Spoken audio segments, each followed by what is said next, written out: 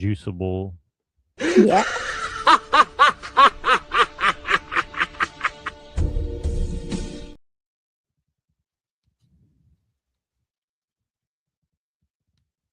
Entering.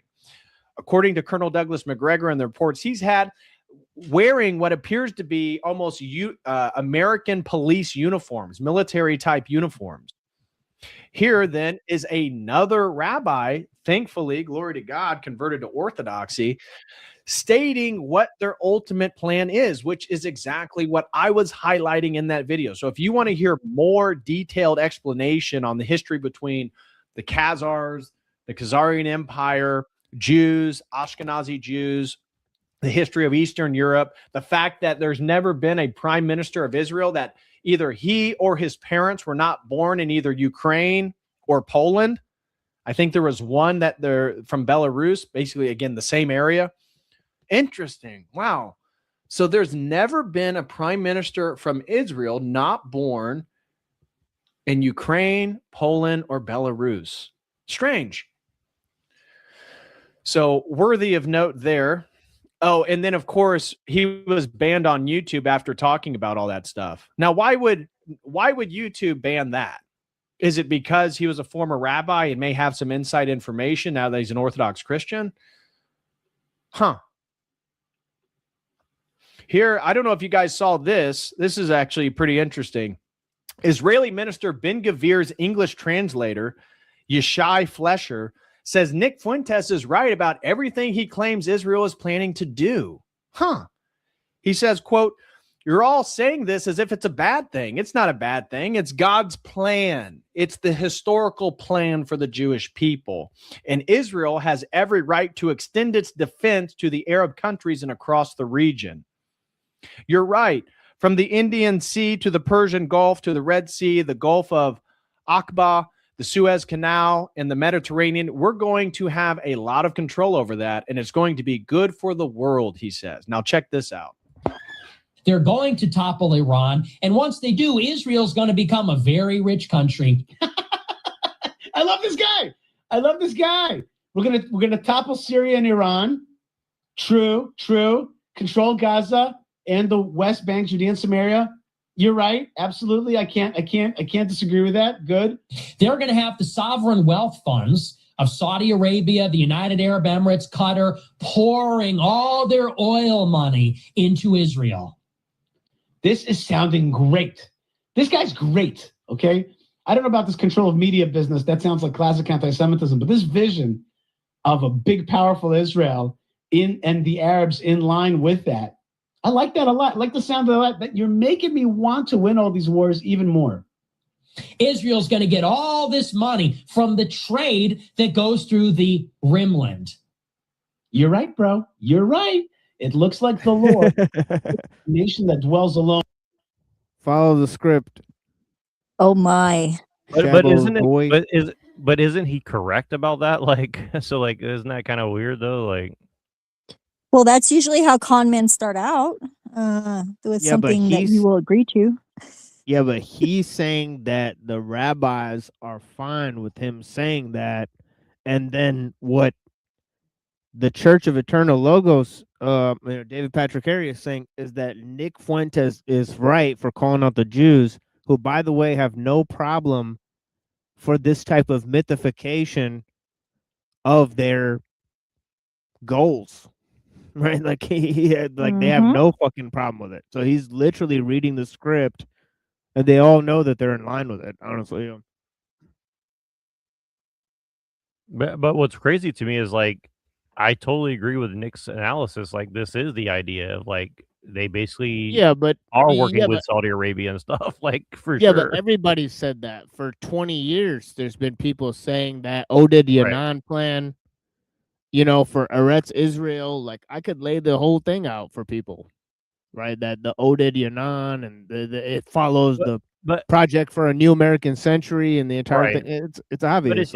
But it's just funny because the setup here is that, well, Nick Fuentes said it as a neo-Nazi, therefore only neo-Nazis will say this. But he's like, hey, I wish it. But then the Jew says, well, I wish this was true, because if this was true, that would mean that Israel's going to take over the world, and that would be great. But Oh my God, is it's kinda what horseshoe theory. is that what is that? Tell us the theory. What is that? That's exactly horseshoe theory. Like left and the right are exactly the same. They're just bent in the middle. It's like horseshoe.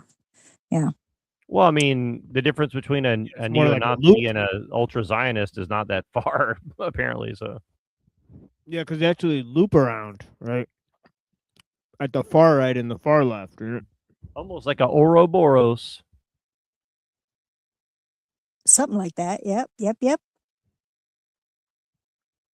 Morally, but in terms of human history, we're at the heart of the crossroads of civilizations. You're absolutely right. We're going to benefit through that. That's right. That's what God's plan is.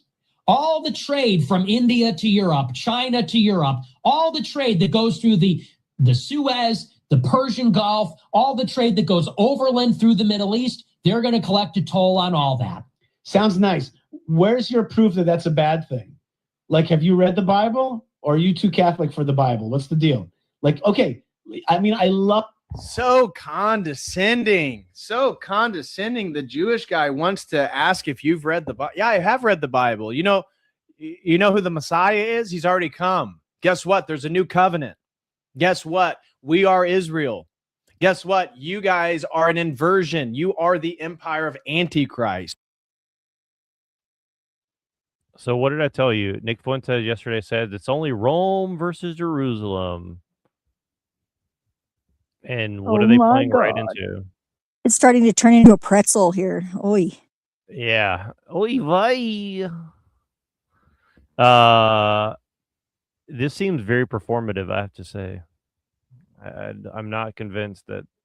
I wonder if there's a pretzel theory. Well, I just can't believe that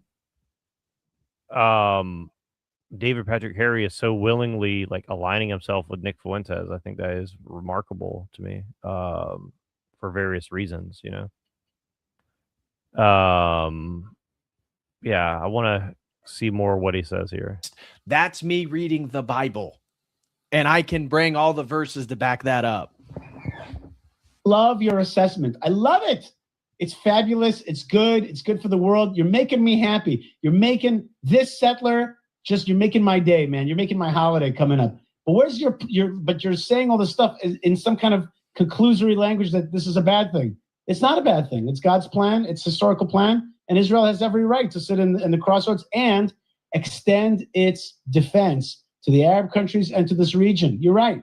From the Indian Sea to the Persian Gulf to the Red Sea, the Gulf of Aqaba and the Gulf of Suez and the Mediterranean. You're right. We're going to have a lot of power and control of that, and it's going to be good for the world. The gravity of how much power the Jews wield in the world today and how much more power they'll wield when they're finished with what they're doing in the Middle East. Can I hire you as my PR agent, bro?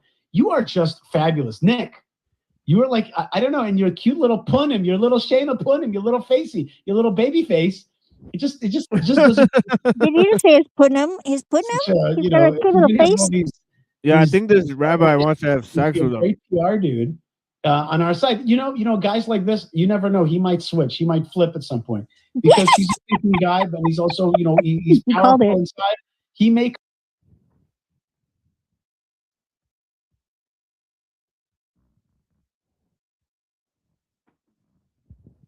You cute little punim. Oi.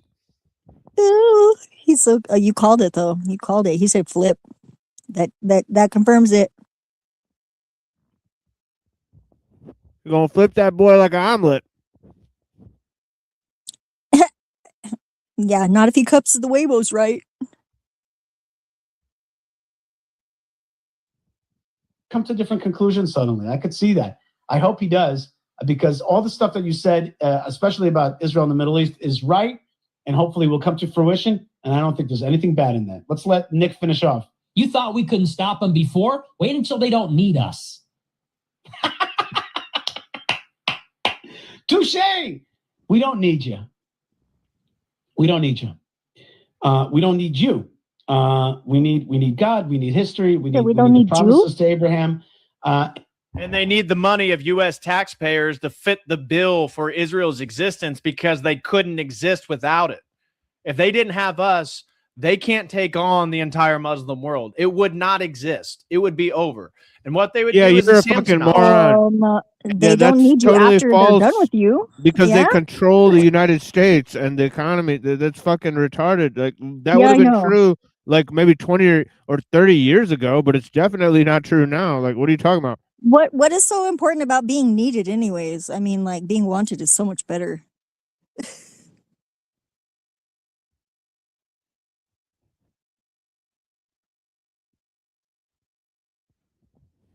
Yeah, I'm pretty sure the these Jews would laugh at David Patrick Harris and that, oh yeah, we need the United States. Dude, they got help from Russia, then they got help from Africa, then they got help from the United States. They'll get help from whoever they can. Mm-hmm. Like it's not like whatever, like they'll just survive. Like people don't know. Like they didn't just Israel's already said what they were created by Britain and the UN, not by the United States.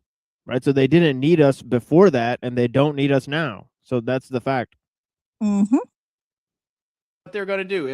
If they come to an existential threat where they may no longer exist, they're going to use their nuclear weapons, which they claim they don't have, but everybody knows they have since JFK. They're going to use their nuclear weapons against the Muslim nations.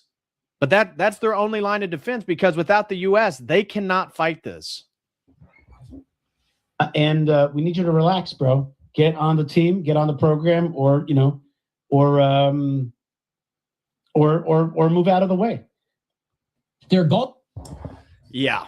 So it's so infuriating. It's so infuriating. It's the same stuff over and over. It seems like every week I'm just showing you videos of Israelis doing everything to nullify the PR campaign to try to build their, to repair the damage in the Western world. Video has emerged of Israeli Minister Ben-Gvir. Now, we just watched the video of his English translator with covering Nick Fuentes, highlighting everything that Nick Fuentes is saying is actually accurate. Here's Ben-Gvir expelling Bedouins from their homes. And a Palestinian citizen says, I have documents in my hand. This is my home. Guess what Israeli Minister Ben-Gvir says? I don't care. Leave within 2 hours or you'll die. That's not going to help anti-Semitism either. Here was a news report of a Palantir whistleblower talking about terrorists have taken over the U.S. government. And so this was a former ex-Palantir executive. So this isn't some, low figure in Palantir that's coming up with some theory. This is a former ex-Palantir executive. And this is what he posted. I'm an ex-Palantir executive, and it is factually correct that Palantir Tech intended to take over the U.S. government while heavily funding the effort. Many of my ex-colleagues are now installed inside the U.S. government apparatus. There is a reason the C-suite of Palantir has me blocked. The enemy is within, and we are currently an occupied nation. We basically have a terrorist entity deeply embedding itself into the U.S. government. Now, we've been talking about this, Palantir Tech. We've seen J.D. Vance come out, who is, again, an acolyte of Peter Thiel, and speak glowingly about Palantir, how if we utilize some of their surveillance technology, we could totally eliminate illegal immigrants in the country. We could monitor and track anybody who committed violent crimes. We could solve murders much more easily, all this different stuff, which I said before this second Trump administration that watch, already given my stuff, all my research in transhumanism and from my book, Return to Babylon, I already suspected that J.D. Vance was going to recharacterize the technologies of Palantir as somehow in favor of a conservative ethos and policymaking. Well, the CIA was like the largest contractor with Palantir. Palantir, again, founded, owned by Peter Thiel. And who has been using Palantir the most in regards to military activity? Israel. Remember, was it Alex Karp, the CEO of Palantir, brag about how effective the IDF has been in fighting Hamas in Gaza by using their targeting technology? And remember, I've already reported that this came out 3 weeks ago, 3 or 4 weeks ago, that the U.S. is using Palantir in the war with Iran. Now, it's interesting that Palantir as an organization has been so explicitly pro-Zionist. Makes sense now, doesn't it? And so when he's talking about embedding itself inside the U.S. government, it's already a known fact that there's entire sections within the Pentagon that are for the Israelis. Now, what sovereign nation inside their military headquarters like the Pentagon allows another foreign nation to have all their analysts there present? And remember, at the beginning of this Trump administration, I'm blanking on the guy's name, but he was a personal friend of Pete Hegseth. He was a non-Zionist. He was an anti-Zionist. Now, I know that's ironic because Pete Hegseth is a Zionist, and in 2018 said he wanted.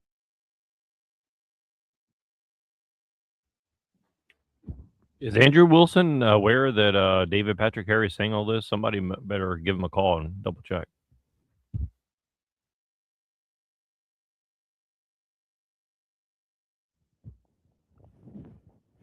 Well, he also said you got to pray for Alex Jones, right? So this is the thing is like they're mixing it up. Like when it comes to like their people in the media, like Tucker Carlson, like Alex Jones, you know, they're never gonna doubt that those people have ever supported any of this, right? Whereas it's clear that they all have, right? In the past, or you know, so I don't know. So they work with the people, as you said, right? That literally promoted all this shit, and they don't call them out, right? And you know, Andrew Wilson can go on Joe Rogan where they have tons of, you know, people, tons of people from Thiel's network on there, right? Where it's like, it's pretty weird how they're pretty selective in who they critique when they're part of the sort of media groups and they benefit off of those groups, right? So it's kind of weird. To create a holy war to rebuild the third temple, bring forth the Antichrist, what he believes is, I guess, useful for the second coming of Christ in his warped dispensationalist mind. But he, the friend of Pete Hegseth, once he, just based on public posts being critical of Israel, and then he did an interview with Tucker Carlson highlighting that almost everyone inside the Pentagon is a Zionist of some sort. If they're not, in fact, Jewish or Israeli.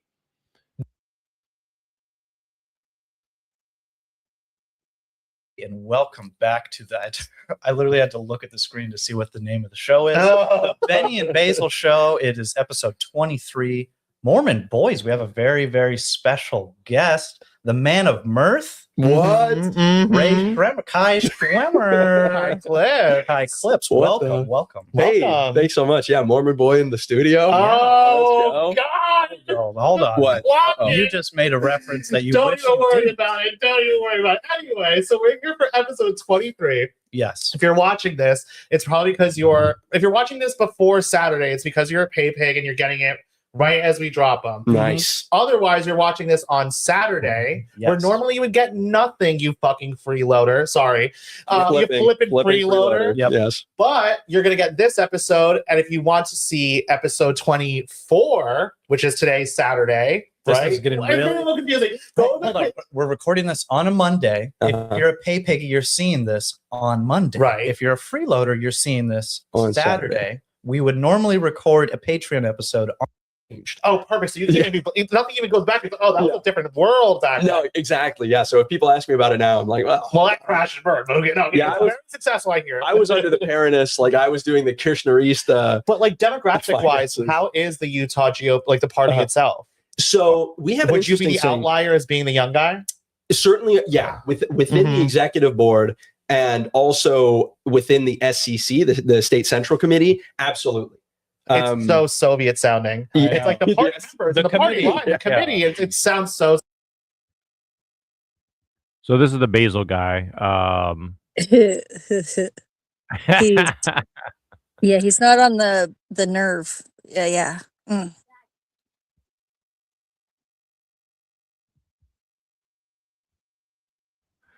Yeah. So I really he's hope like he's trying to like have like the mannerisms. It's like Slavo Zizek or whatever. yeah, well, he said he's gay and he's a Muslim and he's Afghani, but he's a funny dude, but he talks about a lot of deep shit. Like he knows, like, let's just say if what he seems to allude to is true, he definitely has like a lot of people's like blackmail and stuff. So like he's kind of like reminds me of Milo Yiannopoulos in a lot of ways. Like he Yeah. definitely knows where a lot of bodies are buried in the GOP. Yeah, he survived getting sphere. thrown off a roof and whatnot. Say say that again. You know what I'm saying? Yeah, I heard you. No, but He's a he's funny. rooftop. Yeah, he's what we call a rooftop hopper, you know, in the game. Yeah, but he's funny Oh. though. I mean, but Can he he's bounce? but Wow. I'm trying to get him on the show, so hopefully he'll come around. We'll see. I doubt it, but I'm trying to get him on the show. He's a funny dude, but Yeah, cut that joke out if you want him on the show. I think. No, I don't think it'll. if he's I don't funny, think he'll get it'll- it and he'll I laugh. don't think it'll offend him personally, but never know. You want to play something here? I love this face of Joe Rogan here. It's pretty funny. Yeah, I saw this thumbnail earlier. Actually, that's pretty hilarious. I almost clicked it. Uh, I was like, I what? just found this. Yeah, I'm like, what is this? So I'm just, Let's take a look at it. Let's take a gander. You Does want to Rogan- experiment a little bit? Let's do some experimentation. Yeah, this is to pride on DPH, like, you know. Wait. I'm Sam. 1-800. Oh, whoops. You've known us for a long time. It's a Michigan commercial. Our name matters to us and to By our the way, clients. these Jewish lawyers in Michigan, they have some of the top commercial. Like you see ads for them all over Michigan, called Sam Bernstein Law Firm. So yeah, it's crazy. We'll get you. And just to be clear, we're not being sponsored by them. Okay. Yeah, It's just please like pay us. yeah, they always like show commercials of this in Michigan. But Maybe that's We what we show up need. for We work need to right find some here. Jewish lawyers to sponsor our shows. You think we can? Somebody can help us with that? right, The right Yeah, is we actually got- having their own issues with how seriously to take conspiracy theories and the sort of oh god, it's this guy and the sleepy girl.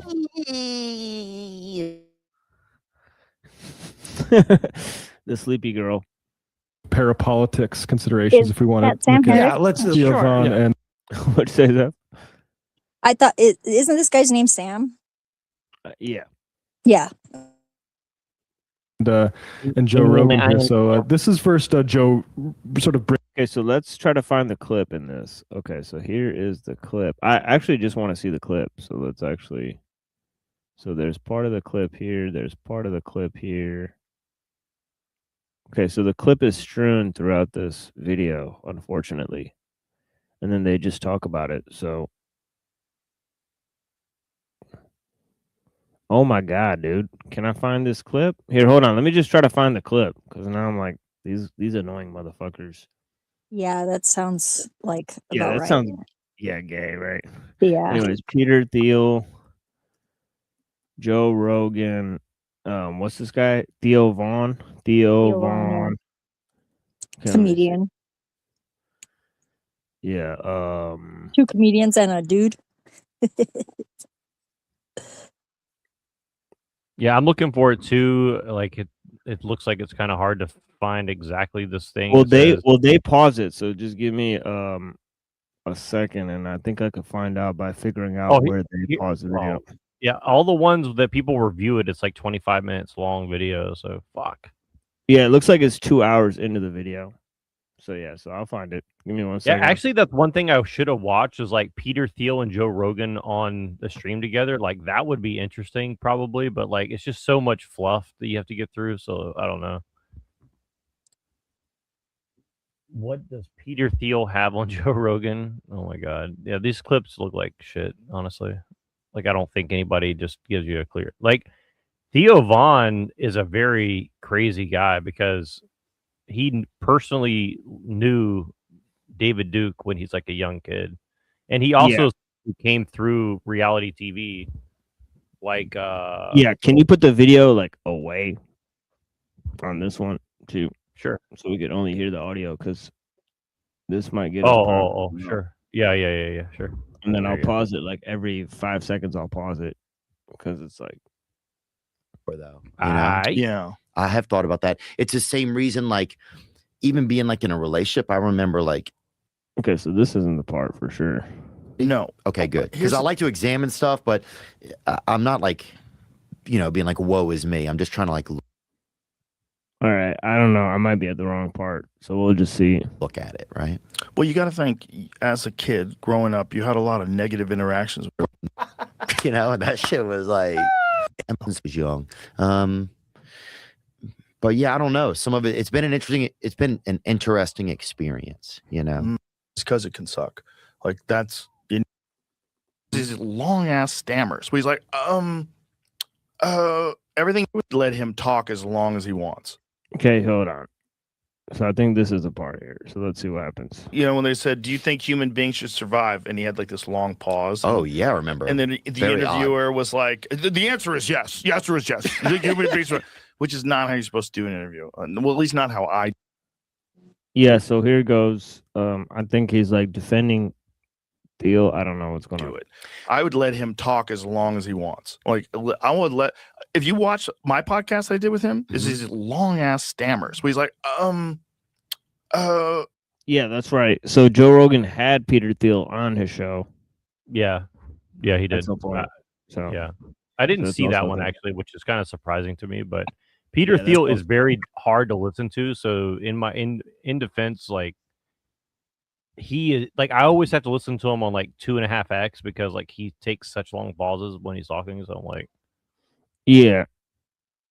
So the reason we're watching this is because supposedly somebody says that he attacks his guest attacks Peter Thiel and then he freaks out. I don't know. everything he does, he wants to be very careful before he answers it. So he wants to consider what he's saying. If you ask me the same question, is it important that humans survive? Okay. Is it important that Australopithecus? So wait, is he saying that he doesn't know the answer? well, survived? he's No, it he's just living seems at- what he he's saying said. it seems obvious, but No, but he said no, but he says that to the interviewer it seemed obvious, but he said to him, it's like am I really concerned if Australopithecus survived? So he's saying that anything that got wiped out in the past, it doesn't really matter. So he's saying that it doesn't really matter if humans get wiped out. Yeah, theistic evolution. that sounds like true, what he's I saying. guess. I mean, as a human, Deacon- I find it really untoward to like, Oh yeah, it think is, about yeah. it though. Deacon Ananias, baby. You know what's up. No, here's the thing. Here's what I think the Christian position is like this, like look, humans are here for a purpose, and if God wants us gone, he will, but we certainly shouldn't do anything to wipe ourselves out because God put us here to be here. So That seems God wants about us right. gone, Yeah. if God wants us gone, he'll get us gone. We should not accelerate the end of Yeah. times for sure. You know what I mean? Like, that's not our job for sure.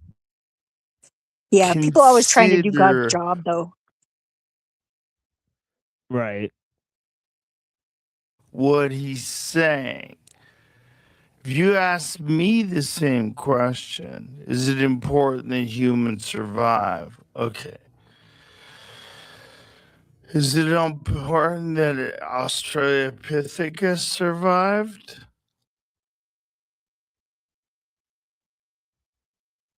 Well, yeah, because if it didn't, then we wouldn't be here. But It's not. Is it important that Neanderthal survived? It's not currently. Not currently. So yeah, not currently, but Not in the currently, long like- run, yes, it is. I Very know, important. right? I don't know. Like, do you really just not want him to be here right now either? Like, it'd be cool if like a Neanderthal walked up, like, we'd be like smoke a blunt, like, come to the barbecue. Yeah, Like, I don't know. there's a lot of evidence that there is a lot of people that have Neanderthal DNA. So I think it was important that they survived at least to a certain point so they could interbreed with humans. But I think it's same about humans. I guess it's not really that important in the long run that we survive either, because we'll be evolving into something else eventually. But Yeah, they were apparently definitely fuckable people. yeah. Like, you know, or Well, and they whatever. were very artistic too. I think that's where a lot of the artistic talent came from in as far as talents go, not skills. You know, like because you can teach a skill, but a talent is something that's inherent. Yeah, you know, like that's why I was yeah, like differentiating them. yeah, you don't want other types of fuckable people to be around. Like, I don't understand. Like, what's the problem? Like, I mean, like Yeah, what? I don't understand that either. I mean, Yeah, like, like what's mm-mm. like what seemed to be the problem? I don't see a problem. Yeah, like, I don't see it. Like, I don't. Currently not important. Is it important that humans stay in this form? It's not. It's not going to be. If What? What? I'm fine Well, but with how I yeah, look, yeah. how I am. Like, I'm cool. Like, They're not I'm going to straight. stay this way, though. It's obvious that we are going to like change over time. We always do. Everything always changes over time. Yeah, sure. Yeah, like people like obviously like back then, like there was no chicken nuggets, like there was no Doritos. Like obviously people are gonna change. Like, but Yeah. yeah, like I don't know about the chicken nuggets and Doritos being a good thing, but we never know. Never know. well, I don't know, but yeah, probably gonna be. I don't know. We'll see what happens. I guess what you can say. if we're going to evolve to something way better than this, how many people go, I missed the old. What? That's Well, not even that's not how evolution works. That's a no, sometimes it's unscientific. bad too. He doesn't Yeah, get that that's apparently. yeah, right. That's like an unscientific view of evolution, I'd say. Like, but it's always tending towards the better. That's kind Well, of that's weird. what survives supposedly. But yeah, I think bad and good are relative to Yeah, I think like they'd and right now definitely be different, right? But not as better, far right? as like life goes on the planet, the most like largest mass of life is insects. So I think they probably have a lot more sway with God Yeah. if that was like if his logic worked properly. Oh yeah. Yeah, they're chilling. They're like god robots. Like, that's weird. Days when you could lie and you couldn't read minds and people were a lot more rapey. No one's gonna say that. No one's gonna. I miss the wars. I miss stealing and credit card fraud. I miss the good old days of a rigged stock market. When the Oh, he thinks Oh, so? yeah, Really? that's- What about there's people in Russia that still like Stalin. Yeah, but like, how is the stock market not rigged today, bro? Like, Yeah, what are you exactly. selling? That too. You're That's selling another a heap point. of you're literally selling a glorified heap of trash. Like, what are you doing? Mm. Gets one. Yeah. No. No one's gonna say that. They're gonna move on to what's next. So Peter Thiel's right. It doesn't mean I don't love you. Oh, Peter Thiel's right.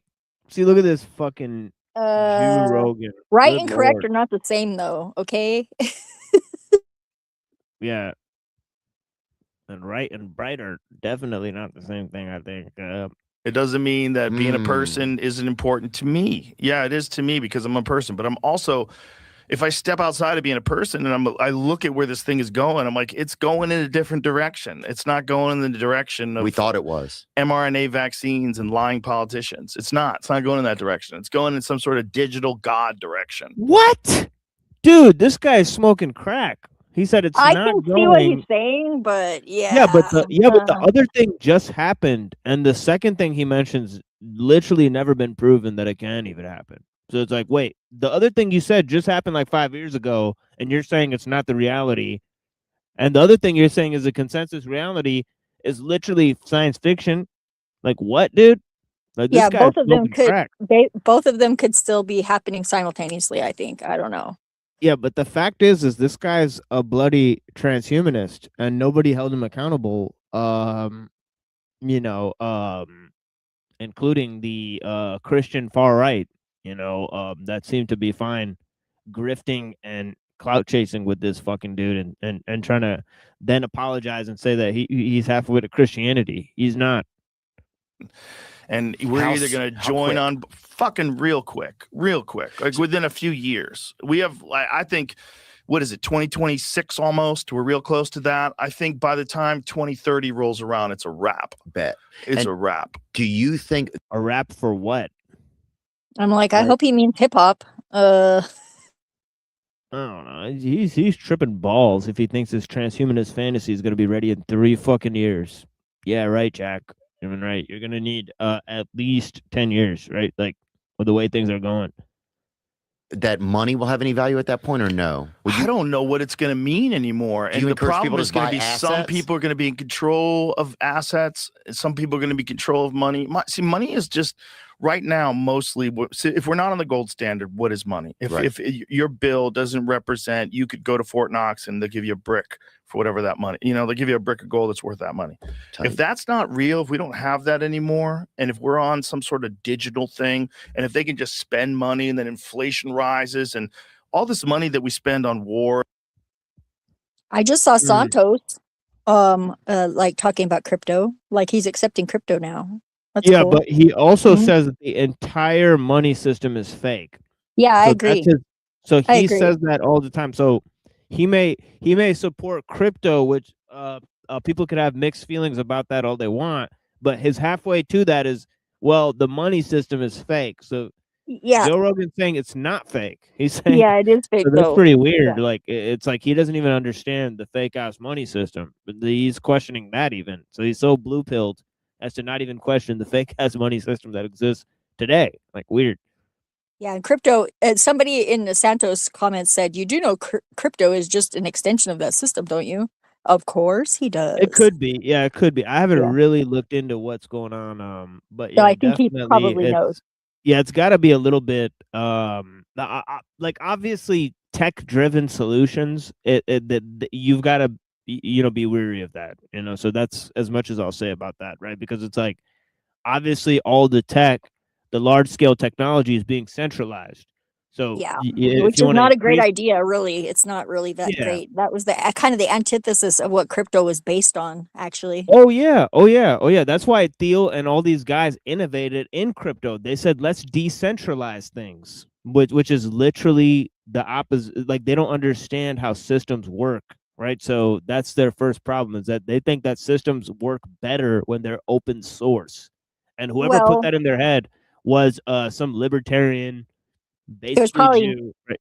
the guy who invented GNU, yeah, probably, or Yeah. or Unix, maybe. Yeah. And all this other crazy. It's not. Where does it come from? We don't have any money. We're $37 trillion in debt. They just print it up, and if they just print it up, that makes money less and less valuable, and that's what inflation's all about. And at some point in time, that's just ones and zeros. When you have quantum computers that are basically like digital gods, and they're in charge of all the. Wow, Oh that was a my God, mouthful. dude. Yeah. The quantum computers are digital gods, bros. Like this guy's totally living in a fantasy world. Assets and all the money of the world, and they're not human.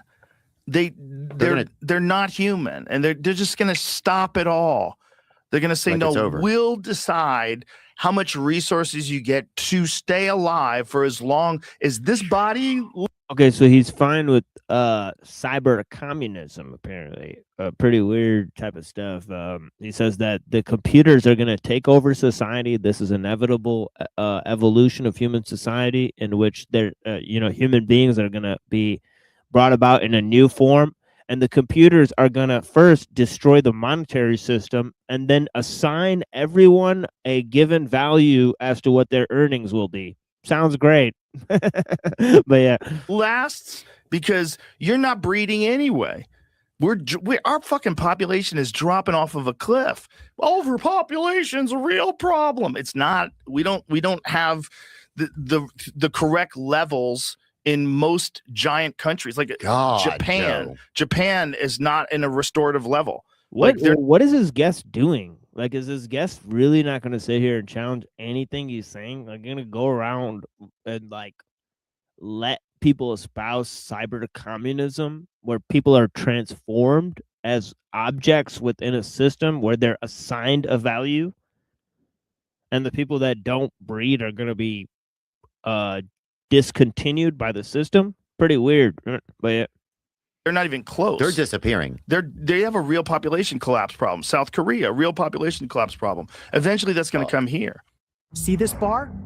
Most traders focus entirely on price. All right, so this is a commercial. So I don't know. I'm not getting to. I mean, he is definitely defending Musk's transhumanist fantasy, but I mean, not Musk, but Thiel. But yeah. Arguments that they had to keep the border open. That was one of the Chuck Schumer, Nancy Pelosi arguments. You know, we're not having enough kids. We need to bring people in. Like, shut the fuck up. Shut the fuck up. There's no way I can look at Chuck Schumer and think he's a good guy. He looks like a great guy. Yeah. If you asked a baby who had been here one day, who's a bad, pick a bad guy out of Bro, this. did you ever see the video when It's fucking dark out there, man. That's why we just gotta love the shit. It's something important. He accidentally said the quiet part out loud about the Epstein files. They all are doing that. Oh, well, he loves you. Don't worry about it. Good call. The fuck are you saying, son? Yeah, see, was what, it so what much? What did you say? Is that AI? What are you saying? That's Sora? Fuck are you saying? I didn't say anything. What are you saying? Huh? Talking about Israel Adesanya. Oh, well, he loves you. Don't worry about it. Good call. The fuck are you saying, son? Yeah, see, was it so what did much he fun? say? What did he say about the Epstein files? What did he say? Let's hear what he said. Okay, so I don't know.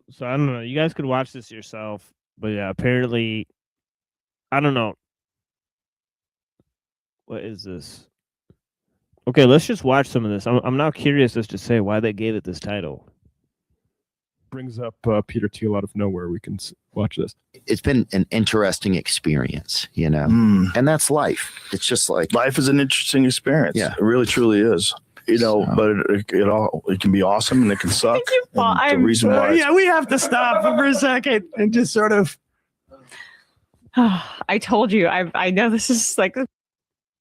It's like when they talk about The Bachelor. There's so much sand left in that hourglass.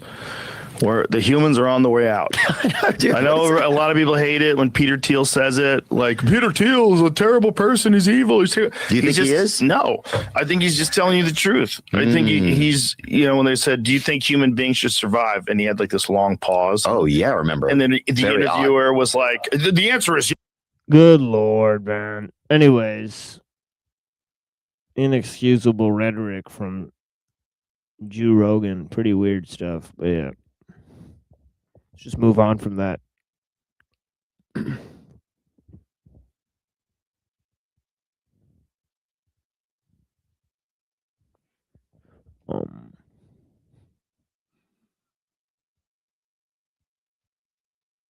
Yeah. Sorry, I had another screen open. My bad. Yeah. So yeah, Joe Rogan's about accurate. Well, I mean, again, it's just interesting. They're just not saying the quiet part out loud. Like, sure, maybe if Peter Thiel is like some sort of like Orthodox Christian who's trying to warn people, whatever. But like, really, what is Peter Thiel really saying? He's basically like, he's kind of like an occultist, essentially saying like, well, you know, we got to get on our knees and suck off the technology so it doesn't wipe us off. I mean, let's just be honest. Like, that's kind of what he's saying, right? Like, you know, Hephaestus has made us our bitch, and so we need to get down on our knees and suck off old Tubal Cain. I mean, only the real one's going to know what I'm saying there. But. Only if we're playing a Dom Daddy friggin' game show, maybe. I don't know. Well, I mean, how can we not? You know, he is gay. So, I mean, he kind of probably does think we're, you know, like, oh no, the technology is coming to get us. What do we do? I don't know. Let's get on our knees and hope it works out. I'm just kidding. Just kidding. Yeah. Sorry. Maybe that's Angler inappropriate. sweater. No. All right, so I'll play a little bit of this as a nice little interlude for the people out there. H-I-T-L-E-R, driving down the streets in a fancy car, said H-I-T-L-E-R, felt Thought we never make it, but here we are. I said H-I-T-L-E-R. Driving down the streets in the fancy car. I said H-I-T-L-E-R.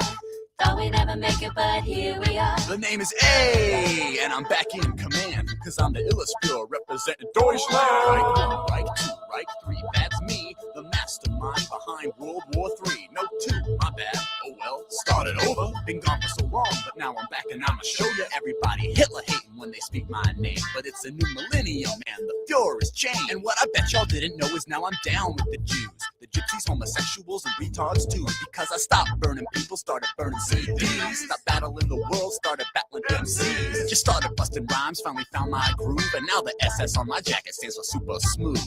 H-I-T-L-E-R. Driving down the streets in the fancy car. I said H-I-T-L-E-R.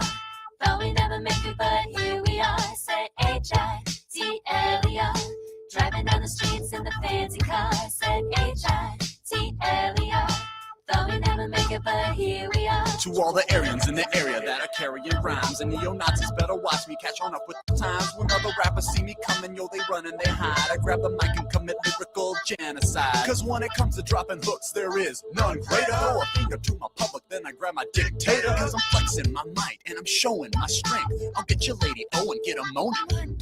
No longer Nazi, but I still like to party. And there are plenty women up in here with master racy bodies. Blonde hair, blue eyes, you know I like them that way.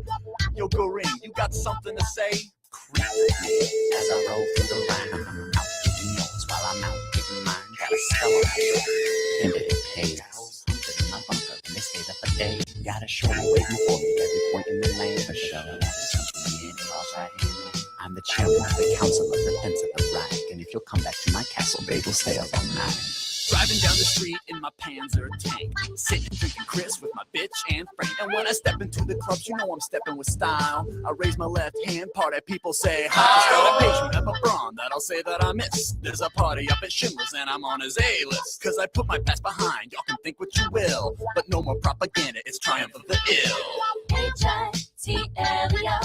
Driving down the streets in the fancy car. I said H-I-T-L-E-R. Thought we'd never make it, but here we are. I said H-I-T-L-E-R.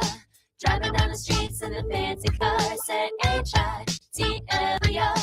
Thought we'd never make it, but here we are. I said Yo, that's it, that's my ride. We out. So yeah, I think that's a pretty that's almost 20 years ago actually. That's like that's this song is about 20 years old almost, so. Yeah, it was cool. So I want to test some videos. Let's see if they go through. So what did you think about his I liked historical his historical revisionism? I liked it. Yeah, he's pretty. I mean, you know, again, like the reason I like this guy is because he does like everything he does is historical revisionism, essentially, right? So yeah, he's very much about revising history into which seems like a joke, but like everything he did was about this one subject of history, basically. Yeah, he kind of got like a late 80s hip hop style pretty good too. Yeah, he did a lot of music actually. Like music was like a major factor of all of the stuff he did. So like until he died, like he was releasing tons of music, like every couple of years. Like so, I think he released like good like at least 100 songs before he died, probably. Yeah. But I think we should be doing that, honestly. Like we should go back to the rant days and just start producing beats and shit. Dude, I am. I've got music out, and I mean,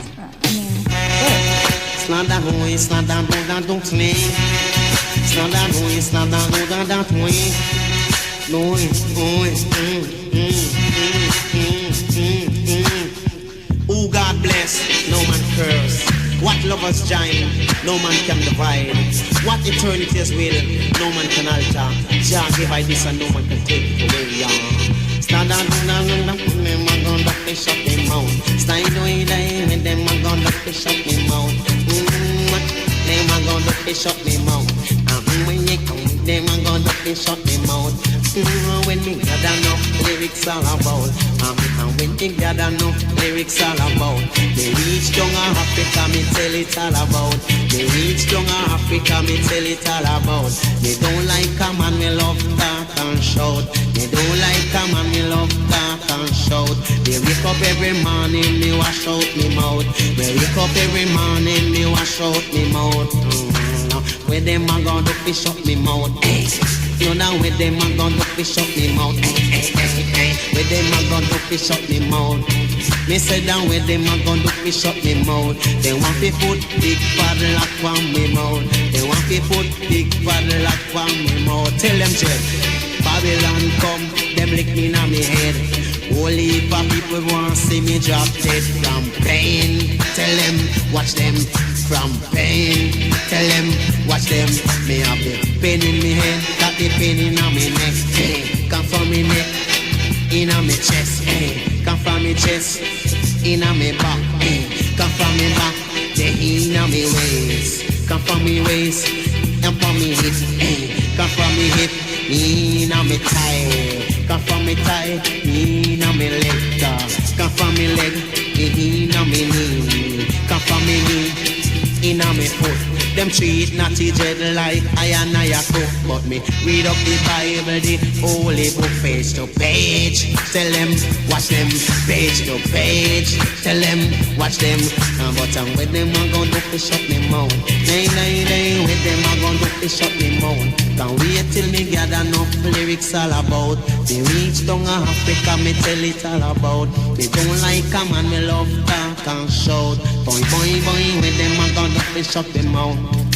Una with them I gon' do to shut me mouth. So down behind the swing in a sling. Behind the slide this in a. So put the tack away and don't do this long thing. Start to dig up the way and down the day. Hey, me got the pain in me head, got the pain in me neck. Come from me neck, in me chest. Hey, come from me chest, in me back.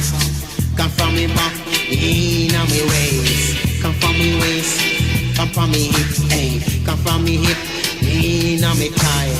Come from me thigh, the in me leg, hey. Come from me leg, in me knee. Come from me knee, in me foot. Them treat a naughty dread like I and I a cook. But me read up job Bible, the holy book, page to page. Tell them, watch them, page to page. Tell them, watch them. Me say that, them a gonna shut me mouth. Shut up. When them a gonna shut me mouth.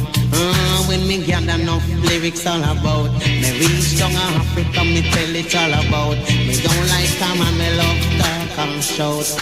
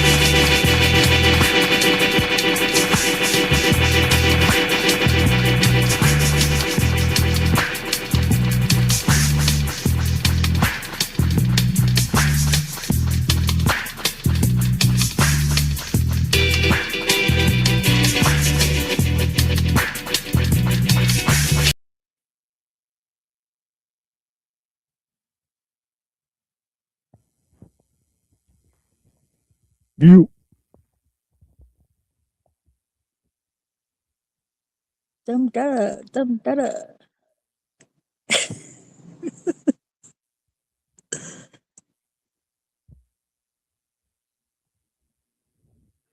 Testing 1, 2, 3. Uno, dos, tres. And then I got one more, but I think Neuro stepped away for. But yeah, that one worked. Didn't look like we got struck or anything. Yeah, that was one- good. I like that too. Yeah. It doing tied like- into some synchronicity that I had earlier, the lyrics. Like it was Yeah, cool. It's Kali. What was that? What was that song that you played as your intro for your last show that I was on that I didn't say anything on for like 4 hours? But what was that song you were playing? That was a really good song. Whatever this music you just played now is really good. I'm not really into reggae, but whatever that was, I like that pretty. But what was that song you played on the last show that you had that intro music? I don't The new remember. intro, Like I right think when is you what he's came talking in. about. No, like remember you did that show a couple of days ago. I think it was your last like Wednesday show or whatever, and you had that long ass intro song that came in. Yeah, that was the new intro, wasn't it? Are you talking about the one where I was the jazz one or the one? After? Yeah, well, you were dancing to it, and I was dancing to it too. I almost turned my camera on. I was like, "Shit, man, this shit is good." Oh, you're talking about "This Must Be the Place" by Talking Heads. Yeah. Oh, that's Talking Head. I thought it was Talking that's Heads, the but I one was you like, sent I me. don't know Yeah, if I heard okay. that song. That was yeah, rad. yeah. I sent Zeph that one too. Yeah, I made a video with Centaurs. It's like, Yeah, it that was was- really good. I like the Dude, that- Centaur video. It was I good. didn't know that was Talking Heads because I listened to them a lot when I was younger, and then Yeah, that was a good fucking song, man. Holy shit. yeah. This next one I mixed myself. It's pretty good. Honestly. Yeah, that and the stuff that you're playing today is like I'm not a huge reggae guy, but this stuff is pretty good. Like it's like I'm more into like that style of dance music, you know what I mean? Like it's almost like house if you remove the electronics, you know what I mean? It's like that layered Yeah. beats on top of each I'm other. the same. I like really don't care a lot for reggae, but I like listen to Steel Pulse sometimes. I mean, Well, there's a lot of other like Afro Caribbean style stuff. I don't know the name of it, but like I've listened to like quite a lot of it. I just don't know the name, Yeah. official name of it. So Yeah, I'm huge into like punk, reggae, jazz, and hip hop. I know tons of bands in all four of those genres. I'm pretty like hugely involved in those four genres. And pretty much electronic, but electronic is so vast that yeah, you it can't kind of really. gets into everything, doesn't it? Yeah, you can come up in one end and come out another end and still not know the majority of the artists, right? Pretty much. Yeah, totally. I agree with that 100%. Yeah, and your taste in music is I like seen this really similar to kid mine. I walking down the think. street. I was like, wait. Yeah, this one I mixed myself. So. Bumped into this kid I knew, he often it walked strange, so I ignored the blood on his laces so this cat could save face. The dunks and the gaze stayed in an off-gray haze, and a lump in his pocket talked to the ox that he clutched safe. So I saluted him there, waiting for the A, trapped in an empty platform without the option to escape. Gave him a standard, yo, what up, man, how you landed? And the hypnotized response was no surprise. I maintain. Yeah, we all do, that's a standardized refrain, but on some really real, man, good to see you, really, what the dilly deal? Oops, thought screwed the pooch, asked too much, knew the truth, on the train now, a caboose, in his brain now, no recluse, 80 blocks to uptown spot, destination vocal booth, Metro card like, you get what you pay for, stupid. No excuse. He pulled his hoodie off his cabbage, rugged practical, and began to fancy the words I mistakenly jostled loose. The stogie he brazenly lit where he sit looked legit, but when the flame touched on the tip, I could smell it of another knit. He leaned his head back and inhaled a Noopy dip and said the whole design got my mind crying. If I'm lying, I'm dying. Shit. This is a sound of what you don't know, killing you. This is a sound of what you don't believe, still true. This is a sound of what you don't want, still in you. TPC, motherfucker, cop a filler too. This is a sound of what you don't know, killing you. This is a sound of what you don't believe, still true. This is a sound of what you don't want, still in you. TPC, motherfucker, cop a filler too.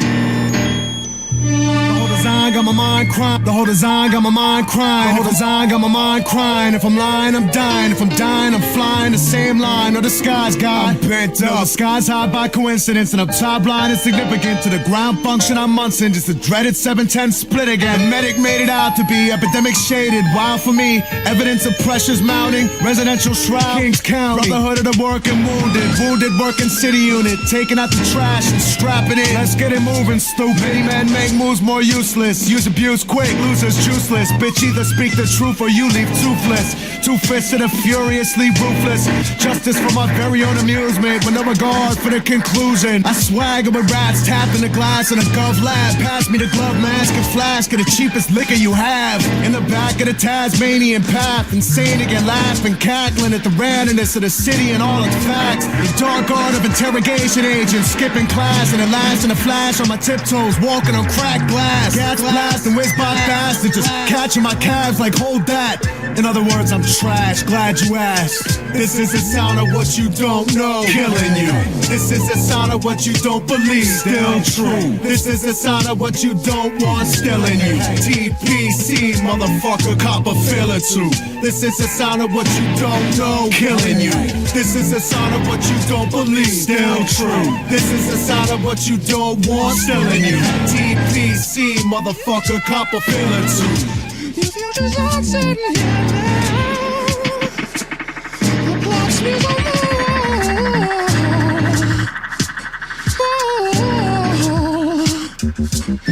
said if you just aren't sitting here now, plot smears on the wall. Yeah, if you just aren't sitting here now, the plot smears on the wall.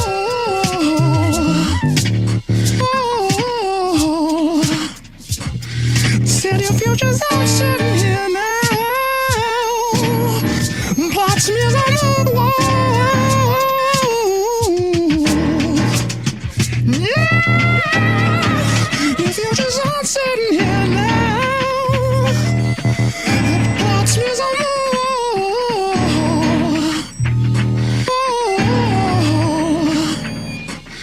Said your future's not sitting here now. Plot smears on the wall. Yeah.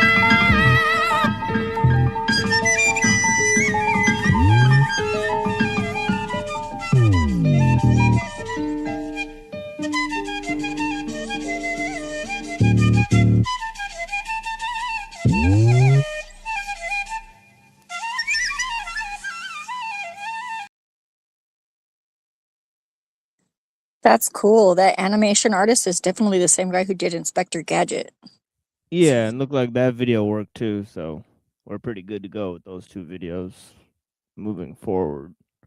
So that's good to know that they will not strike us for that. That's some well-constructed shit, right? Yeah, that was really cool. I like the space lasers on the video, and the song was really good. Yeah, I like Yeah. whenever the witch lady was doing the crystal thing, and it was turning how you put the I was like, what is gonna happen here?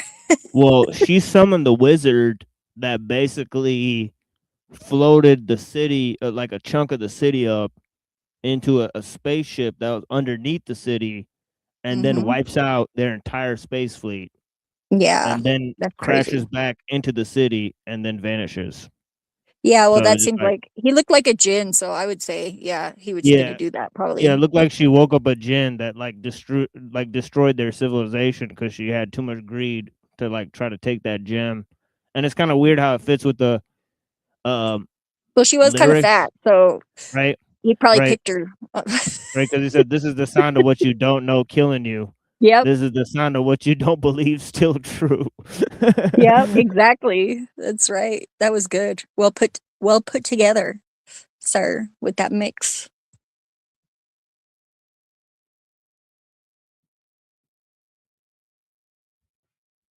It's like magic versus technology. That was pretty good. Very different style of music that I would never think to edit together for sure. There's like a thing called cyber jazz, where they mix hip hop with old jazz, like vocals, right? Like it's pretty. I just did a new scratch board. You guys want to see it? Little word chord. Yeah, sure. It's right Yeah. there. Yeah, sure. Quantum. See, I was reading this book and I needed a bookmark, so I made a quantum sorcery. So it's sorcery instead of sorcery, because I'm doing quantum sorcery instead. The sauce.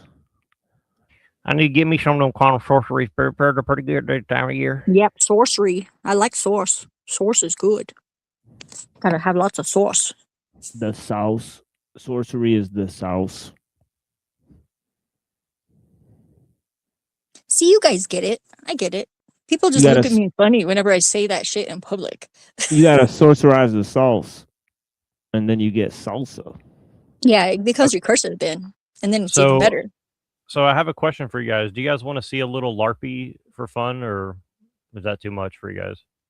I'm good with whatever you want throwing down, NJ. LARPy. Well, I was thinking about going and trolling this antinatalist guy. Oh man, you are not, dude. I would love to. I would be honored to watch that. To watch you Okay. troll, So I'm gonna let this play because he might strike my channel if he realizes I'm restreaming. Because I saw him say to somebody else like, "You're not allowed to do whatever." So like, I'm gonna try to be careful and like not fly under the radar with him because yeah, he seems very easily offended. So I'm gonna try to make sure you refresh the page so it's live, so we see. Yeah, it I going live. will. But I just wanted to, so like I'm gonna listen for a few minutes and like go on my phone so I can restream it here, and hopefully he's not gonna strike my channel. So we'll see. Forced to go to school I had a neighbor growing up, and he lived across the street, All right. and he was fairly intelligent, very good looking, but he had a sister who was pretty severely retarded. Super natalist. I mean, she was low, I would say mid-functioning retarded. You know, she could do everything on her own, but her speech was unintelligible most of the time, really slow. Nice girl, but she was retarded. So anyways, this kid who I knew was gay, but he couldn't deal with that. Anyways, about 5 years after I went to college, he got married. And what did he do? He impregnated this girl. And guess what? The kid's retarded and deformed. Now, you would think if you had a retarded sister, biological sister, who was actually next in line, he was the oldest and then she was the next oldest, that would put the fear of hell in you where you shoot your seed. But nope, didn't even think about it. And now he's saddled with the kid had to have like 10 operations. He's still retarded. He's still deformed. It was just a serious mess. And I felt so bad for him. But again, he was not looking. He should have had some caution. He should have known his family line had something wrong with it. So sterilize the retarded? Is that what you're saying? No. He was normal. But he knew that his family tree had something in it. He should have been more cautious. In other words, if it's in your family, you know that there's something working in your family that's not right. Well, maybe he's retarded, so he didn't know any better. Oh, that could be. Well, I don't think so. He was a pretty good friend, and he wasn't retarded. He wasn't a genius, but he wasn't retarded. I mean, you never found a retarded girl hot, though? I mean, come on. Of course. But he married a normal girl, and he was normal, and the kid paid the price. Now, the good thing with the kid is I don't think he knows that. But He said, "Of course." I don't know. Like what? Well, I mean, but you say you're super natalist, so are you? I'm a little sarcastic. I'm a little sarcastic. I mean, but isn't it performatively wrong for you to be alive and then say that you're antinatalist, though? No. How so? Not at all. Because you can realize that you've been injected into a system that you had no consent to coming into, or So wait, someone you're else saying, will. so wait, what do you mean by system? You mean like, what does that mean? Well, the human system. I mean, I don't know what country you're from, but you know, I live in America, and you have to perform certain levels of work to maintain the lifestyle. You have to maintain your body. You have to eat. You have to shit. You have to shower. You have to shave. You have to, you know. So do you think we should extinct all life, like all amoebas and like one-celled organisms? Like, that's because all they have to humans' eat shit fault, and right? die too, or No, I'm not an ethicist. I'm an antinatalist. why? Well, but What's the you're difference? born into other systems as well. You're also born into democracy and capitalism, which you didn't get into any of that. So if we got rid of democracy and capitalism and we live like little apes in a cave, like then you're pro-natalist then? No, Nope. I'm not a pro-natalist regardless, but your original question is why? I mean, I don't want to paraphrase. Can you asked him something about why is he still here? The reason why I'm still here is because I don't have the right to medical assistance in dying. I don't have a reasonable option to no longer exist. I don't want to jump off a cliff. I want to do it in a humane way, and that is not available to me. Do I want to be here? I mean, it sounds like you're making excuses, though. I mean, I just saw a bunch of rats get like chewed up by a dog to Why like do I need to execute make them. So I excuses mean, for something that's not my fault? It's that my parents need to make an excuse. They need to justify what they impose life from me. I don't have to make any excuses because I didn't do anything. but you're not justifying your like antinatalism. You're just I saying don't I have don't to like life, justify so it therefore because- I want to get rid of it. We want to make other people aware of this automatic decision that they just think that's something they're supposed to do, to be more critical of it. Wait. I think there's two separate issues. Why it's unethical to procreate is a separate issue for why I currently exist. I don't want to exist, but if you want me to explain why it is unethical to procreate, I can do that. Yeah, but see, here's the thing: is you have a choice, and you're choosing I not don't to have a act upon the choice. choice. Sure, No, you I do. don't have a choice. Yeah, you do. Jumping off a cliff is not a reasonable choice. Well, telling everybody else they shouldn't exist because you cried today is not. No, we're telling the people not to procreate. There's a huge difference. Yeah, to be Huge more difference. mindful of what you're doing. So what you're saying is like me, Mr. Mustache didn't go far enough. He should have sterilized everyone. That's smarter for you. Right. I think you're jumping to a conclusion because I never said anything that you're saying. You never heard Well, me you say said that. procreation's bad, so therefore you're saying that it's good to like force people to not be able to procreate. No, I don't obviously. believe in force. I don't believe in force. I believe in voluntary extinction. I try to convince people to agree with my arguments. If they disagree with me, then I hold can't on. force them to do it. But Wait, hear him out.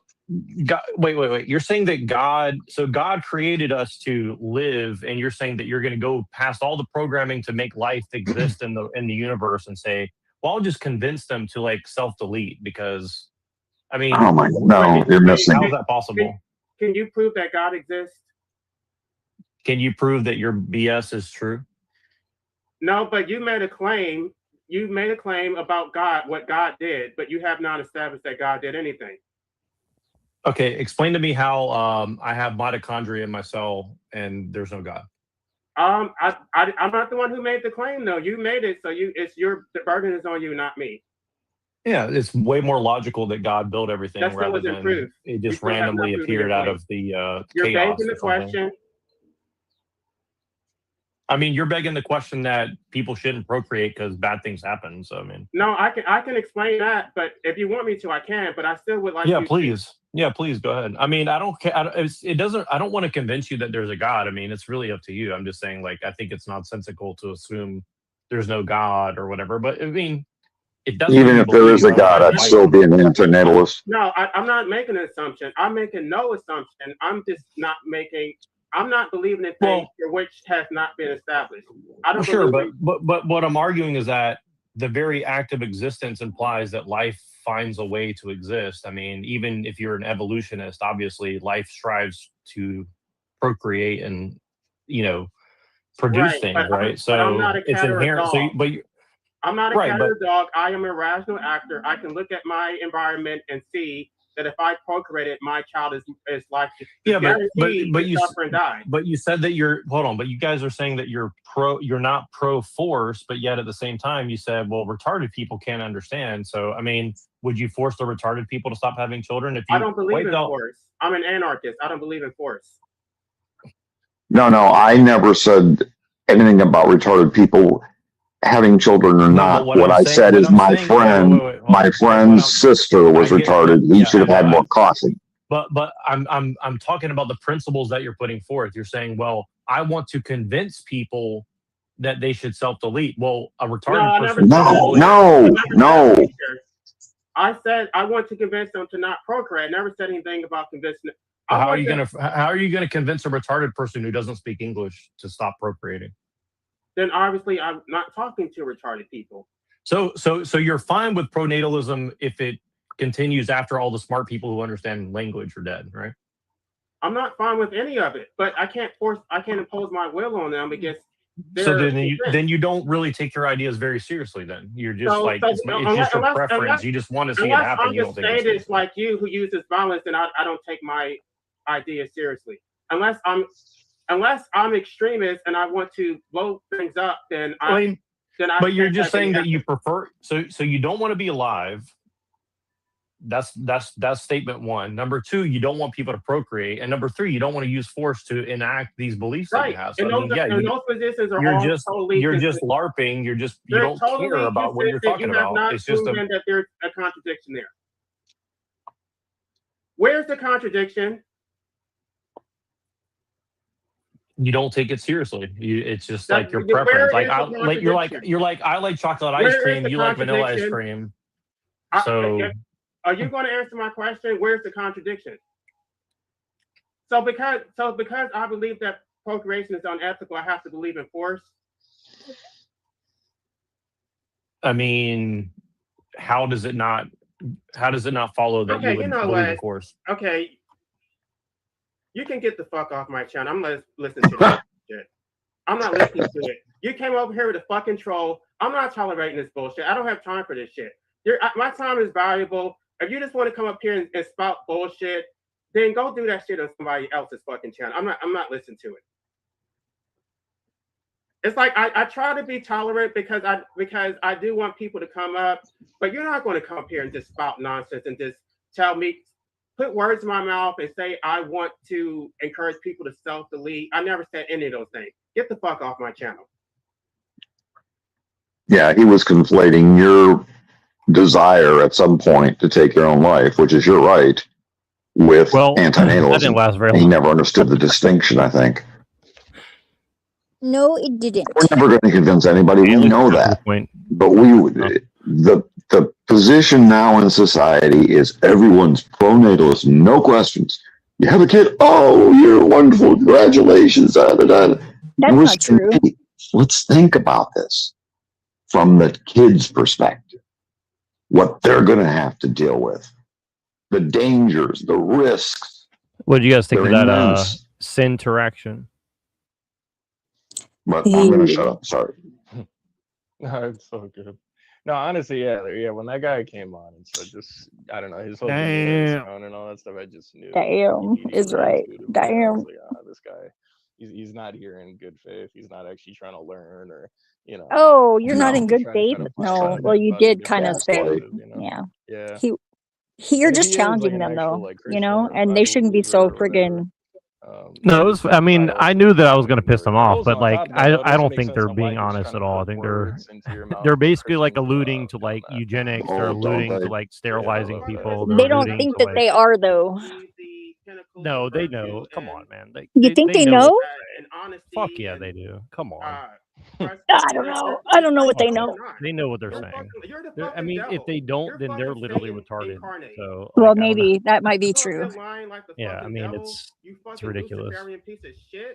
Yeah, you're cooking. Let 'em have it, Like, baby. like they're so big and tough, but they can't take like 5 minutes of criticism. So. No, I know. That's what's surprising. You know, it's like abuse, like putting people on mute, and I wish I had done that when fucking. Yeah, I don't. It's just funny. Like I knew that he was going to get triggered, but I didn't expect it to be like that fast. I thought they would at least let me go like 5 minutes without. Right? Yeah.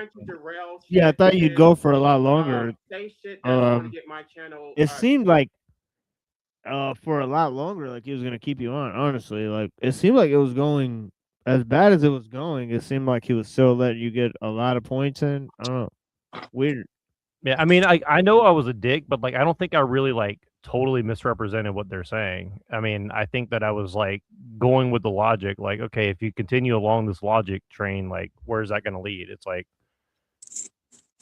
if you really don't like natalism, like, how are you going to enforce that on people, right? Like, he's like, oh, I don't believe in force. It's like, so you're gonna convince rational beings to stop. Well, the guy said we're not trying to convince anyone. So, okay, so what are you doing here then? Yeah, performatively, it's a contradiction. Like, okay, I'm here to convince people to self-delete, but like, I'm not self-deleting, but they should stop procreating bare minimum up to the point of self-deletion, perhaps. I mean, it's like, so, but then they're saying like, well, retarded people don't know any better and they just have sex and procreate. And so it's like, okay, so what are you going to do about those people? Yeah. I mean, you know what I mean? Like, it's the logical consequences of the things that they're Well, talking then everybody about. would end up retarded with retarded babies. No, that's what I was trying to get at. And then it's like, okay, now if you only have retarded people having kids and they don't speak any language, how are you going to get rid of those people, right? See what I mean? Like, Well, nobody's going to do that, yeah. unless they're so stupid that the tigers can then come and eat them in the forest or something. I get, like, you know what I mean? Like, do we just let like Mother Nature wipe us out after that point? But like, that's the thing, is like, maybe us being retarded helps us survive more, right? So Sometimes, yeah. I think you're right. you know what I mean? Like, so I But don't know. Like, I don't know. I'm not putting my money there. yeah, I'm Not that I trolling have that myself much now. money. No, I'm But- just I really do think it's an interesting subject matter. Like, that's why I went on there. I think it's an interesting thing. I just I expected them to have more arguments against what I was. Yeah, I had a good conversation with that guy. It ended like freely, and on good terms. I don't know. I didn't agree with everything that he said for sure, but yeah, I don't think we have to. All right, well, I'm gonna torture you guys with some Mr. Beast now. Oh, Machine, because no. we haven't watched any Mr. Beast. I want to show you guys a little Mr. Beast. This is his most recent video. I just stranded these 100 people in the middle of the wilderness, and whichever people here when help arrives splits that $250,000. The people wearing blue are a team of survival experts, and the people wearing red are amateurs who might not be cut out for the wilderness. Blue team, grab your bags and follow me. What's the longest you spent in the woods? Longest 3 months. Like for fun? Yeah. Oh my gosh. How many of you have been camping before? How many of you could survive a month out here? Oh my gosh, they're cooked over there. I knew the blue team would have an advantage. So before we started, I told the red team the challenge and even brought them to a store to get anything they needed to help them survive. Okay, show me what you I got. have rope. I have this tarp here on the floor. Whoa, did you buy a giant 24-pack of water? Absolutely. I just went ahead and went straight for the lighter. Smart. Okay. Well, the blue team was told that they were competing in a Mr. Beast video. I didn't know what to pack for, so I packed for any climate. I thought you were going to fly to Alaska. For shelters, we're going to be building simple debris shelters. You just have to have a good layer of insulation. I've been practicing these skills for about a decade, but I'll need a team of 10 people to start gathering. You guys are going to build. It'll be better for morale. We ended up with a kid's tent. Luckily, I'm only like 5'5". With all the perks your team has, do you think you'll beat the blue team? Yeah, Even though they're professionals. we don't care. We're professionals in our own way. Yeah. Yeah. Yeah. I'm just doing what I've seen in the movies. These people do this for fun. How many nights are you guys staying? All the nights. You can stay here till Christmas. Until they tell us we have to leave. Their hobby is suffering in the woods. Good night. And during the first night, it was very clear that the red team's advantage was making it easier for them. But the experts struggled to keep their eyes shut as the temperatures dropped drastically. I'm so exhausted. I'm dehydrated and wondering why I'm here. I physically couldn't sleep. The ground was so cold. Everything was wet. And the only way out of this challenge is to light your flare and wait to be rescued. We just had our first person tap out. One down. 49 to go. But that wasn't the only one. Sorry, guys. I'm 66 years old. I had double knee replacement. And I'm so sorry. Shockingly, the first few eliminations are experts from the blue team, while the red team was using their resources to sleep outside in style. This is pretty interesting, I guess. So lucky to be out here. It's nice to just take. But it's most like it could be like at best like a reality TV show because they have done like Naked and Afraid or whatever. But it's just crazy that he like encapsulates an entire like season of a TV show into like 35 minutes. You know what I mean? Like it's pretty crazy. Like he just takes 100 people out and cuts it down to 35 minutes. Oh, so like, is he gonna like release the tapes? Like I don't know. He could so probably like make this into. I think he does like so. This is probably part of his television show. So he'll probably have this as like a part of a television show that he'll edit together later. But like he also like releases if Joe like. Rogan did Survivor. No. But yeah, but he does like these giant videos that like take like, you know, he probably spent like $1 million for like 30 minutes of tape. Do you know what I mean? Yeah. Like it's crazy. Yeah. So Well, it's if you like- got it, They should have yeah. had like they should have had like Joe Rogan like show up as Tarzan and like steal their food and shit. Or they that'd should be have had pretty him as funny. a spokesmodel. Maybe Yeah. that would have been cool. Exactly. Yeah. But it is interesting because this is kind of about like tech, like how much of modern convenience versus like knowledge. You know what I'm saying? Like can your ability to like know how to survive like make you stronger than like all the modern conveniences that you can take out into the wilderness, right? Like Yeah. it is So kind how of did an it turn interesting, out? like it is kind of an interesting like he's all like everything he does now is about like social experiments essentially, like so it's pretty interesting. Is like, you know, Uncle Teddy might be watching this show or something, you know, so we'll see. A break from the world sometimes. Meanwhile, the experts knew they needed to fix their shelters fast, or they'd quickly lose even more people. These shelters were never meant to be just a pile of sticks and that's it. You want to pile on leaves about a foot thick, it's going to take some work from everybody. The leaves, when we start getting rain, it keeps you dry. Oh, all three of you sleep over there? Oh, yeah. Bro, their fort is massive. Do you think this will hold up well in the rain? It's only one way to find out. We're going to make our shelter, and then that way we're not going to be sleeping under the rain. So we're making a roof. We just need to keep the food safe and dry. You built this? Yeah. We got to take pointers next time we do a survival. Yeah, I know. You can just give me a call. We might need to. And while the experts were using the most of their limited resources, the amateurs were burning through their advantage quickly. So this is all you've done? Just promise me none of you are going to die. We promise. Okay. Promise. As the day turned to night, the amateurs continued to recklessly waste. I know they're still working hard, using all their energy because they're not going to last. But the experts' hard work was already paying off. Look at this. This is better than 4 seasons. I think we're going to have a much more comfortable night. We're out in the woods.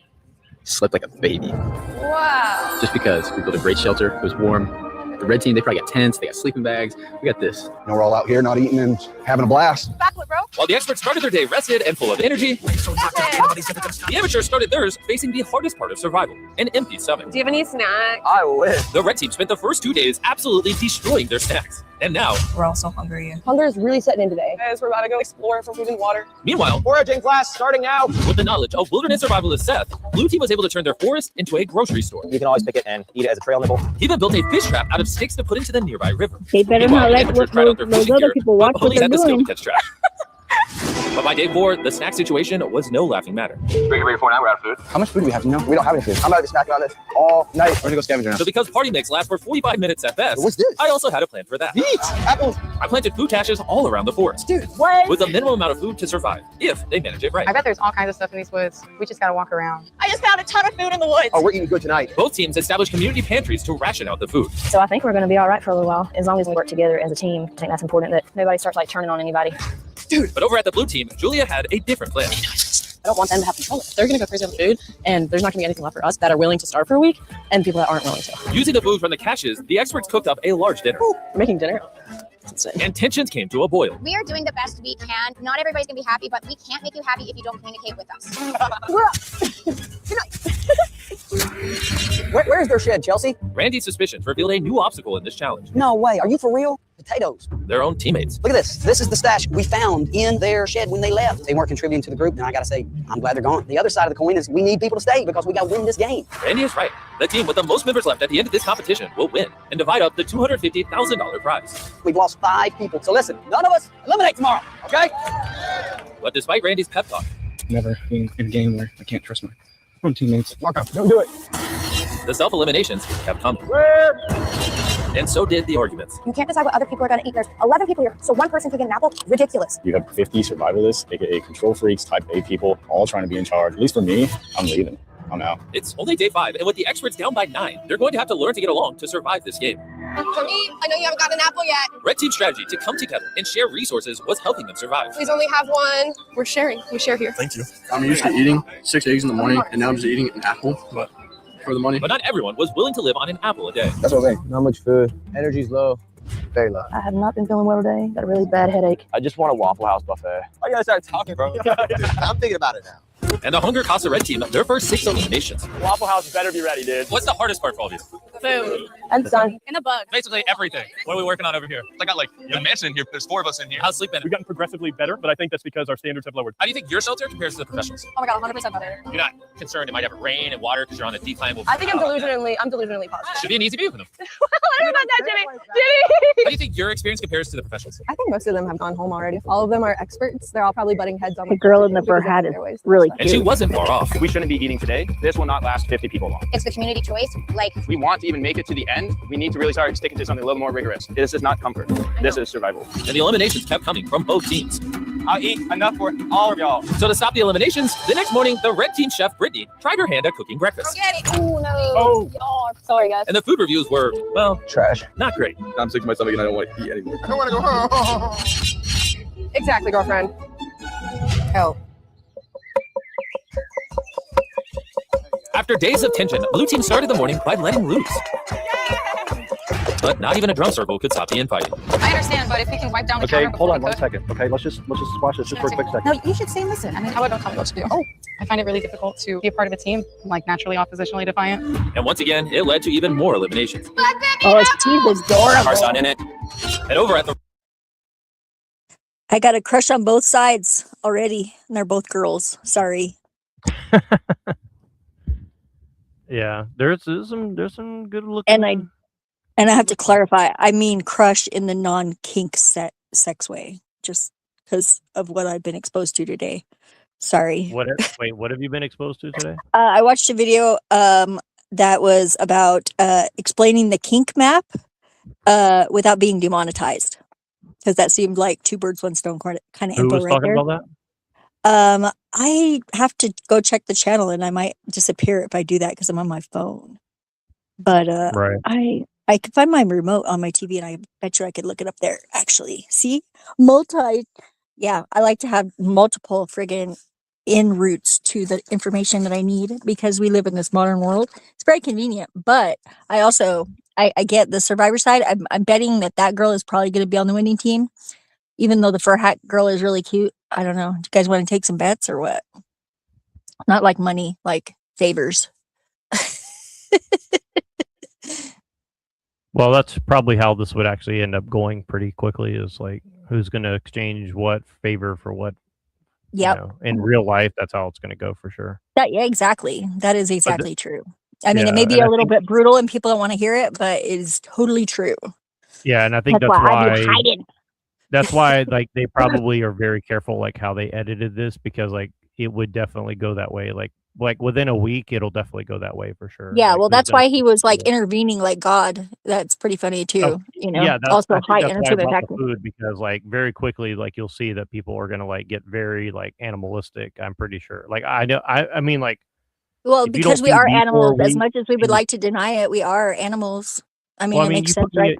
you don't feed me for a week and you put me around like a bunch of like alpha guys trying to like compete for shit. Like, yeah, it's gonna like rocks are gonna like start crushing people's heads pretty quickly. Oh, I believe me, I live in the situation. It's like Dan's son lives in the back in the RV, and he is addicted to drugs. And he comes in the house and he like just friggin' destroys shit. Like I'm like, excuse me. food, me get food. Yeah, yeah. Yeah, well, and he doesn't have any like shame whatsoever. So it's very, very hard to deal with. And I'm not his mom, so I can't like tell him what to do because he's a grown fucking man and way smarter than he puts it off. It's like I've heard him talking to his homies playing video games. He's not dumb. So All yeah. right, we're gonna listen to a little guitar for a second and then we'll go back.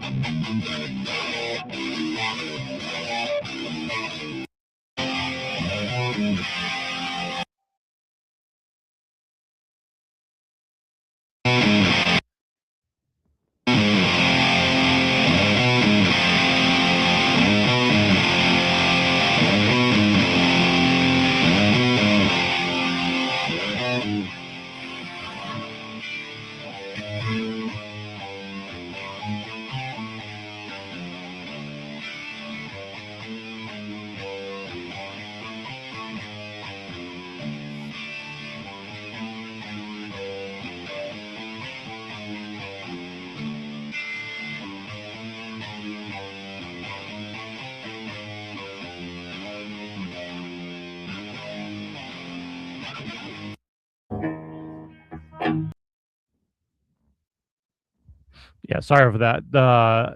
That's some of my favorite songs by Nirvana, and he plays some of them totally different than I play them. I'm pretty interested in that. It's pretty interesting.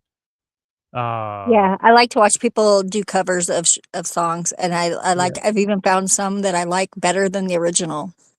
Yeah. That's Well, like kinda that wild. last song he's playing, I played that song like literally 3 steps different tuning than he plays it. So like I'm really shocked at what he's doing with the guitar there. Pretty weird. I must admit that I also like the people that do covers, you know, because it seems more reasonable that someday I would get to meet that person, you know.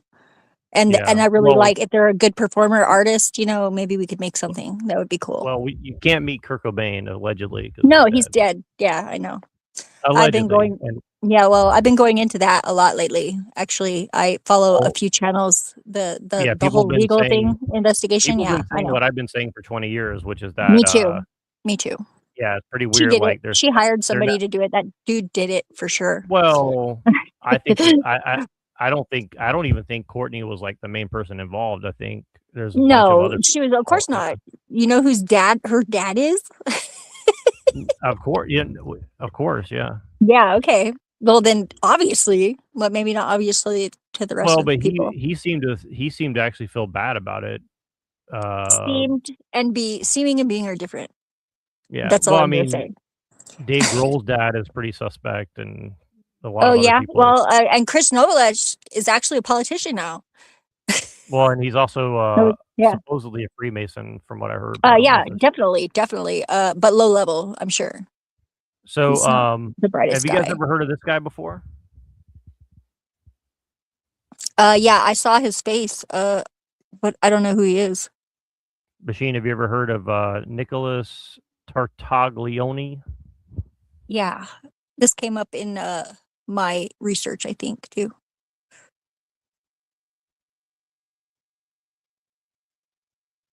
Huh, interesting.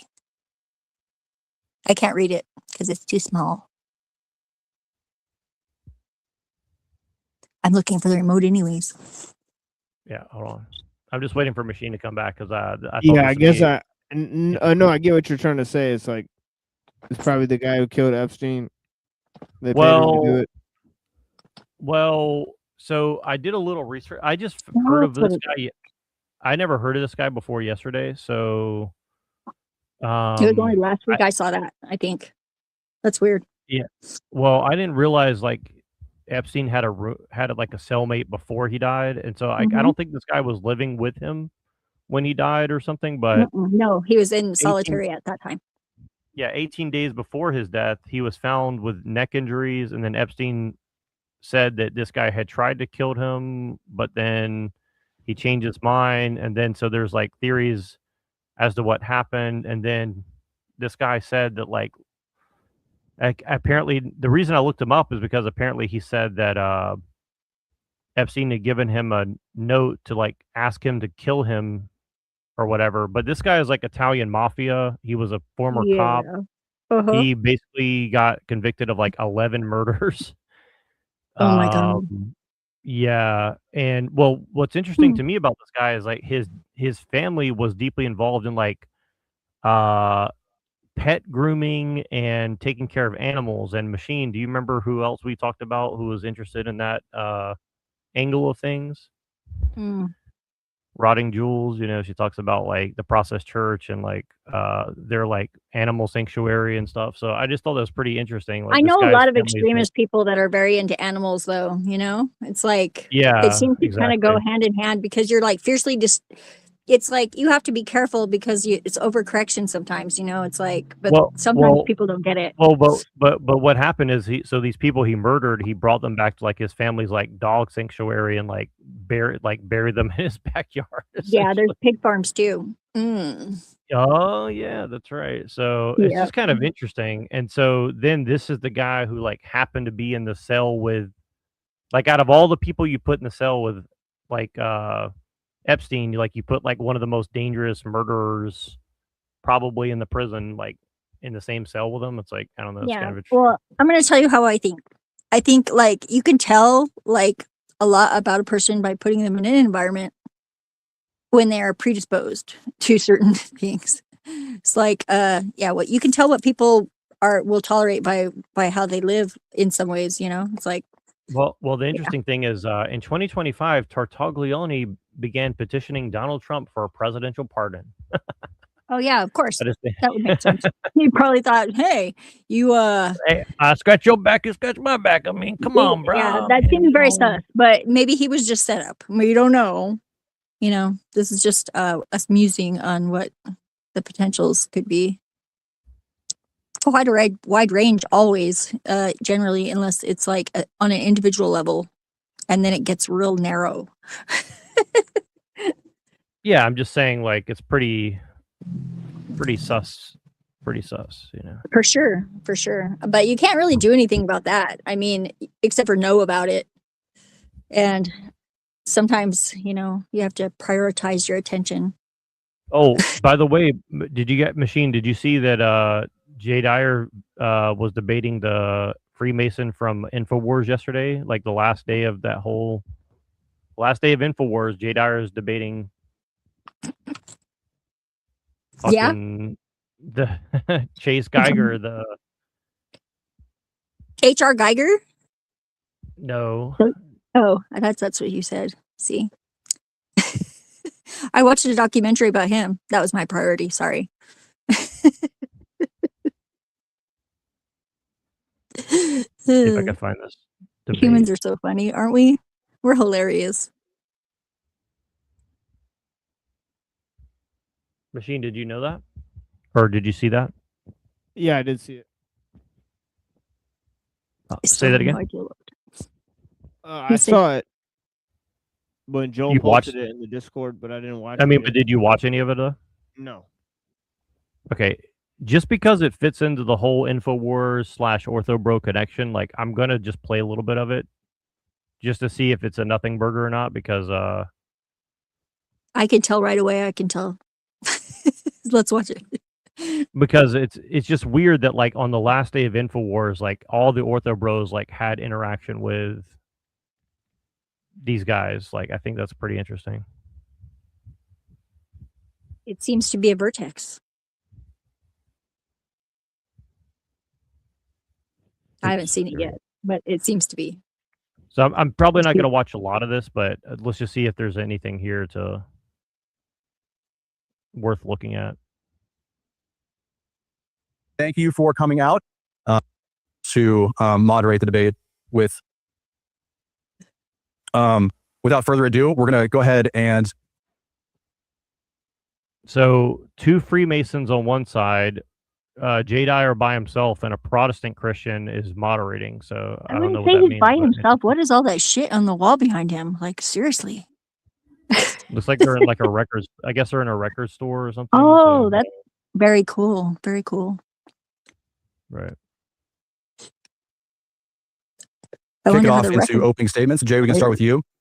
Make sure to include your religious affiliation and your relationship to sponsors, books, the whole 9 yards, and your relationship to Freemasonry. Obviously, go for it. I'm no longer in a relationship with Freemasonry. No, I'm joking. We Wow. Oh, yeah, classic. Is that a joke or I don't know. A little truth said in jest? That's my guess. Did you catch that, Machine? He says I'm no longer in a relationship with Freemasonry. Right. What did he But- break up with one or something? Well, but here's what's interesting is that he worked for Alex Jones and so did the other guy. So well, so didn't Paul work for him too or something? It's like, or who worked for him that we know? Somebody.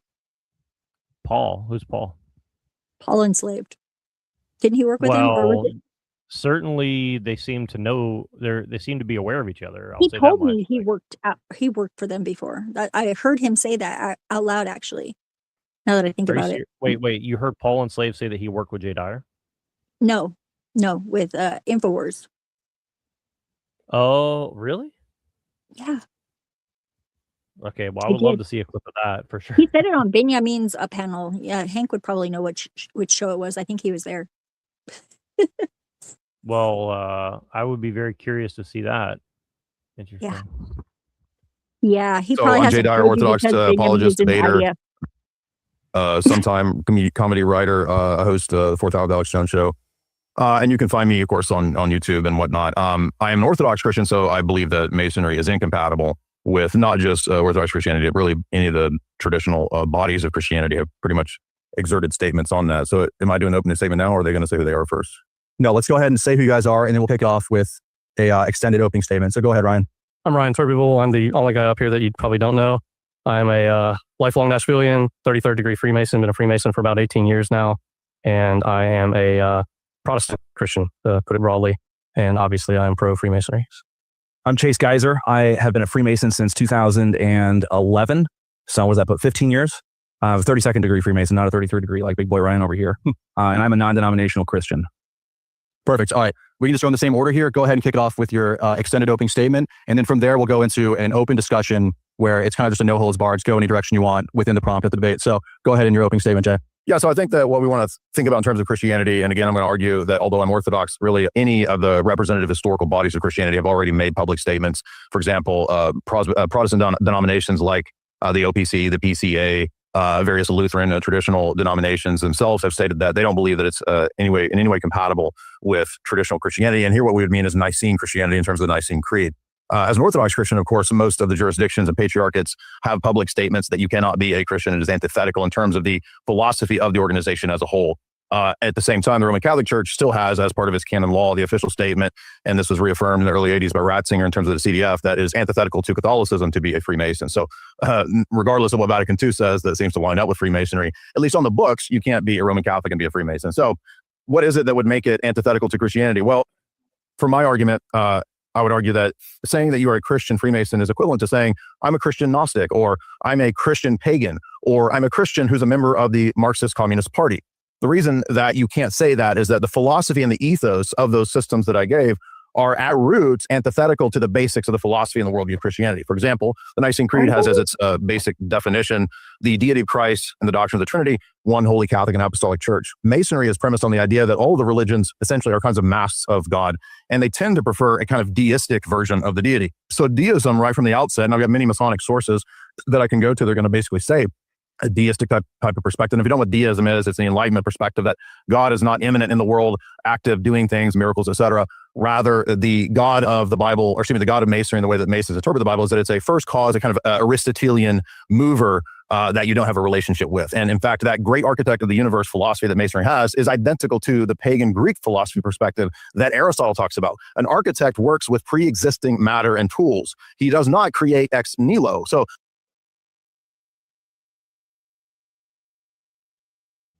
okay.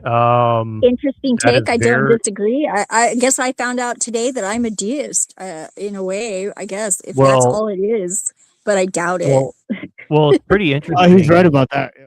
Yeah. Well, it's interesting because, like, I've heard a bunch of people saying this recently. Like, isn't that what Hostel Hyperborean says? He said, God can't be the creator of things. He can only be, like, the person who builds something out of something or something like that. Or... Well, and I think the problem comes in thinking anthropomorphizing God. I mean, do that with the gods in your head. Sure, it's fine. It's how you interact with the world that it matters. Well, it's not even about that. It's about limiting God to Yeah, exactly. not being able Exactly. to create things. Go ahead, So, try like, try that. See how that works out. That's all I gotta say. I was like, but I it's wouldn't even interesting go. that he go. But it's just interesting that he kind of says what I've been noticing, which is that, like, all these other Christianity, all these different Christians are trying to drag people into, like, this, like, Greek Aristotelian. Yeah, he dragged a bunch of things in because he said God isn't immanent in the world, right? What But does that mean? yeah, that doesn't I mean, really like- mean anything because that's not what Jesus does not imply imminence. No, and it's of not what I God. know through my own friggin' experience. Hello, you know. Yeah, which is not perfect, I will admit, but still, it's very compelling.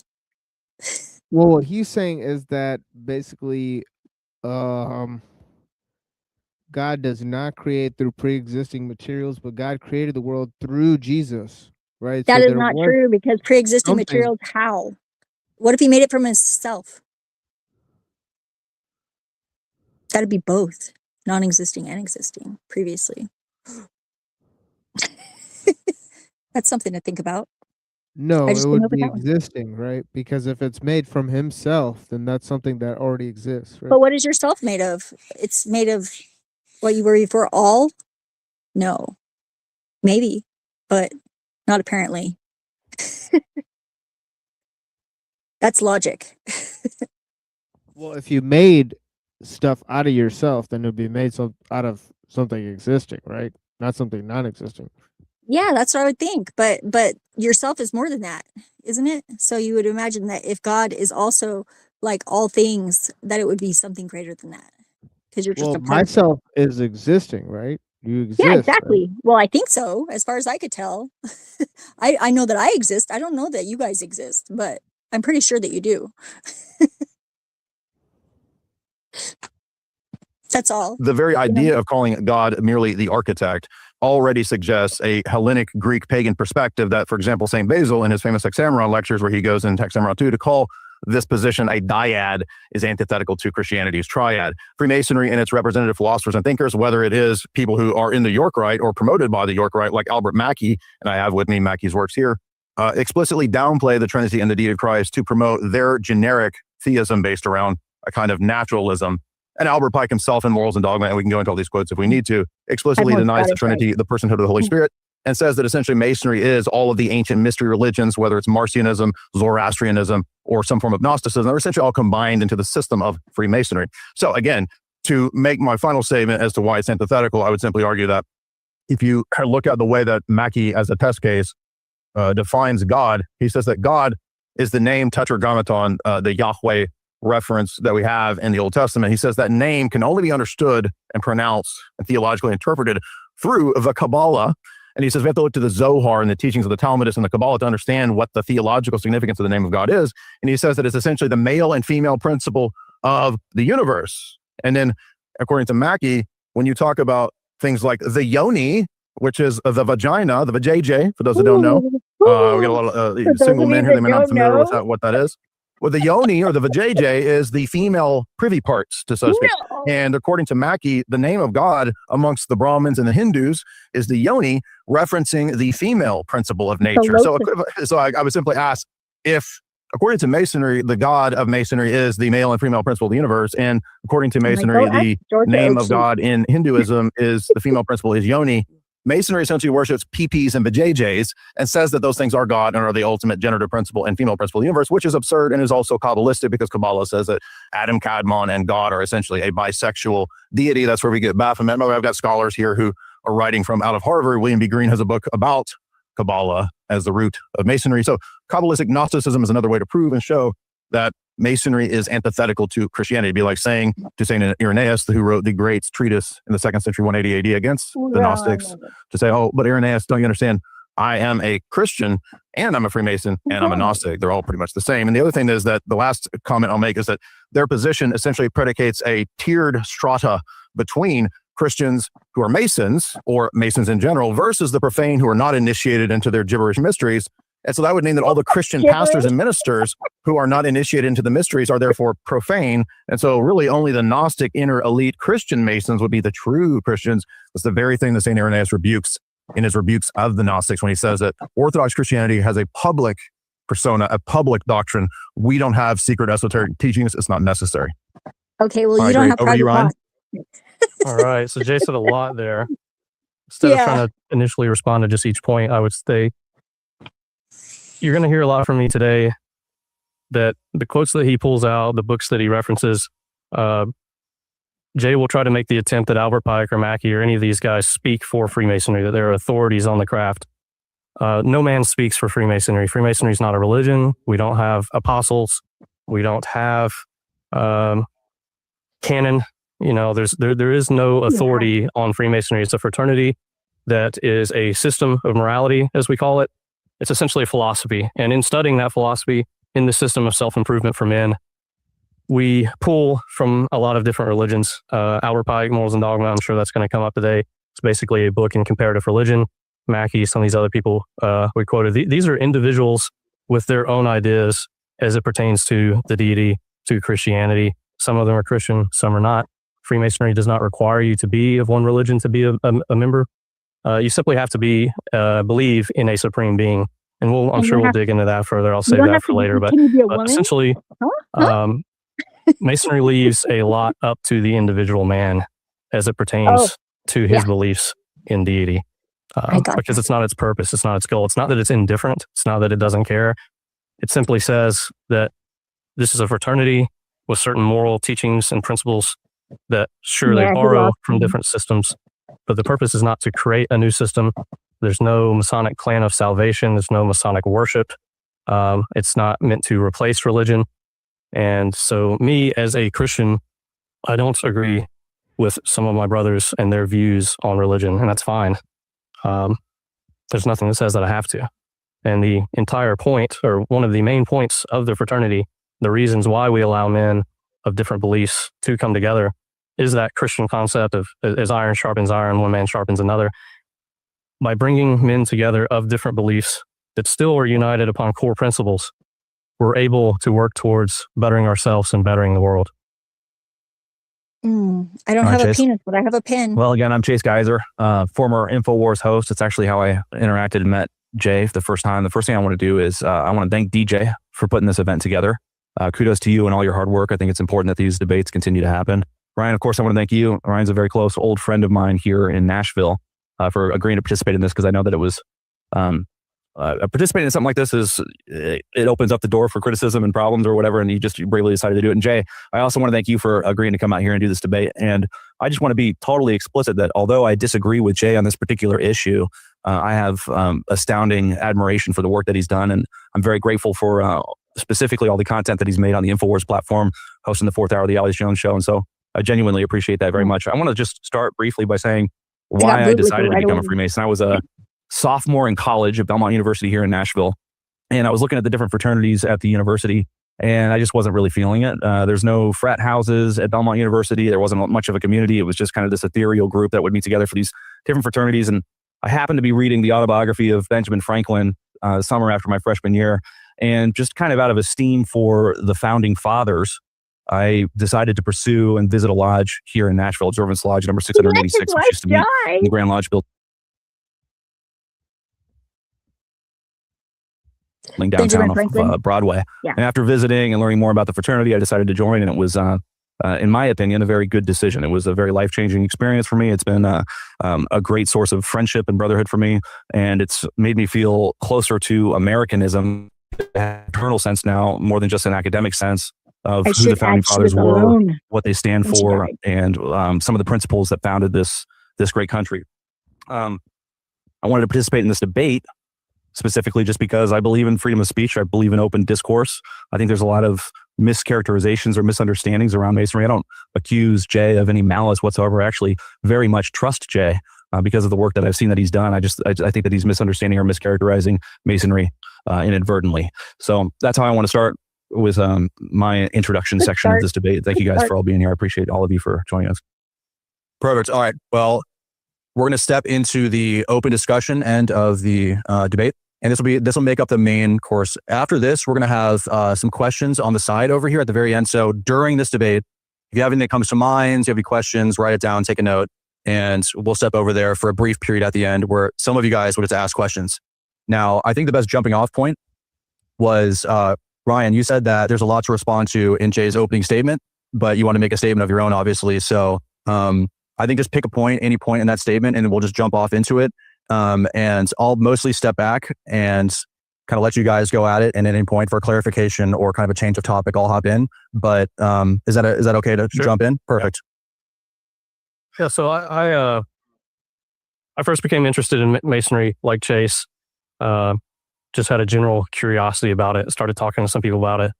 It turns out my great grandfather was a Mason and a huge mentor of mine. I had my great grandfather until I was in my late 20s. Everyone had kids in my family super young. So my great grandfather was Church of Christ. He was a song leader. Did that literally until like the year before he died at 96 years old. I've never met a better Christian man than my great grandfather.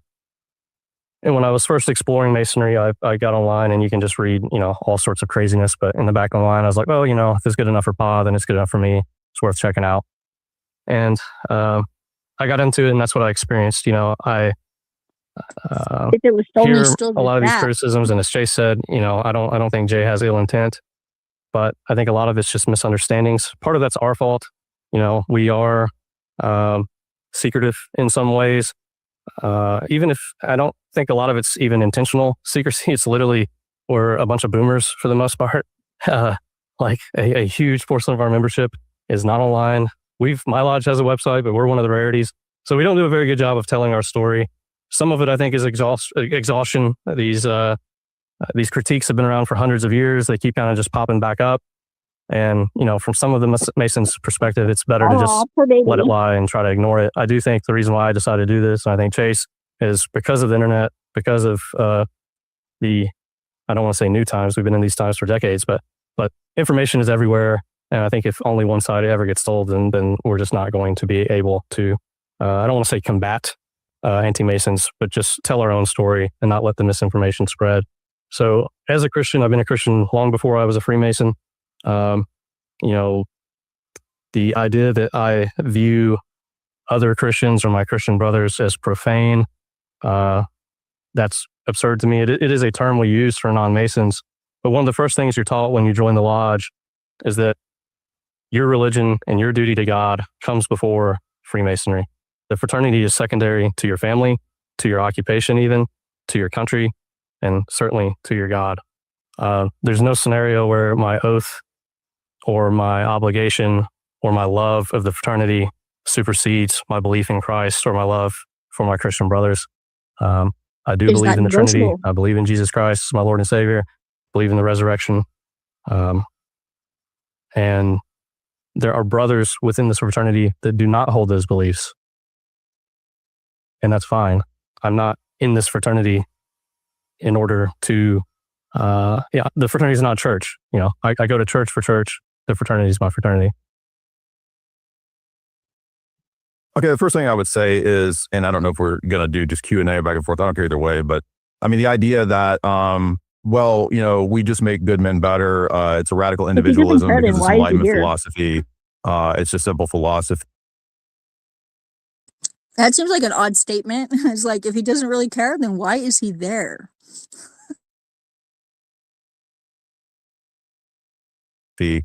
I mean, that's not actually the case because, first of all, I mean, just the name of the book itself is Morals and Dogma. Dogma to me doesn't sound like it's just opinion. That's the opposite of opinion. It's dogma. So when you say that there's no authorities in Masonry, why does Albert Pike call his book Morals and Dogma? Why was that handed out to so many people in the Scottish Rite if it's not in some sense a kind of authority? Why is he one of the most honored Masons in Washington, D.C. in terms of his Confederate monument still standing there and hasn't been torn down when they turn down all the other monuments? To me, that's preposterous to say that there are no authorities, because if there are no authorities, who decides that Morals and Dogma isn't an authority and that Masonry has no authorities? Oh my gosh, did they tear So down this Ben is a little Franklin's newer version of Morals and Dogma, statue? but it's the same stuff, just a nicer cover. This is the original preface by Albert Pike, page 69. I don't know what version you have over there, but it'll be in your version as well. He starts out by saying the teachings of these readings are not sacramental, so far as they go beyond the realm of morality into those other domains of thought and truth. The ancient accepted Scottish Rite uses the word dogma in its true sense of doctrine or teaching. So that everyone's entirely free to reject and dissent from whatsoever herein may seem to be him to be untrue or unsound. It is only required of him that he shall weigh what is taught, give it fair hearing, and unprejudiced judgment. So that's the beginning to Morals and Dogma. Morals and Dogma, as you can see, it is How many quite fails did a you get? lengthy book, about 1,000 pages, pretty complex read. What most Scottish Rite Masons today receive since 1983 is this book, Bridge to Light. This is what's given to most guys when they come through the Scottish Rite. And again, on page 3, it reiterates that same preface of Pike with an addition with the guy who wrote this book, Dr. Wretch Hutcherson.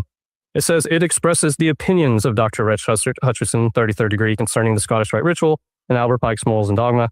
We respect his opinion and offer them for the consideration and personal evaluation of each reader of this volume. And then it repeats Pike's claim that this is not sacrament, it is not doctrine, it is not dogma in the odious sense of the term. It's his ideas, and it's mine and Chase's job to study them, ponder them, and we are allowed and encouraged to disagree with them. So it's neither sacred nor profane? No, but hold on. so he started attacking him with the book in which the preface of the book refutes what he's saying about it. That is pretty bad.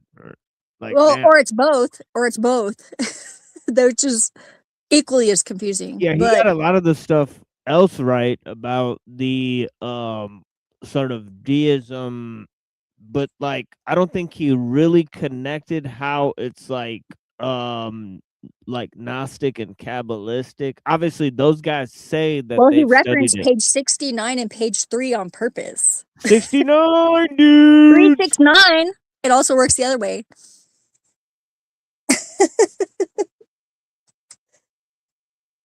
That's all I'm saying. That's how I read it. But yeah. That's funny that's how it works. Almost always. It's real easy to make a mistake though if you're dealing in abstracts, but I have more than one way of gauging that. I'm more into I know more about the Scottish Rite Masons than I do the York Rite Masons, honestly. And like any American branches, I don't know much about at all, really. I used to sleep with a guy who was a Mason. He was a Shriner. Yeah, but we were not not a lot of deep conversations there. Yeah, like most of the stuff they've said so far, we've already talked about. So I don't know. Yeah. I much prefer discussing things like on an intellectual level, like with people. And they wouldn't have me because like as soon as I was like, did they let women in? That's the only qualifier? Oh, wait. He started saying he and men and blah and blah. And I was like, oh, damn, he lost me. Oh, well, his loss.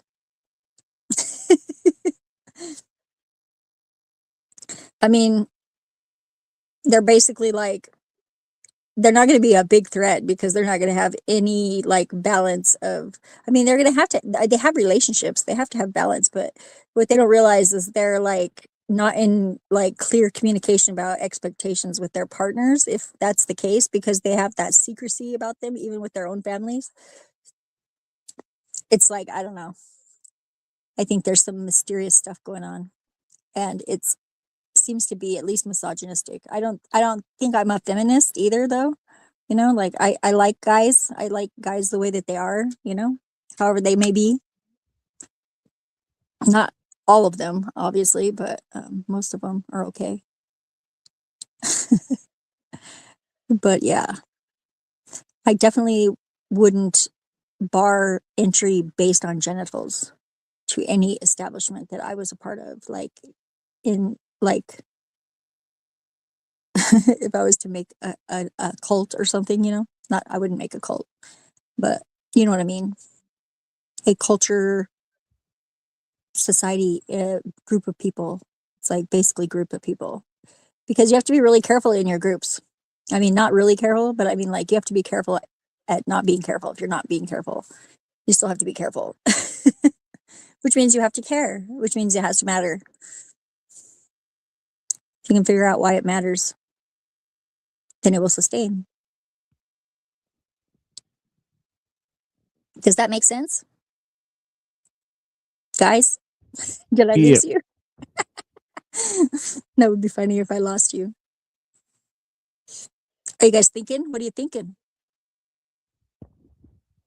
Nothing really for me, but yeah, this whole thing, I'm really, yeah, so I don't know. I don't really know what he's getting into. I'm excited to see what other point they make, honestly. Yeah. Let's watch it. I'd like to add a point, if I may. I understand from a perspective of Western Christian American values, how it's easy to look at an organization like the Masons and look at it through the lens of religion. What I mean to say is, in Christianity, we have the Matthews, the Marks, the Lukes, the Johns, the Pauls, and these canon voices that are considered to have etched in pen, even though pens weren't invented yet, the Word of God. But with Masonry, this is really more along the lines of apologetics when we talk about the Mackeys or the Manly P. Halls or the Albert Pikes, in the sense that I would liken an Albert Pike to Masonry in the same way that I would liken a C.S. Lewis perhaps to Catholicism, and that nothing that C.S. Lewis wrote, whether it's Mere Christianity or another work, is considered to be part of the canon of Catholicism. It's just his thoughts, his philosophies, his interpretations, his ideas around Catholicism specifically.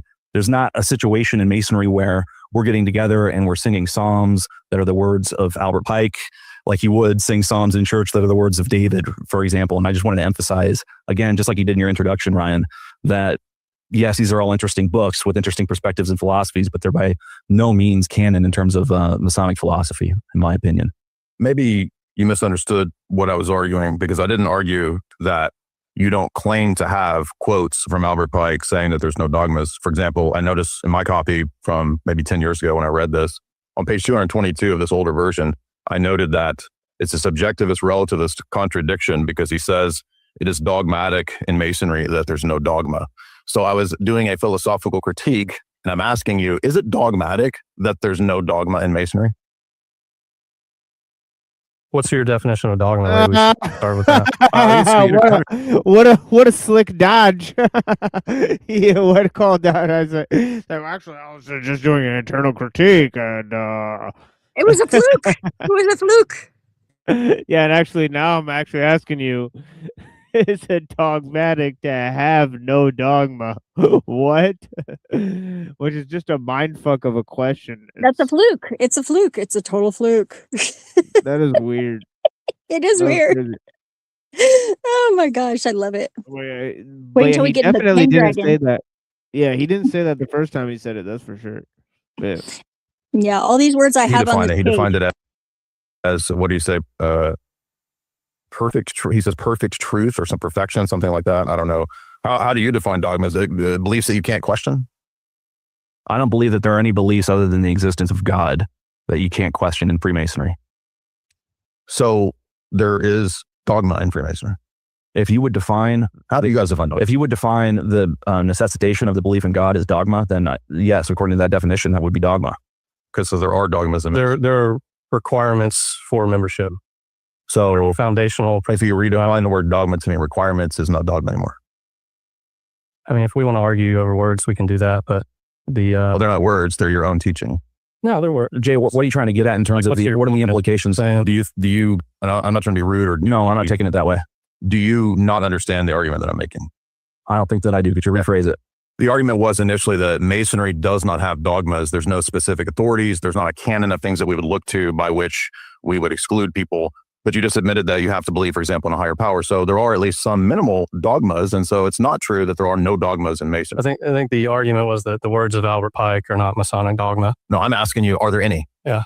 Well, you have to believe in God. So if you consider that to be a dogma, then yes. Is that the only one? So, are there others? Yeah, There's just one? We have what's called the ancient landmarks. Now, the landmarks can differ amongst jurisdiction. If I can give a step back, we use Masonic terms, and I have to realize that you guys may not know what that means. So Masonry is very decentralized. So in Tennessee, there's the Grand Lodge of Tennessee. That is the supreme Masonic authority for Tennessee. There is no other group that tells Tennessee what it can and can't do. You said at the beginning, no authorities. Now there's a supreme authority. I'm talking within our structure. Well, are there no authorities, or are there authorities? I said no one man is an authority on Masonry. There's no apostle, there's no authorities, is what you said. Yeah, I said no one man is. Albert Pike. Well, apostles is plural. many- and then how authorities many? is plural. So there is a system of governments within Freemasonry. there are authorities. The Grand Lodge of Tennessee. And there are Tennessee. So there's dogmas and authorities. You have to keep in mind that I think we're talking about authorities in two different senses. There's no theological or philosophical authority in Masonry, but in terms of organizational But structure, if you have to believe in God, that would be theological. So that's nonsense. I think that you're on the semantics run here. Yeah, I think we're going in circles. Are you serious? Yeah, I'm serious. How is that a semantics run when he said you have to believe in God? Yes, of course you have to believe in God, and so there's a member, but there's no like human authority within the organization. So there is a David Page's the canon. There is a dogma, and then there are authorities that recognize and do not recognize certain lodges, right? There's irregular lodges. You know, I think Are there irregular lodges? been incredibly explicit in the claim that you have to believe in a supreme being in order to be a Mason. Okay, so I think where we're disagreeing is on interpreting that or perceiving that as a dogma. Oh, well, whatever term you want to use. If you don't like the word dogma, It might be helpful. What is the Orthodox view on dogma? Dogma means that you must believe this in there's order to be Orthodox. Right? something Dogma is lacking with his attack, right? Because he's not really pointing out how like Masons have infiltrated other organizations or like the nefarious crimes that they've committed. He just said like they have this weird like theological basis that's like Kabbalistic and Gnostic that doesn't really link up with mainstream Christianity. Whereas they're saying, well, we don't have to subscribe to any of that, right, in order to be Masons. Yeah. And then they undercut his entire argument, right? So, so They literally, did. like he's he's not being very effective right now. It's because he's in his fields and he doesn't know what to do with them. Or beliefs that you cannot dispute or question. For example, the Nicene Creed for an Orthodox Christian would be something that you can't be a Christian and say, well, I don't believe in the deity of Christ, or I don't believe in, the teachings of, the Council of Nicaea, something like that. Those would be things that you couldn't question and still be a recognized member of the group. You would be seen as an Arian or So certainly if you did not believe or cease to believe in God, you would not be able to be a Mason. Right. So that was that argument, which was that there are dogmas, whether you want to call them that term or not, because I can't be a Mason Or if you I'm could an lie atheist, right? and Unless say I'm that an you were, Orient even law. if you Correct. weren't.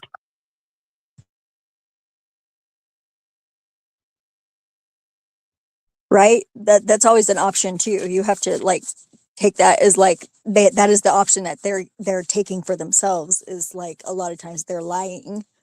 That seems to be more important though. But Okay. maybe So it's there are not. dogmas, and that's theological, right? Belief in God is theological. I believe your argument was that the words of Albert Pike were dogma based off of your definition of dogma. Again, you misunderstood the argument. And when I brought up, you said there was no dogma. Let us just concede that there is the dogma in Freemasonry that you have to believe in a supreme being. but that was not the beliefs of Albert Pike or Albert Pike is irrelevant. I can go to another one of these guys, and I'm just going to make the same argument and say, and I would make the same argument that there is no. You're not listening. Guys who are already arguing. It's a presuppositional argument about the claim that there's no dogmas. And I asked you, is it a dogma that there are no dogmas? What does that even mean, presupposition? Does that mean that like everybody would know that? It's really obvious because you're like at a threshold that is like clearly marked? No, I don't think that's what that means. What do you guys think it means? Presupposition. I mean, like, what does it mean like in debates? Because I have no idea what that word means otherwise. I mean, I do otherwise, but not. It means something. It just means that like it means that like if I say that like By what authority though? well, I mean, what it means is that that's ironic, right? everything that you say has a presupposition attached to it, meaning Yeah, but how do you find that out? And how do you agree? Is you like you have, I guess meaning just like logically, like if I say I believe in God, there's a lot of other things that come with that, right? Like not there's things necessarily. that- It could just be that simple, but No, not that- very no, not very often. everything- Yeah. No, everything has implicit. Yeah, but in order to claims find out to what where it- that comes from in somebody else, you have to know them, and I don't think these The- guys know each other very well. No, they do know each other very well. But my point, All like of them?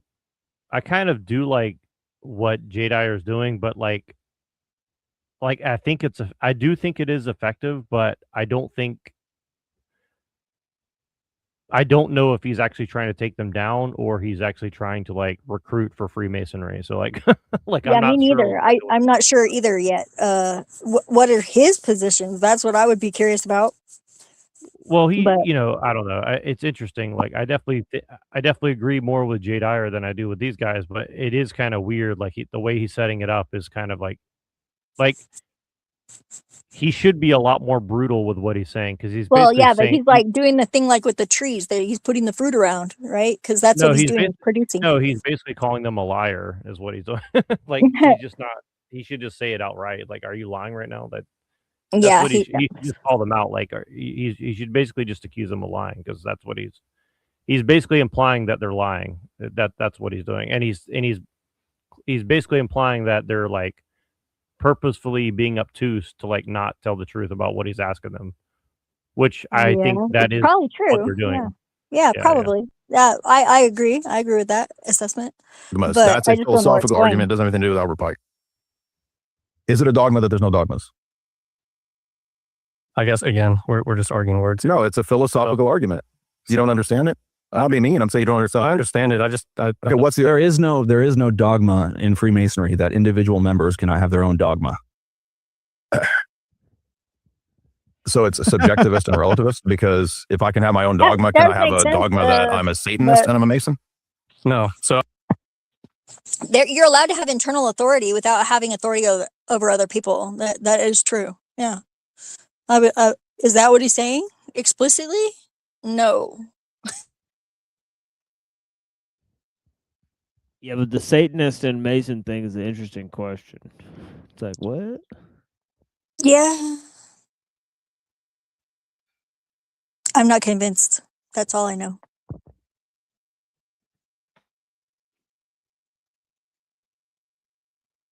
So then it's dogma. I can get into the landmarks and some of that if you would like. Yeah, I think that's a good. We kind of exalt. I'm not trying to like answer around you. I'm just trying to. I think understand. again, it's so, and I don't mean to cut you off, DJ, but like, I'm not trying to play a word game, right? If I debated an atheist, I would make the same line of argument to say, if a subjectivist or a relativist says, there are no absolute truths, right? And if I respond to that guy, I would say, is it an absolute truth that there are no absolute truths? Yeah, only that is believe in absolutes. Only which absolutely. But that is not a word game. It's a philosophical argument where you're doing a critique of the person's paradigm and saying that that statement itself is a logical contradiction. So it's not a word game. It's not about semantics. It's a question of, you can't say that there are no dogmas. I see what you're trying to and say. Yeah. It's dogmatic that you have to believe there's no dogmas. That was the question. Do you want to respond to that? I'll change topics if not. But you just said No, it's okay. I understand what you're trying to say. I would say that the organization of Freemasonry does not prohibit people from having their own dogma. It just doesn't take a position on so many of them. Now, it has its own dogmas in the sense that you have to believe in a supreme being. There's ancient landmark kind of rules and requirements associated with the fraternity. You can't be an atheist. You Right. can't be Can I be ML. a Satanist? No. So, I thought you had to be a monotheist. Yeah. So what if I'm a monotheistic Satanist? Yeah. So there's, again, No, I'm serious. yeah. There are people that are. Can I finish my thought on jurisdictional and authority? So it's decentralized. You have in Tennessee the Grand Lodge of Tennessee. In America, every state has its own Grand Lodge. The rest of the world, it's usually every country has a Grand Lodge. But there is no overarching body. There's no Grand Lodge of America, no Grand Lodge of the world. It's decentralized. It's decentralized. So while it's mostly the same, you will see small jurisdictional differences. I can only speak to Tennessee and some of the ones that I'm familiar with, but as it's phrased in Tennessee, and most jurisdictions will be pretty similar to this, it's you have to have a belief in a supreme being and the accountability. A supreme being. So I just want to say, like, not looking at the screen, but like, I could tell these guys do not want to answer what he's asking them. Like, for Yeah, sure. they Like, definitely don't, because their answers are sus. I mean, and they have to come up with something to answer. But yeah, like, I think they're like thinking real hard right now. They definitely look very like upset, and I only saw a few minutes of this debate yesterday, and it was much later on. But like later on, if you watch Chase Geyser or whatever, his body language is like super like pissed off, like closed off looking. Like later on, you can see. You know, I like that already- you do that. You just pop in on things and you catch the end, and you go back and you watch the whole thing, because that's like, I Yeah, always circle back too. I admire that. I do that a that's good lot. quality. Yeah, like It's a good that's quality to only- have. The only reason I'm really watching this is because I looked in later on, and like this dude Chase is like squirming bad. Oh, geez, later that's on, gonna be so, fun. like, yeah. Oh, that's is that a presupposition? No, it's not. It's not. It's No, well, presupposition just means like if I say I'm a Christian, that means all these other things that I have to believe to be a Christian, right? So like he's trying to say like what are all the things that you have to believe to be a Freemason, right? So he's trying to say like, well. See, I how think the many- problem lies in that the things that they're saying are made of words. I really do. It sounds so stupid to say it, but freaking words, man. Ugh. But To what whom do you all men are mean? accountable. Within that requirement, obviously we have our own teaching. So a supreme being, under I think most Satanists' definition, do not consider Satan to be the supreme being. No, he is and I'm not an authority on Satanism, but another Masonic teaching or dogma, if you will, Jay, is that this supreme being is a creator God. That's the supreme architect of the universe. So Satan, as far as I know, no Satanist claims that Satan is a creator. Beyond that, again, it is a system of morality. There's just certain morals and values within Satanism that would not be compatible with the moral teachings of Freemasonry. Can I respond to that? Yeah, I would like to know how he knows that. Yeah, so first of all, the Temple of Set, as an example, is a theistic satanic group. Michael Aquino, who was the famous... Did you say deistic or theistic? Theistic Satanistic group. Michael Aquino was the famous Army colonel who drew up the Army's psychological warfare teachings in his writings about black magic and using that for psyops. And his is an example of a sect that has had prominent people as its members, where they believe that the supreme being is in fact Satan. So my point here is to say that when you say that I can be a Freemason, I just have to be, quote, a theist. The absurdity of this is obvious in that there's no such thing as generic theism. There's no such thing as well, it's just a creator. Well, okay, what if I think Satan is the creator? That's the absurdity of this. And that's why your lodges allow Muslims, Hindus, Jews, people of all types of religious persuasions to be joined together in a fraternity under some aegis that you say is just simply a philosophy. It's not simply a philosophy when we have a whole bunch of people joining together in an idea that does include theological terminology, which you already admitted. So you guys keep saying two things out of the same different sides of your mouth. It's like, oh, it's just a philosopher's fraternity. Oh, but we actually have all these theological principles that you have to hold to. So, I mean, why can't I be a Satanist and a monotheist if you don't have dogmas beyond a higher power? Sounds like you're qualifying and tacking on more dogmas. Sure. Well, there's a couple of points that come to mind. The first point that comes to mind is in your introduction, you mentioned the, of course, incompatibility of Freemasonry with Christianity because of the philosophy and ethos of Freemasonry being just genuinely incompatible with the philosophy, theology of Christianity. And I would say that the philosophy or theology of Satanism and almost all, if not all, of its manifestations is inherently incompatible with the principles, values of Masonry. The second thing that I would say is, regardless of the technical acceptance of somebody of that persuasion into the fraternity, in a practical manner, it would virtually never happen because you have to have unanimous consent to have a new member initiated into a lodge. And I'm sure you could find obscure examples. There's probably examples of people who are Satanists that have been members of clandestine lodges, which is irregular lodges, not recognized by any of the official grand lodges of the world. Like Satanists, man. I can't imagine a scenario in which a Satanist would be allowed into a lodge, explicitly admitting that he's a Satanist. Real quick though, what exactly would a Satanist, if they were a monotheist, what requirement would they be breaking where they couldn't enter? If they were a monotheist, so they got through that hurdle, but what would be stopping them specifically would it just be the other members accepting them in, or would there actually be a principle in which they're violating? Thoughts on that? Yeah, at least here, like it's explicit that we say we don't allow Satanists. Oh, so that actually is okay. We've not allowed. We've only had one ever apply for membership in the lodge, and he did not get in. But beyond these like base level requirements, the way you join a lodge, you petition. It's simply an application. There's an interview process. A lot of times, there's a group that will go to your home, meet with you, meet with your spouse. There's an investigation. There's a background check. There's a interview in front of the lodge, and different lodges can have like slightly different processes. All of this, but you have these, base level requirements, and then the lodge itself is doing its own investigation into your moral character and whether or not you're fit, essentially. And we are exclusive, but we're not exclusive based off of race, religion, or socioeconomics or stuff like that. But ultimately, it does come down to character, and I would certainly argue that a Satanist is not of the character to be a Freemason. So the point was not, are there Satanists getting into Masonic lodges? It was an example that was used to try to illustrate the ambiguity and the absurdity of saying that there's no dogmas and we're not theological. Oh, but you have to believe in theism. Oh, but it's not the Satanists. So now we're beginning to see that their opening statement was not true, right? They started qualifying all the things that they really mean by the terms. And when Chase said that, one reason that we wouldn't accept the Satanists is because of the teachings of Masonry are antithetical to Satanism. Well, according to Albert Pike, as we've already seen today, as an example, not an authority, but an example, he says, and these people agreed, that no one is over you. No one determines truth for you. Truth is something that you determine, and you can decide what the teachings are and still be a Mason. So that's a subjectivism and relativism that I absolutely think is the problem in Masonry. Can I push back real quick? I don't mean to interrupt you. I want you to finish your thought. Yeah. When I hear the term subjectivism to say that something is subjective, the way that I interpret that is like a subjectivist believes that everything is subjective. Mm-hmm. And I think there's a distinction between arguing for subjectivism and having a subjective philosophy, right? So like Pike isn't arguing that whatever you believe is true for you in the sense of like a contemporary modern day subjectivist. Can I quote him? You go ahead. It is our duty always to press forward.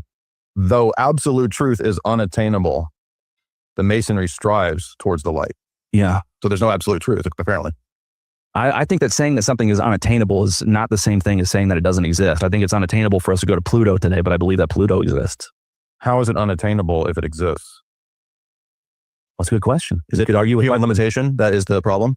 Yeah, I think he's probably. I haven't read that the context around that specific passage, so I can't speak for Pike. But he's probably arguing that in our state as humans, we don't have the capacity to attain or understand absolute truth.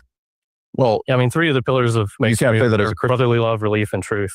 It's not like truth is a core value. What do you mean, Jay? That can't be said? So again, from a philosophical perspective, critiquing this in terms of the argumentation, to say that there are no dogmas because there are no absolute truths, that's the context of where he's saying this. He says, for example, perfect truth is not attainable anywhere.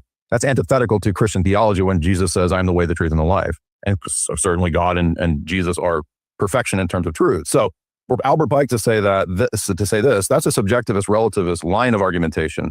And I'm arguing, let me finish this argument because this was what I was trying to argue a minute ago. When you said that Satanism is antithetical to Masonry, I'm saying that Albert Pike's subjectivism here, that there's no truth that's ultimate or absolute, that we can't know it and we can't obtain it. And you can determine the philosophies, as you said a minute ago. But he doesn't say that there's no absolute truth. He just says that absolute truth is unattainable. Okay, well, then nobody's attained to it. So you can say theoretically that it exists, but nobody has it. It still doesn't defeat the point that nobody has perfect truth or absolute truth. So maybe it's out there, but it doesn't exist and we don't have it. Fine. Cast it however you want. That's still satanic in principle. So I mean, even the fact that Albert Pike in that sentence is saying that absolute truth is unattainable is implicitly stating that Freemasonry makes no claims to have absolute truth. Okay, so what it is to suggest, the Bible, not actually a theology. in the Bible and Christ don't have absolute truth. Well, you don't necessarily have to believe that. You can be a Mason and disagree with Albert Pike. Thank you. So it's subjectivist and relativist. That's my point, and that's what Satanism says. So it's absolutely synthesizable with Satanism. It simply does not concern itself with that. If we were a religion in making these claims, I think you'd have a better case. Okay. There's plenty of groups within society. The Boy Scouts, for example. There's bad example. Go check the Boy Scouts, please. The context of Albert Pike. There's tons of groups that have certain base level requirements, but then leave subjects that are not the purview or the use Alcoholics Anonymous as an example. We've done this a little bit before. Let's use Alcoholics Anonymous as an example. You have to believe in a higher power in order to go to 12 steps. It's based on Masonic principles. AA is? Yeah. Oh. So you think that Alcoholics Anonymous inherently denies Christ or is incompatible with Christianity? That's a straw man. No, I'm not trying to do. I'm not trying to. Excuse me, guys. But do you believe that this is not intentionally a straw man or distraction? I just want to know your answer. Do you believe that Alcoholics Anonymous is incompatible with Christianity in the same way that you believe Freemasonry is incompatible with Christianity? It depends on how far Alcoholics Anonymous would try to enforce their principles of generic theism. So it really depends. And I mean, there's a degree to which it's acceptable. Their statements are sufficiently vague to allow for all kinds of possible things. So that would really depend upon the specifics. But Albert Pike is arguing the context of God. This whole chapter is about theology, not philosophy, theology. So he's saying that in terms of theology, perfect truth is not attainable anywhere. Do you believe that perfect truth is not attainable anywhere? Well, I believe that Jesus Christ is the way, the truth, and the light, but I don't believe that in our current state we're able to have like an omniscient understanding of absolute truth. I think there's all sorts of things happening in the universe I don't know. There's what you know, there's what you don't know, and there's what you don't know that you don't know. I don't claim just because I'm a Christian to have attained absolute truth. I believe that I've attained absolute truth in the sense that I know who God is, and I believe that Jesus Christ is the Son of God. So in the sense that, would you call that absolute truth? Because when I hear the word absolute truth, I mean all. No, there aren't any unknown knowns.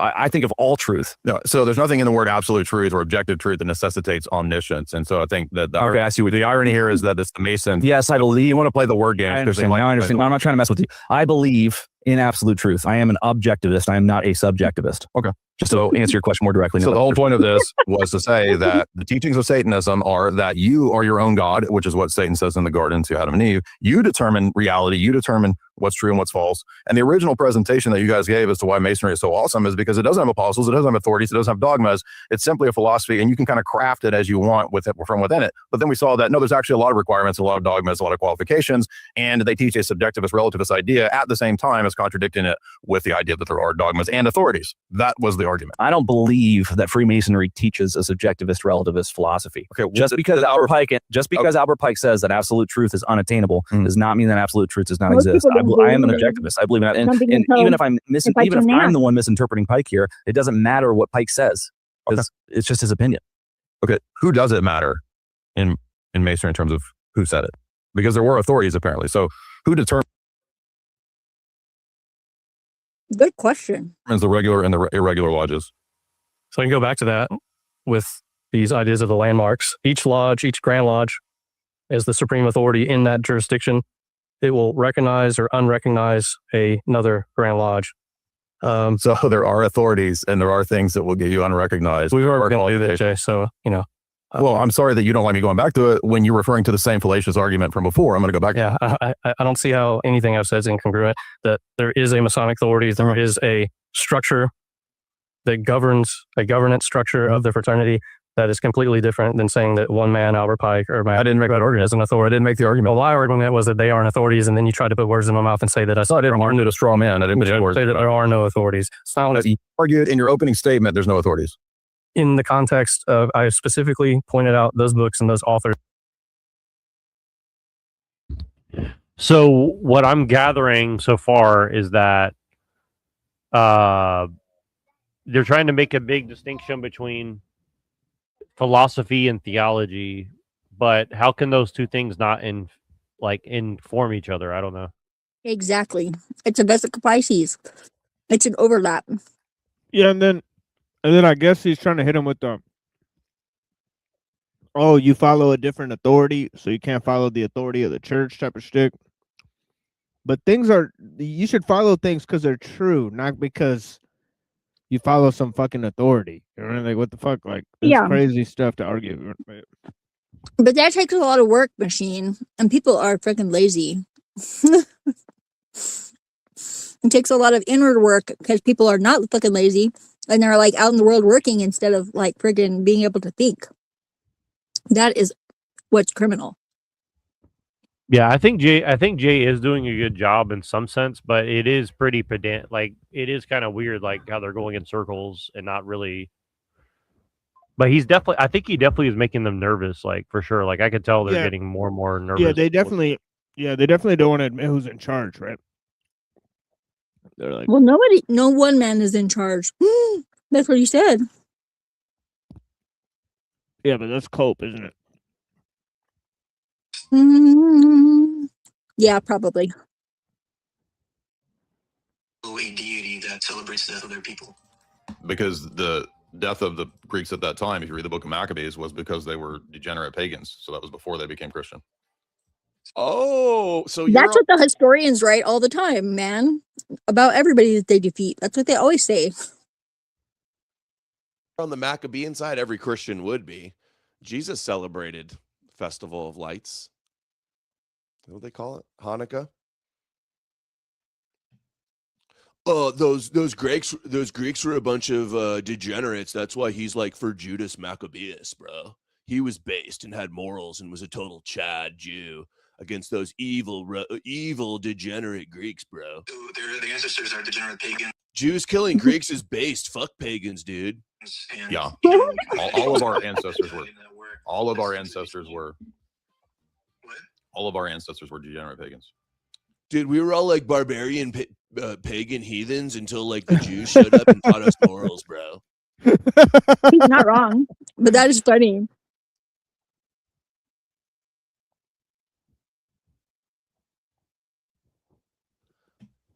Only the Jews had morals, and we were all a bunch of degenerate heathens, and we were worshiping demons, and now we gotta worship the Jewish God like good Noahides. Like, come on, bro. What are you, a rabbi? What? I'm saying that you shouldn't follow a religion that comes from a tribe that views you as enemies. The tribe. Yes, there you go. Views you as enemies. You shouldn't follow the religion created by a group of people that wants to theologically conquer you. Well, wants to turn you into slaves. What's wrong? That's why you got to get to know everybody individually. A tribe that views you as an enemy. Well, the religion is fulfilled in Christianity. It's not rabbinic Judaism. So you're conflating two different things. So no, Christianity is the covenant for the entire world, is for all the nations. It doesn't view me as an enemy. Well, in the book of Isaiah, if you read Yeah. it, clearly states the Gentiles are supposed to be essentially slaves to Israel. It does. Oh, were the Gentiles and the nations not the enemy to the Jews in the Old Testament? That's the context. Pretending like he doesn't understand this and obfuscating, of course. Gentiles, when they convert to the church, which is the fulfillment of Israel. So you're not reading Isaiah with the entire lens. We're not the enemies. We're saved. We're saved and grafted in. We're not the enemies. Yeah, you were the enemies, and now they think that you're saved when you're really enslaved. Jesus is the most important Jew that ever lived. Jesus is the Jew that spread the knowledge of the God of Israel around the globe. One of the things that is said dozens of times over in the Old Testament is that when the Messiah comes, the Gentile nations will worship the God of Israel. And what do you know? When Jesus came, that happened. And so that's how the nations fall into this promise of how, like it says, for example, in Malachi, that all of the nations will offer incense up to the God of Israel. Gentile and Jew together are the fulfillment of the promises of Abraham, of all the nations and islands and coasts of the earth worshiping the God of Israel. To him, a light unto the Gentiles, he will bring salvation.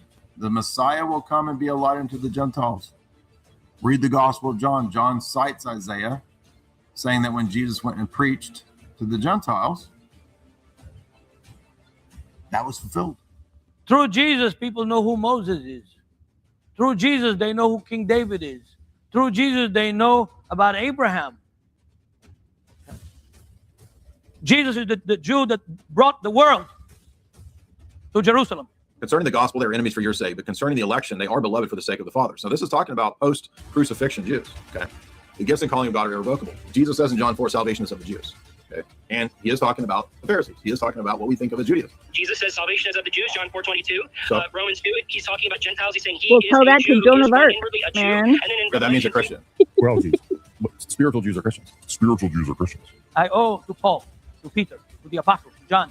I don't owe anything to Scotland or to the United States or to anything for my faith. The church is a Jewish grounded and founded institution. All of our worship is literally from the temple and synagogue liturgical services. I mean, the real Hebrew roots, tradition, and worship is what you see in the Orthodox Church. I mean, our priests, our bishops. I mean, people even make fun of Orthodox bishops because they look like Pharisees. Everything that Oh my God, that's like saying that you can go to the halal store everything from vestments to and eat if you're a Jew. Passover, and it's all fine. Orthodox But stuff. that's true. It's the Judaism for the nations. I like to go to the halal store. I'm not even Jewish. Yeah, but guess what? What? So let me get this straight.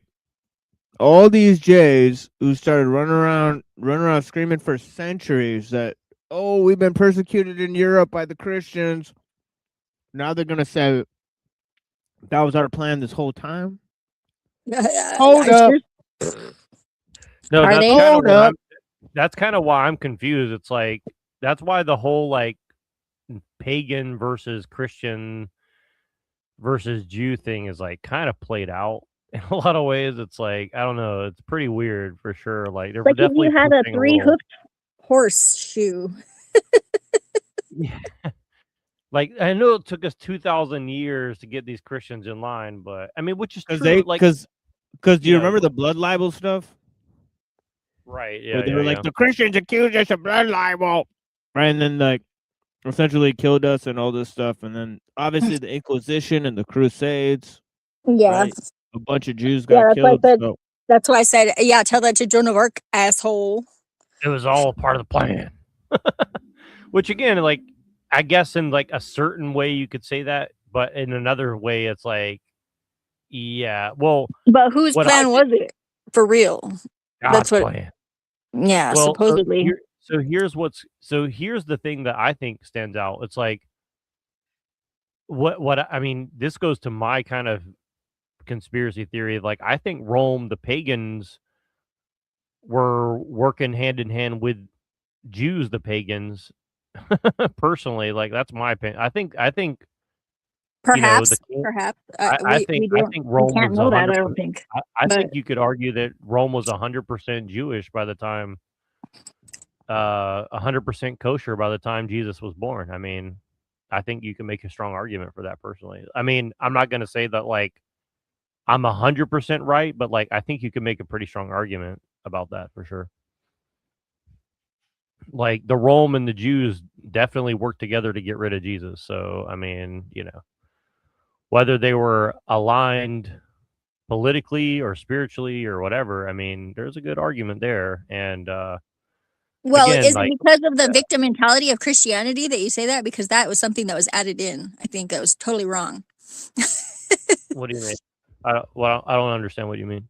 Well, it seems to be that a lot of the stuff that got left in, like at Nicaea, was stuff that like seemed very oddly specific towards a certain goal. It's kind of like, it's like it like earlier I was watching that thing. It was the guy reviewing the kink map.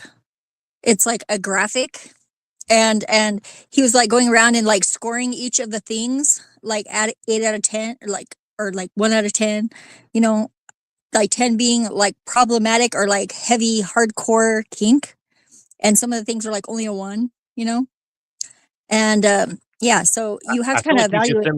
I feel like you should send me that video since you've already mentioned it like 8 times. Yeah. I probably should. We should. I mean, Yeah. I could send it to you now in the back. But too. but well, I mean, because I think I understand what you're saying. Yeah. I mean, definitely, I would say like I think that generally, when Constantine and Nicaea and all these things happen, like I generally agree with them, but I'm definitely not going to say that there was no political motivations to whitewash history in regards to Rome, the Jews, and Christians' relationship for sure. Oh yeah, well, and if you know but- anything at all about Middle Eastern history, Yeah. like actual, like the history from the people that like were ancestors of people that were there, like, which for But me I- gives but it I a little think bit that more that's- credence.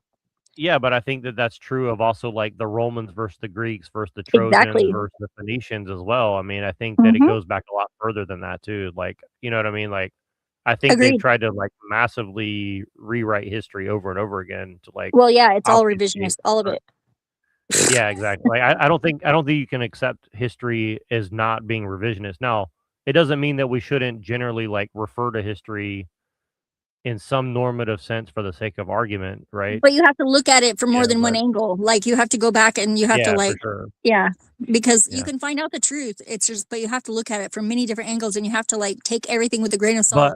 But my main point is that this like pagan revisionism of saying like, well, paganism was never like a part of, you know, we've never been conquered by the Jews or whatever. It's like, I mean, Jay Dyer has a pretty good argument. It's like, well, then why do they get conquered by Christianity then, right? So Well, like, actually, there is one group of people that was not conquered, and those are the Picts.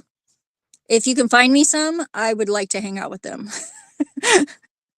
But yeah, And I said that one man does not speak for Masonry. Okay. There's not So not one man. It is a governance structure of Freemasonry. Yeah, so you're I'm gonna say that. equivocating and changing. You're moving the goalpost from the opening statement saying authorities, and you're saying that, oh, I just know one dude as an In the opening statement, he said there is no one man who speaks for Masonry. He did. But he also said there's no apostles and authorities. So in the context, so okay, fine. So there is an authority that is a body, correct? There's a governance structure to So there are authorities, and you do have authorities that you submit to, and you can be removed from the lodge, right? Yeah. Okay. So why did you cast it as if it's a free thinking organization with no dogmas?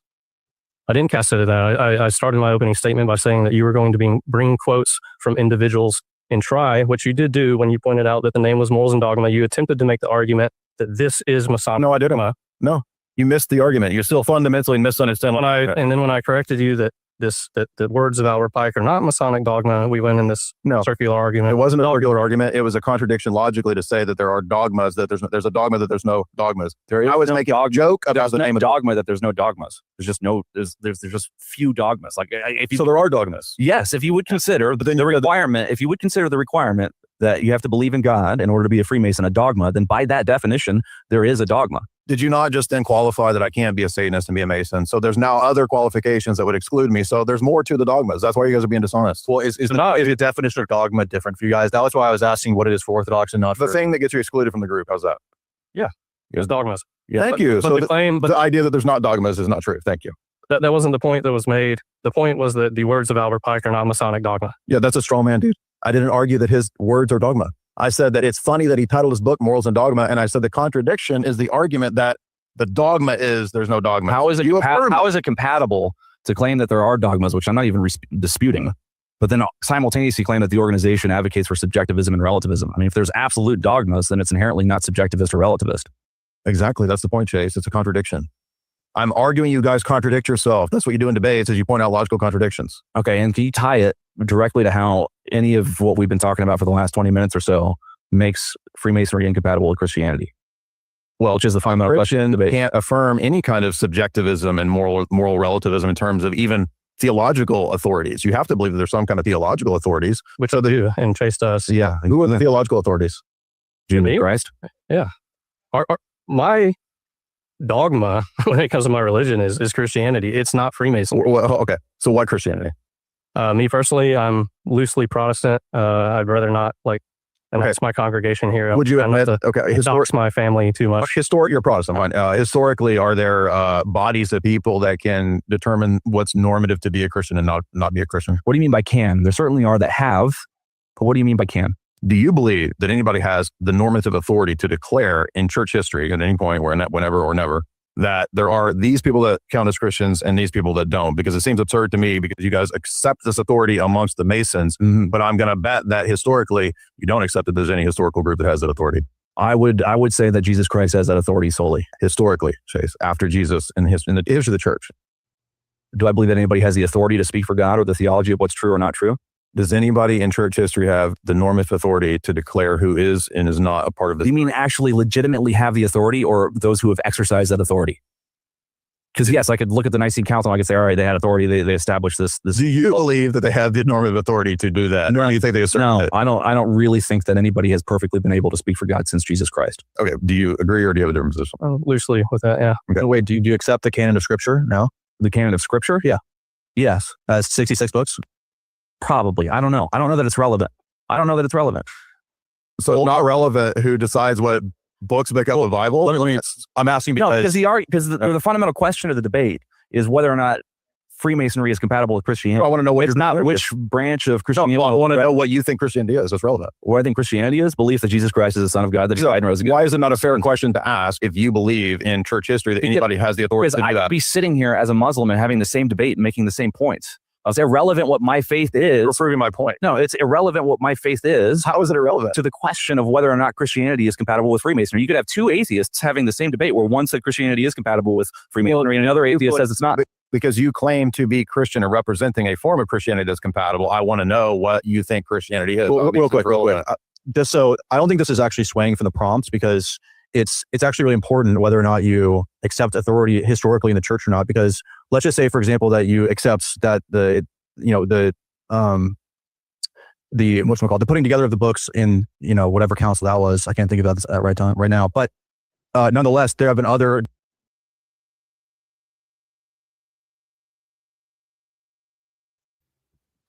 Yeah, what's interesting again is they have not really defined what is the definition of philosophy and why is that a problem? I think that's really what they're arguing about. The fact that they never circle back to how is somebody's philosophy impacting their faith not important, right? If I say, well, I'm a Christian, but also philosophically I believe in existentialism or something, right? There's going to be some overlap of how your opinion on existentialism is going to impact your view of Christianity, right? You know what I mean? I don't think it's outside the question of to figure that out, how exactly does that impact your view of Christianity or something, right? So I've called myself a Christian existentialist or a Christian Taoist even, right? So, I mean, if somebody questions my strictness of religion or whatever, I think that is fair to some degree for sure, So I don't know. It's kind of interesting. They're kind of dancing around how the relationship between philosophy and religion is a major factor,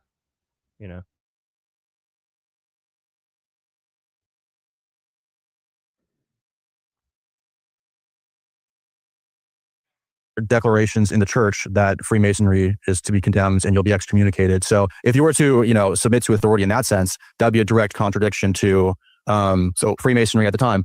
I'm not trying to make your point for you. I'm just trying to demonstrate that I think it actually ties into the debate prompt.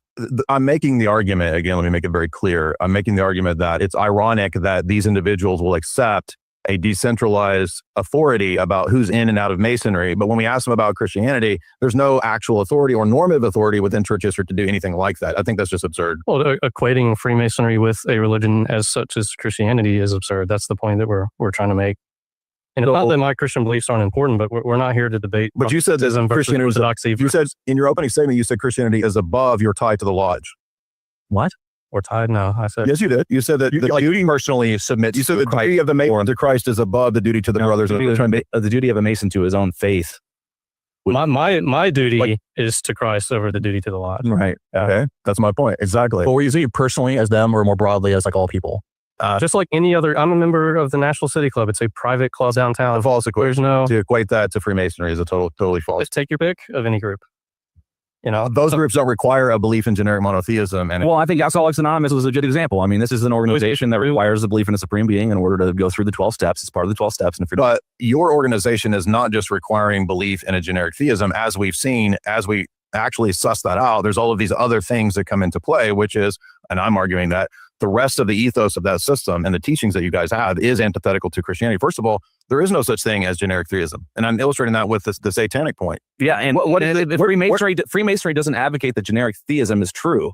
It just accepts people of all faiths if they believe in it. It never makes the claim that all faiths are equal, that it's all the same God. Okay, so how do you reconcile the potential? Could I, for example, be a member of the Communist Party because they don't make any claims about anything? So let's say that there's a bunch of Marxist communists and I say I'm a Christian Marxist. Does that make sense? I'm not following you, sorry. He's asking if it's possible to be a Christian and a Marxist. Is it antithetical to be a Christian and a member of the Marxist Party? I would say so. Okay. Probably. Is it antithetical to be a member of a Gnostic sect and to be I'm sure there are examples of people that felt that they were Marxist and Christian. That's not what I asked. I asked, is it theologically compatible? And my attending Marxism, I would say no. Okay. Is it theologically sensible to be a Christian and a Gnostic? You know what? I think I might change my position. I'm not a communist by any means. I hate communism. But I think you could be a Christian and a communist because I think that we all miss the mark in our attempt to be Christian. I mean, there's so many different ways that I think any of us could be pointed out, certainly in judgment, the ways that we've behaved or acted or believed that's hypocritical to the faith. And so I would say that if somebody really genuinely believes that Jesus Christ died, rose again for the forgiveness of all sin. Do you see his body language now? Like now he's all closed off. He's got his arms crossed. Like he's like he looks really nervous now for sure. Yeah. What Jay Dyer doesn't want to tell people is that there were Freemason communists and they took over the church that Jay Dyer belongs to. It's pretty weird. Yeah. Wah, wah, wah. Uh-oh. Uh-oh. It's roboting really hard for me. Hold on. I'm going to go out and come back in. Yeah, interesting. Right. I seem to miss that part. I mean, these guys kind of look like Soviet communists too. If you kind of look at their physiognomy or whatever, like he's got, I don't know, they kind of look a little Eastern European or something. So. And they happen to be of a communist persuasion, even though those philosophies are inherently incompatible. I can't really think of any political philosophy that's 100% congruent with Christianity other than just Christianity. Is it possible to be a Gnostic and a Christian at the same time? Define Gnosticism. The early Christian sects that teach the Gnostic teaching. My personal belief is Gnosticism is heretical, but I think a Gnostic would believe themselves to be. So again, you keep saying my personal beliefs. You don't think that is objectively the case. You just think that it's subjective. So this is the Masonic mind double. He's saying it's true because it's his personal belief. Yeah. What I believe. Well, they're Protestant, right? So I mean, aren't you the only? So Orthodox and Catholics would say different than. I mean, isn't it up to each Protestant to decide that for themselves? They have a different framework of belief than you do. So again, like the initial argument that there's no authorities, which was qualified to be, there are authorities in the sense of bodies who govern the Masonic orders and decide who's in and who's out, tells me again that what you find is at every point when you really boil into what they mean, it gets redefined to be the very thing that they initially said in the sales pitch is not that, right? So the sales pitch is it's a free-thinking society of men building a better world to make men better. What is the standard by which you judge and know what makes something better or good? What's the value judgment there? You know, that's a good question. I don't know that it's explicit. There are certainly opinions. There's certainly a culture. So it's relative. But it's not arguing for relativism. It's arguing for everybody pursuing the best version of themselves without making so many explicit claims as to what that is. Let me ask you this, Jay. Would you say that Lutheranism is incompatible with Christianity? We don't recognize Lutheranism as Christianity. Okay. What about any form of Protestantism, whether it's Baptist, Church of Christ? It's just not Christian. No. Incompatible with Christian. They're Christian in name, but not authentically. Okay, so the only legitimate, authentic Christians in your point of view are Greek Orthodox? No, any Orthodox. Any Orthodox, excuse me. I'm not trying to put words in your mouth. Okay, so if you are not an Orthodox Christian, even if you think that you're going to a Christian church or you're a Christian, you're not legitimately a Christian. You're either mistaken or fallen or... Okay. How is that incompatible with... I'm not making a claim. I just wanted to point... It's a rhetorical point to make me seem like the dogmatist and you guys are the free thinkers, which is why I preemptively argued at the beginning that they're actually dogmatists and not free thinkers. Yeah, we've talked a lot about like what we're not and all this, but I'm happy to just talk about what we are. You can call it dogma if you're a sales pitch. I'm just, for the sake of the audience, either listening online or they're here, Jay does not believe that you're a Christian unless you're Orthodox. Yeah. So again, this was a rhetorical note. It's not an argument. It's a rhetorical. This is an appeal to the audience fallacy. I want everybody to note that. Yeah. All right. Let me ask you this, and let me ask you a little bit different question. Can you? Would anyone just like to know? Believe? Can you be? What's an example like another secular organization? Can you be a member of the Green Party and a Christian, or is the Green Party incompatible with Christianity? The Libertarian Party. How about another example? Can you be a formal member, dues-paying member, whatever, of the Libertarian Party, and is that compatible with Christianity? Your question is a false analogy, comparing it to the Masonic Society, which I do not accept and do not grant is a non-theological society. Your argument is premised on that, and the whole opening 20 minutes demonstrated that you guys are theologically inclined. You just act like you're not, so it's a false equivalence. What is it? The Masonic Lodge is not like the Green Party because the Masonic Lodge requires theological beliefs, even though you say you don't. It just requires the belief in a supreme being, though. If it is a compatible, it's a compatible belief with Christianity because Christianity also has this. Notice what he just did there. He said, we only require belief in a supreme authority when we already saw in the first 30 minutes that he qualified that to say, well, you can't be a Satanist and you got to believe this, you got to believe this. So there's all these other things. It's a sales pitch when they say it's just this one thing you have to believe. Then they turn around and qualify it with a giant paragraph of all the other things that you can't be and have to believe. It's inconsistent. That's the point. You don't see that argument? No. Oh, come on, dude. I don't. One dogma that's then qualified by a giant paragraph of actually what it really means. It's not one dogma. It's not a what? I'm sorry. It's not one dogma. One dogma. It's not just one dogma. Very few dogmas. Okay. So moving the goalpost is what we call that. Yeah. So there's requirements for membership. I'm sorry. Go ahead, Ryan. Yeah. We call it a sales pitch.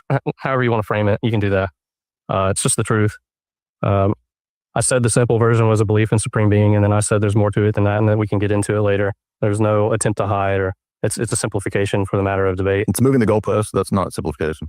We'll call it what you One's a fallacy, one's explaining. There's lots of beliefs and teachings within Masonry. There's few requirements or dogmas, one of which is this belief in a supreme being to whom all men are accountable. That's the way it's worded in Tennessee. Might be worded differently in other jurisdictions. Tennessee, you have to be of lawful age, which we require 18. Some jurisdictions it's 21. You can't be a female. You can't be an atheist. You have to be of sound mind. We say you can't be an old man in dotage, which is essentially, you have to measure your moral faculty. Can't be Joe Biden. Yeah, can't be Joe Biden. So yeah, there's some base level requirements. And then as we are interviewing people, we try to discover your moral character, so to speak. And, that can be subjective, I would suppose. We're not experts in that, but we do our best in trying to figure out who you are as the individual. For me, at least, I would say, if you're a Satanist, don't meet the requirements. If you're a communist, I would say that would also not meet the requirements. But is it up to you? It's up to the individual lodge, and it's a unanimous vote. So yeah, in some ways, so one lodge could accept a Satanist, another one couldn't. It's theoretically possible, but I've been a Mason for 18 years now. I know thousands of Masons I've never met. The point isn't that it's. Could a lodge let someone in who shouldn't get in? Yes, that happens. The question is, how do you determine what good moral character is? What's the standard? And Jay said that's a good question. So if this is a society based around ethics and values and value judgments, those are metaphysical, ethical claims. I want to know what the good is. How do we determine the good? I think that's up to you with your relationship with God. Okay, but your other Masonic brothers can be Hindus who determine the good according to Hinduism, right? Yeah, there's a situation in which that's the case, yeah. Okay, so how do we know what the good is? It sounds relativist again. I don't know that Freemasonry makes a claim as to which of those persuasions is correct. It doesn't. So then how are you making good men better if you don't even know whether Hinduism is better than Protestantism or not? Because it doesn't make those claims in the context of like path to salvation when it comes to our system, like you asked, how do we make good men better? We do have moral and philosophical teachings. Which are what? Based on what? Philosophy and morals that are brought in, that are Bertrand Russell's. No, you teach them. Let me answer and I'll just tell you. That's easy. You can just quick cut me off and I'll just tell you. So we teach the 4 cardinal virtues: fortitude, prudence, temperance, and justice. Why are we supposed to accept those? Like, who says who? This is what we teach. Okay. But why are we supposed to think that that's right? You don't really have to. Well, do they make a claim? Relativism and subjectivism, which we've been taking. Do they make a claim that that's right? Or is it just that's part of the group? And if you want to join it, so be it. Well, we teach that that those are right. We teach that the 7 liberal arts and sciences are the way to make a way to make yourself a better man. The trivium. I'm starting to doubt all of the Masonic conspiracies now, because there's no way that this sect could have actually organized any meaningful revolution in history. It's a joke. It's a joke. Yeah. It's just a joke, dude. Yeah. Rather get mad now. So I'm not angry. I just don't have a response. No, that's. You ask for us to answer a question, we start to ask. Okay. Do you think that you have to be you mentioned philosophy. Do you think you have to be philosophically Check that out right there. in your argumentation? Sure. Do you have to be for what? To be a Mason in a debate? I think that joke says it all. That's the business of why they're here. They're here to downplay Freemasonry or whatever. So as much as the arguments that Jay Dyer is going to make that this, that, and the third thing is there, it's all softball shit so that these guys could just say, well, there is no dogma. And he could say, well, isn't that contradictory to the fact that, you guys are Christians? And then they say, like, well, this downplays the achievements of the Freemasons. Blah, blah, blah, as a joke. Saying that they're not taking credit for any of those achievements anyways. So, I mean, it's a perfect joke for them. So it's pretty weird. Right, we teach the 7 liberal arts and sciences are the way to make a way to make yourself a better man. The trivium. I'm starting to doubt all of the Masonic conspiracies now, because there's no way that this sect could have actually organized any meaningful revolution in history. It's a joke. It's a joke. Yeah. It's just a joke, dude. Yeah. Rather get mad now, so. I'm not angry. I just don't have a response. No, that's. You ask for us to answer a question, we start to ask. Okay. Do you think that you have to be you mentioned philosophy. Do you think you have to be philosophically consistent in your argumentation? Sure. Do you have to be for what? To be a Mason in a debate? Yeah. Yeah, I think that would be ideal. Yeah. Okay. So, can I make fallacious arguments against Masonry, or would you call it out? We'll call it out. Thank you. So when you guys make bad arguments and I ask you what the standard of the good is, and you say it's just these virtues, Let me give you a play-by-play. He's like, let me give you a play-by-play of what just happened. He's like, we are in a debate where we do not accept fallacious arguments. So basically what we have here is a failure to communicate. Exactly. We don't need no civil war. No, wait, that's wrong. I don't like Axl Rose.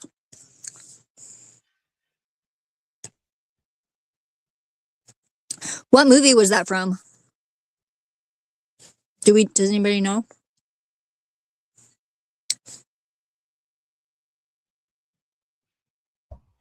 I forgot, honestly. Yeah, I don't know either. But yeah, that is interesting. Honestly, I almost missed that whole joke thing where it kind of was getting numb to the whole thing, and so I'm glad you pointed that out, because it is pretty weird. He just kind of as they started actually answering, he actually interrupted them and said, "Oh, I don't believe you guys could actually infiltrate anything because you guys are so inconsistent and wishy-washy." Just these virtues. Okay. It is those and more. It's part of it and more, yeah. Mm-hmm. There's a lot to it. And then you say that a Hindu can be in and he can have his system and this other guy. Yeah, over bro. They here said that can like be a 20 pro- times. Like, fuck, dude. Like, is he in a But our fucking like Hindus are loop? monotheists, so how does that work? They are Hindus are monotheists. are they? They are, yeah. Really? Yeah. Wow. I think a lot of and people would whatever. not know that. That's the point. Is that there is no standard of good by which you're making good men better. It's arbitrary, and I can't figure out how am I going to be a philosophically better man. Like all the Hindus, they gotta have a top dog, and that Okay, top well, dog what about is, Buddhists? Buddhists are not. it's Buddhists usually can't be good? Brahmin, Is that but what they're saying? yeah, Buddhists don't have one. Yeah, Buddhists say there's no top dog. Yeah, so they're not a monotheistic religion, so I think Buddhists would not be qualify. But why would they keep them out? I mean, that's fucked up Right. too. Yeah. We're going to make good men better if there's no standard of what makes men good. If it's subjective and you allow satanic, demonic people like Hindus, they have a satanic religion. If they're allowed to come in and say that, well, my standard of good is to worship Shiva, can I be a thuggy and be a Mason? Temple of Doom? I don't know where that is. It's a joke, dude. I don't know. Yeah. Nobody's That's seen Temple of false. Doom. It's incompatible. That's false, and he's equating not only Hinduism with Satanism, but also criminal activity. So that's actually really bad. You know, Well, like, didn't even- Annapurna say? Didn't she say something like the Temple of Doom was like the biggest blow to her friggin' like it got her in the gut because it was like so untrue. What Temple of Doom? What is that? The movie, like Raiders of the Lost Ark, the Temple of Doom, or not Temple of Doom, the other one, the first one, the one that was based over there, but it was like totally wrong. It's Indiana Jones movie. Yeah, they made up a lot of shit. Indiana So Jones, like- yeah. Yeah, it's like Jayish appropriation of Hindu shit. Yeah. See, and that's what I said. I think that's the joke he was making, sort of. I mean, it seemed like that. Like, that's kind of weird. I don't like it. Attaboy Christianity. Okay, so yeah, it is. All right, this is let's pivot for a second and talk about oaths. This is an interesting topic because in Freemasonry you have to take oaths. I don't want to speak for you guys, but my understanding is that's the case. And I want to read a Bible verse from James 5:12, which says, "Above all, my brothers and sisters, do not swear, not by heaven or earth or anything else. All you need to say is a simple yes or no. Otherwise, you will be condemned." Now, I'll just take it over to the Masons here. Either of you guys can pick this up, but how do you interpret that verse and also take oaths in on your journey ascent in Freemasonry? Go ahead, Ryan. Yeah, so my interpretation doesn't come from Freemasonry. It's just what I was taught that verse meant and what I tend to agree with what that verse meant. I'd be interested to hear Orthodoxy's take on that verse, but it's, and there's an allusion there to also what Jesus says something similar with let your yes be a yes, sermon mouth. Yes. So my understanding is that this is in reference to frivolous, malicious oath-taking in the context of like, if I owe Chase money and I say, hey man, I swear to God, I'm going to pay you back on Friday. You're invoking the name of God in a frivolous fashion in order to sometimes deceive or manipulate. It's not incompatible with a serious or solemn oath of the vows that I took to my wife when we were married. That's an oath that I take seriously. I don't think that James is speaking or Jesus is speaking against those types of oaths. We see those types of oaths in the military. We see them in oaths of office. You even see it in the Bible in Hebrews. I believe it's chapter 7. You're talking about the priest Credit class card of Melchizedek. contract. And it says in order to be, I'm paraphrasing, obviously I can get the real quote, but that in order to be one of these priests of Melchizedek, you have to take this oath, and that there are others who did not take that oath. So I've not viewed that verse as being anti-oath. It's anti-frivolous, malicious, misleading oath. Before we open it up for open discussion, just a quick clarifying question is, what is the principle by which an oath goes too far in the form of James 5:12? It's like if you were to say, I swear to God, I'll be there tomorrow on time. That's a good example, but do you have like a principle? So what is the sorting principle for the two things, where it's good or bad? Is there a line in the sand, or is it just kind of a... Well, I think, yeah, it's a good question. I haven't really thought about how to define it explicitly, but I would say that when we get married, for example, our marriage vows are oaths that are totally compatible with Christianity. So that's an example of an oath that's acceptable, right? And then there's ones that are obviously frivolous. And I think what the point was with Jesus saying, let your yes be yes and let your no be no, is just be such an honest person that all you have to do is say yes or no. I actually agree with all that. I don't take any issue with any of that. I would say that, obviously we take oaths. If we go to court, you lay your hand on the Bible, you take an oath. I don't see any problem with that. I don't think we've ever had a problem with that. We take an oath in marriage, as they pointed out. But I would say that the blood oaths that are required for Masonry might be problematic. What do you mean by blood oath? Like the blood spilled? Oaths mean. I'm sorry? You mean like what your oaths mean?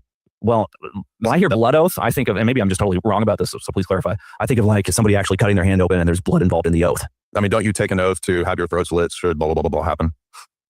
So there's penalties in these obligations. We won't discuss the specifics of those obligations. Yeah, you can laugh at that.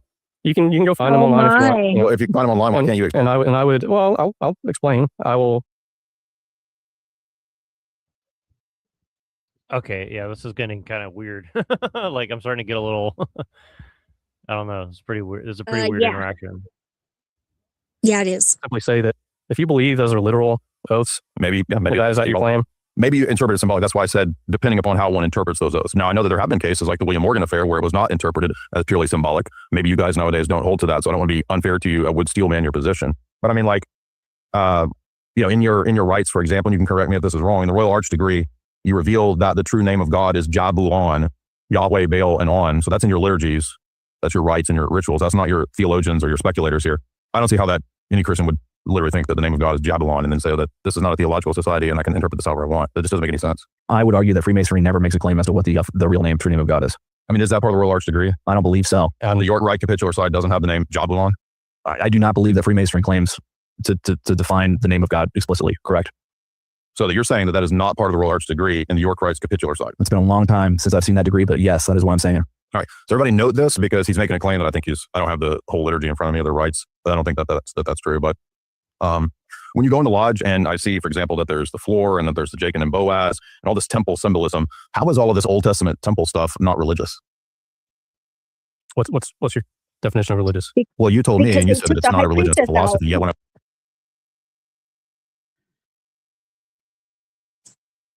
Yeah, they have Say that that again. whole those two pillars that they have in the Masonic Lodge.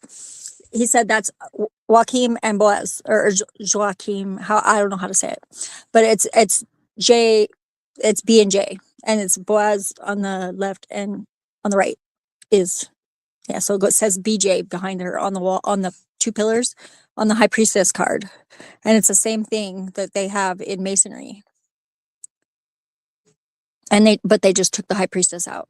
It's pretty much like clear as day. It's funny. walk into a lodge, it's a celestial vision into the heavens and the stars, and there's Jachin and Boaz, which is out of the Old Testament. It's the temple. We just, by the way, toured the... I see what you're saying, Jay. There are certainly elements of Freemasonry that are derived from religion, and specifically King Solomon's Temple, Jacob, Boaz, all that stuff, yes. But it's not a religion, it's a philosophy. Correct. These are symbols. The entire name Freemasons comes from stonemason guilds. We use the tools of Masons. We use the story of the building of King Solomon's Temple to teach certain moral and philosophical principles. Just because we have a story out of the Old Testament or the pillars that were outside of. Just a story, or is every element of the lodge in some way symbolic of metaphysical realities like the tile floor and the dualities in nature and Jachin and Boaz, the two pillars from the temple? Is it? He almost told us where it was. He almost did.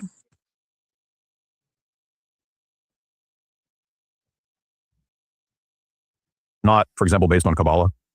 It has elements of Kabbalah and some parts of Masonry. So again, the ambiguity in the term, it's just a philosophy, not a religion, is ambiguous precisely because you can elastically remove how far you want to make religion and theology when, again, I think this whole discussion has shown that there's all kinds of theological positions. My body is a temple. Throughout, not just the certainly theological positions and principles are brought forth, but for the sake of contemplation, not so much as for the sake of making a claim as to their... I'm not a Kabbalist just because there's elements. Yeah, but the point is not, are you a Kabbalist? The point is that it's not just a philosophy, it's replete with theological meaning. Do you think that religions contain philosophy? Yeah, but that's not the question. The question is Freemasonry just a philosophy? If they do contain philosophy, we can't pull those. That's a fallacy because it's a parts-whole fallacy. I'm arguing against your position that you said it's just a philosophy. I didn't claim that there's no overlap between religion and philosophy. You said it's just a philosophy. Yeah, and I said that we pull those philosophies from different religions. So but then it's not just a philosophy. It's also a religious group. No. How's it not? I don't understand how it is religious just because certain elements of Freemasonry are... Your liturgy. Freemasonry has... The rituals include the name of God and secret tetragrammaton. It's obviously religious. What are you talking about? And then you're casting it as, it's not religious, it's just a bunch of bros and we're whatever. Like, no, you're actually doing religious-based rituals. I think that you can have ceremonies, rituals, initiations, whatever you want to call them, that have elements derived from religions without making any explicit religious claims. But you already made a bunch of explicit religious claims in the first hour. Just that God exists? No, and then you qualified it to say it's not just God exists, actually, in fact. That was the point.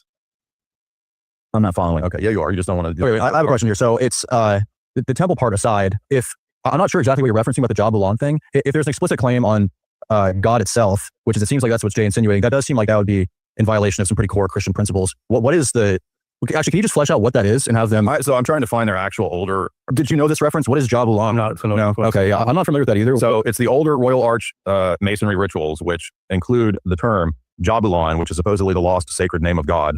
And by the way, it's not just some internet site. I mean, it's also, I mean, the name of God is a huge issue that Albert Mackey, as an example, not an authority, as an example, says that finding out who the name of God is and what the name of God is, he says, is very important to Masons because it must be determined through a Kabbalistic Zohar-based interpretation.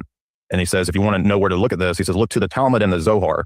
So again, the Tetragrammaton is, according to him, the male and female principles of nature, the generative and prolific energies of creation. So this is all metaphysical, theological speculation.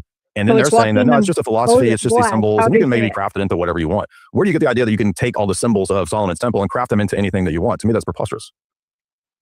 I don't think we're crafting them into anything that we want. We're very specific on what those symbols mean. I thought you said that I can, if I'm a Hindu. Let me provide some. If I'm a Hindu and let me provide some context. You know, if you look at masonry throughout history, there was operative masonry, and then it became speculative. I think that the reason King Solomon's Temple is such like a landmark, for lack of a better term, in Freemasonry is because it's like one of the most famous historical examples of architecture and the principles of masonry being applied from an operative standpoint. And so I think when the craft was crafted, it was used as like a setting and a frame of reference and a keystone to develop the symbolic philosophy of the fraternity.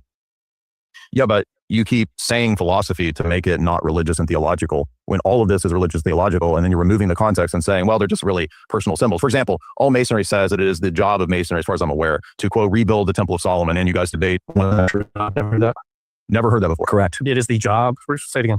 It is the goal and the job of masonry to rebuild the Temple of Solomon. I disagree with that. Okay, so we just went to the giant Masonic monument in D.C. I put this up, and you can find this very easily. And by the way, most of these Masonic authors that I have here all say that the job of the Mason is to rebuild the Temple of Solomon. You got that quote? Yeah.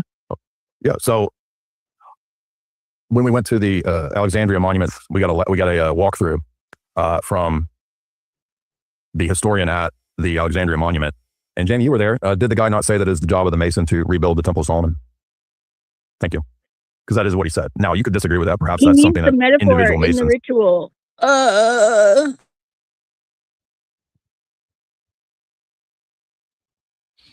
So I don't know. It's pretty weird. Like, I don't know. That's what the guy is going to say. I can tell you that's what the guy is going to say. He doesn't mean literally. Right. Yeah. That's No, what of he's course. gonna say. That's kind of what I'm getting here too. It's like, yeah, exactly. Yeah. It's kind of weird how they're kind of, dancing around in a circle and supposing while the truth knows or lies in the center and knows. Yeah, that's what they're doing. Totally. Yeah, I don't know. I'm kind of getting bored of this because, like, it is getting interesting, but it's also getting more boring in a sense. It's like it kind of is, right? Because like Yeah. you can only watch so much of it. Maybe it's just our short attention spans. No. I mean, No, not not really. really. We did it. We gave No. him a pretty fair shake. I mean, if Machine wants to watch this, I'm okay with it. But it's also kind of like at this point, it's kind of It's pretty much looping. Yeah, it's looping Yeah. hardcore. Like even from most of the debates we watch, like this is a highly repetitive like interaction. like I do appreciate what Jay's doing, but he could have just went straight for the jugular like an hour ago rather than like waiting an hour and then circling back to like, you know. He Yeah, really does he wants not to- have any other points like to make against Yeah. Freemasonry, like other than this one point? Like this is I the don't thing, even like, know that he's actually making points against Freemasonry. Actually, But like literally. it's almost like he's like running out the clock by keep on trying to hammer the same dead nail. Is he you know, like, filibustering? That's what they call it, filibustering. Yeah. Oh, this actually looks interesting. I might watch a little of this one. Here, I got a good one for you guys. Soren has a debate with Metaphysics Mike, and I have some disagreements with Mike. He's a Indian, but we have very similar refutations of Trinitarianism. And I don't think he's discussed what I've discussed about the differences between Nicaea 325 and 381, but he knows the concept problem. And he's very good to point this out and to focus on this exact point to refute Trinitarianism. That the 325 creed, the 325 theology was a generic unity between the Father and the Son, whereas 381 is a numeric unity between the Father, Son, and the Holy Spirit. Remember, in Nicaea 325, it's only the Father and the Son. But then in 381, it's Father, Son, and Holy Spirit. There's 3 persons now that have been formally established, which is the reason why it's the first reason why I left the church back in 2011, 2012. And Mike is going to nail Alex. Let me rephrase. Mike's going to humiliate this man on this point. And this is the central point in dealing with the Trinity doctrine. Really, no other issue needs to be discussed beyond this. I mean, once you have hit this point, it's over. The 325 Creed contradicts the 381 Creed, which not only refutes the Trinity doctrine, it refutes the church's claim of charisma, that there is a charisma working through the church, and there's this inspired consistency going on in the ecumenical councils, which they contradict each other. And again, Martin Luther talked about this a lot. I don't think he talked about this exact point, but he discussed how there's all kinds of contradictions in the ecumenical councils, which refutes this logos theology and this idea that there's some special charisma in the church. So let us observe. I'm at the 1 hour, 9 minute mark of the debate between Metaphysics Mike and Alex Soren. And let us watch the humiliation commence. Identity, I'm going to say God is the Father. That's his identifier. Okay, so is that like a yes or no, right? Is the Father God by his identity only, or is the Son and Holy Spirit also God by identity? Again, I don't know what you mean, so I don't want to commit to an answer that's improper. You don't know? Father is his identifier. Okay, so what's let me tell you this. There's one God, the Father. Awesome, thank you. All right, so what's the difference between an is of identity and an is of predication? Okay, so just to clear that up for my listeners, Nicaea 325 was saying that Jesus was God by predication, meaning generic unity. The Father and the Son are the same kind of thing. Whereas in 381, the later creeds, and even Hosius's translation of the 325 Creed, which is obviously a Latin later invention, that the Father and the Son are the same exact cardinal thing. Unia substantiae compatre. Again, this is the most difficult thing for these Christians. When you read the 325 Creed in Greek, it says homoousios to patre, which the word homo in Greek does not mean one. It means same kind of thing. Okay, and then in the Latin translation, Hosius puts in unia substantiae compatre, which shows you the Latin church was already moving people away from 325. They were trying to make people think that 325 was a generic unity of predication. Okay, so again, predication means 325 generic unity. Identity means monoousios, numeric identity between the Father and the Son. Well, an example of that would be like you say the sky is blue. You're not saying that it is blueness itself. You're just describing by predication, right? If you say that an is of identity would be actually identifying. Giggling, you're so funny. I mean, isn't that true? Isn't that no, it's not. You don't know what you're talking about. Okay, so you're social. The Father's the one God, but you're just asking me. You don't know what identity means. Is there a question, James? It up. This is okay. narrative. This all is right. So okay. All right. So ask the question. My name's Mike. I'll give you one more chance. What's the question? What is the difference, the real difference between an is of identity and an is of predication? Do you know? I explained to you how I understand it. If that's wrong, feel free to correct me. All right. So I told you an is of identity is to say that two things are like the same, right? Like saying Metaphysics Mike and Michael Temperato. They have the same identity. But an is of predication is going to 381 Creed. Be qualitative. So you could say that Mike is. Dude, that's literally what I said. When I said the sky is blue, it's qualitative. You dummy. You're trying to make me look bad and get a clip. So it wasn't. How is that not what I said? Gotcha, Alex. So it wasn't that part about the sky. It was about what you said regarding identity. Clip farming. You don't know. Ashamed of yourself. And now you're just commentating. I just told you. I'm not talking about your statement about the sky, Alex. Great. I'm talking about your statement about identity. I object to your attitude. Yeah. Okay, got it. Listen, you don't know the difference between an is of predication and identity. I literally explained it. They're not going to. They're not going to talk to these Christian theologians. Their mentors are not going to talk to them about this. Most of the time, their mentors don't even know themselves. Again, when you go to Philip Schaff's record of the Creed of 325 and 381, the comparison that he does in his work in Philip Schaff, and he shows you that the phrase of the essence of the Father is removed from the Creed, which was originally in the 325. Okay, and they have to do that because if the Father and the Son are the same numeric being, then there is no generation. There's generation of what? Nothing. If they're the same numeric being, then there's nothing generated. The 325 Creed was more consistent. It was saying, yes, the Father and the Son are two different numeric things, but the Son finds his origin in the Father. Yeah. The exact same way that you did, you idiot. No, you didn't. All right, so I said it's blue is the quality of the sky. That's an is of predication. All right, that's good. See, like this kind of seems ridiculous, though. It's like so Southern Israelite and this other guy are saying, well, they were still Trinitarian before, but it was more precise with the language, and it got more murky. But Trinitarian stuff is still correct. I mean, Trinitarianism came like in the 1st century or 2nd century. Am I wrong about that? I mean, didn't out of like Alexandria or whatever, like wasn't this well established well before 300 something? You know what I mean? I mean, unless I'm missing something, I don't know, but.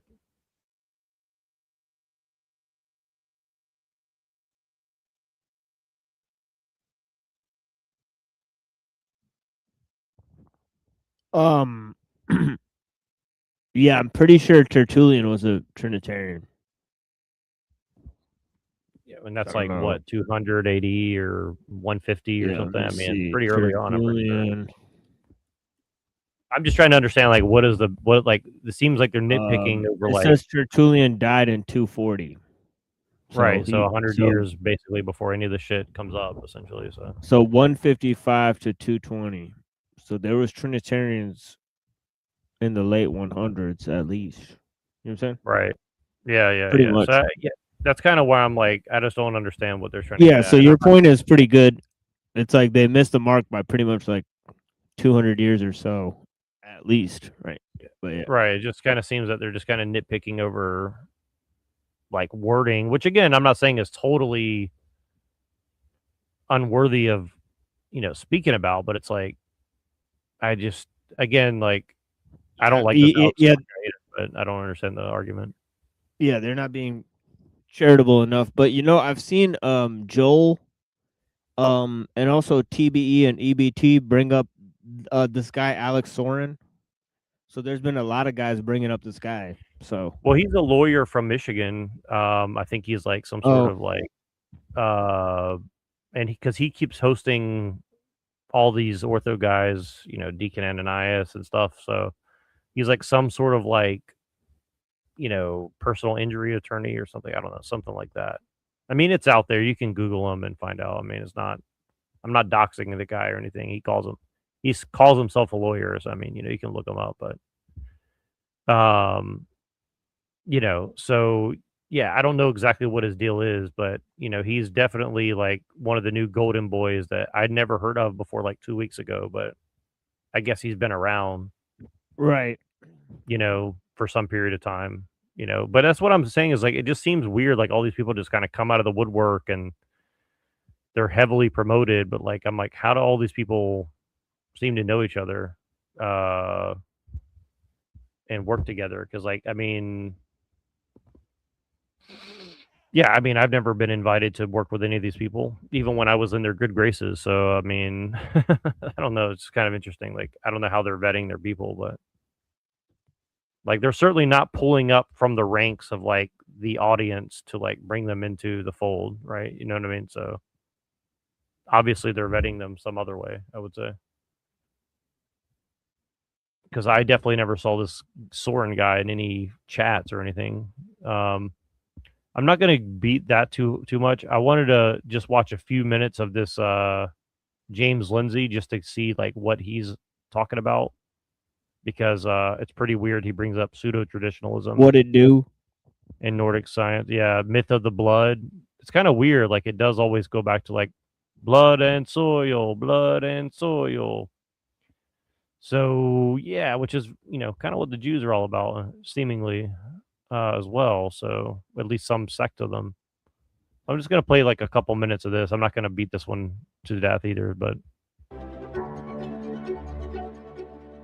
Everybody, it's James Lindsay. You are listening to the New Discourses podcast, and we're spinning off another series to explore another crazy book. In this episode, we are going to dive into Alfred Rosenberg's The Myth of the 20th Century, which I actually introduced in the Nazi Experiment podcast series, volume 13. I know these things are sprawling, where I actually read from this book to kind of follow up. I actually introduced it a little bit in volume 12 and then introduced it more thoroughly in volume 13. And I said we would probably explore more of this book. And boy, oh boy, is it crazy pants. So do we ever need to hear about it? So just to kind of very briefly introduce what the myth of the 20th century is and who Alfred Rosenberg was. Let's start with Rosenberg. Rosenberg was Hitler's chief ideologist. So he was given the job of writing the mythology of the Nazis. And this book, The Myth of the 20th Century, is the mythological framework that Alfred Rosenberg was creating for Nazis to believe. Now, this turns out to be a very interesting circumstance because as we read, if you remember, if we go back far enough into the episodes I did about Melita Moshman's account rendered, if you recall, Melita Moshman was a member of the girls' version of the Hitler Youth, which is called, the Bund Deutsche Model or something like that. Maybe I have that last word wrong, but it means basically the girls' league. So it's the young women's version of the Hitler Youth. Hitler Youth was for boys. This was for girls. And so she was a member of that. And she was 15 years old when she became a Nazi. And she talks very explicitly in that book about how basically nobody that was a normal Nazi believed the Nordic race mythology. But that's what Alfred Rosenberg was writing. And there are pretty good reasons to believe that lots of the leadership not only believed it, but set the Nazi course according to this mythology. This was the worldview, the contents, the mythological backbone, I should say, of the racial worldview that motivated the Nazis. And this book, The Myth of the 20th Century, is supposed to tell the story. It is itself an extension of a book that greatly inspired Adolf Hitler and the Nazi Project, which is called The Foundations of the 19th Century by Houston Stewart Chamberlain, who, if you've been keeping up with New Discourses type stuff, you will know was actually also himself inspired, at least in part, by Helena Blavatsky, who was the founder of Theosophy. And Theosophy has this concept that human beings are of different spiritual racial types. It's a very different belief to what the Nazis had, but some Nazis, including this Englishman, Houston Stewart Chamberlain, who went over to Germany to live most of the rest of his life and who wrote The Foundations of the 19th Century, adapted parts of Helena Blavatsky's New Age belief system that she called Theosophy, which is wisdom of God, if you translate the root words, into something called Ariosophy, which is the wisdom of Aryans, as in not Aryan, the Christian father, but Aryan with a Y, as in the race that the Nazis believed represented the highest of humanity. Now, of course, Blavatsky, we're not to get off on this sidebar, but just as an introduction, Blavatsky also believed that the Aryans represented the fifth level of the fifth root race or something like this. She outlined all these different root races, and the fifth root race of people were the Aryans. They were of the highest culture. They were people who were natural leaders who would come into an area and make sure that it developed. But that said, Blavatsky's belief was actually that more or less everybody alive at the end of the 19th century was Aryan. And maybe not everybody in Africa or whatever, but that this was the stage that humanity overall was at. This got turned into kind of a racial science, if we abuse the word science, by other people, following in Blavatsky's wake, concluding that there were lots of inferior types, Atlanteans and Lemurians and so on, the fourth and third root races, and maybe even lower than that among humans. Now, in the Ariosophy of the Nazis, it was a stark contrast between two races in particular, the Aryan versus the Jew, who was seen as the lowest of all possible races up against the Aryan as the highest of all possible races. This was determined by their capacity to build culture and be idealist. But we get off to the side. The point of this book was to create this Nazi mythology that, according to Melita Moshman, at least none of the young Nazis really believed and thought was all kind of crackpot, although they were all forced to be instructed in it. But the Nazi leadership did actually subscribe to quite a bit of it. They actually did believe their own BS about seizing the means of racial production in order to advance humanity, with Germany having the highest proportion or near highest proportion of Aryan blood still present in its population, Nordic Aryan blood within its population, therefore possessing a natural advantage in being able to produce the master race of humans that would be able to advance humanity to its next stage. So the long-term vision of this myth of the 20th century is that the German Aryans, or the Germans will purify the Aryan race, I should say, the Aryan race, which will be primarily located in Germany and under German power, will expand into a vast empire, at least across Europe, and that the other races will be its vassals or its slaves. That's more or less the project, and this is the mythology given to justify it. So in the previous episode, I talked kind of at length at the beginning about this idea of traditionalism and something I called pseudo-traditionalism, and I made out the case that the woke right pretends to be traditionalist, but is actually pseudo-traditional. The short version of what that means is they act like traditionalists who have to cleave to the wisdom of the traditions of their people, and they have to value the historical lineage that brought them here, but that, because that's real traditionalism, and what pseudo-traditionalism is about creating a false tradition, a pseudo-tradition. I think the word for that in our time today is trad. So these trad people are pseudo-traditionalists who believe a pseudo-tradition, a false tradition, and act as traditionalists would with regard to the false tradition. And that false tradition is a mythology about your people, about your folk, about your nation. And that's what Rosenberg's job was to write. And like I said, it's interesting because a lot of the Nazi leadership subscribed and spiritual, meaning race is foundational to human life, bodies your race. And whatever race you are, therefore has that kind has absolute authority over what is true and false. Not just what is right and wrong or matters of the soul, but over what is true and false about the world. Maybe it would be better to go back before Darwin and the theory of evolution in biology, which was also in the 19th century.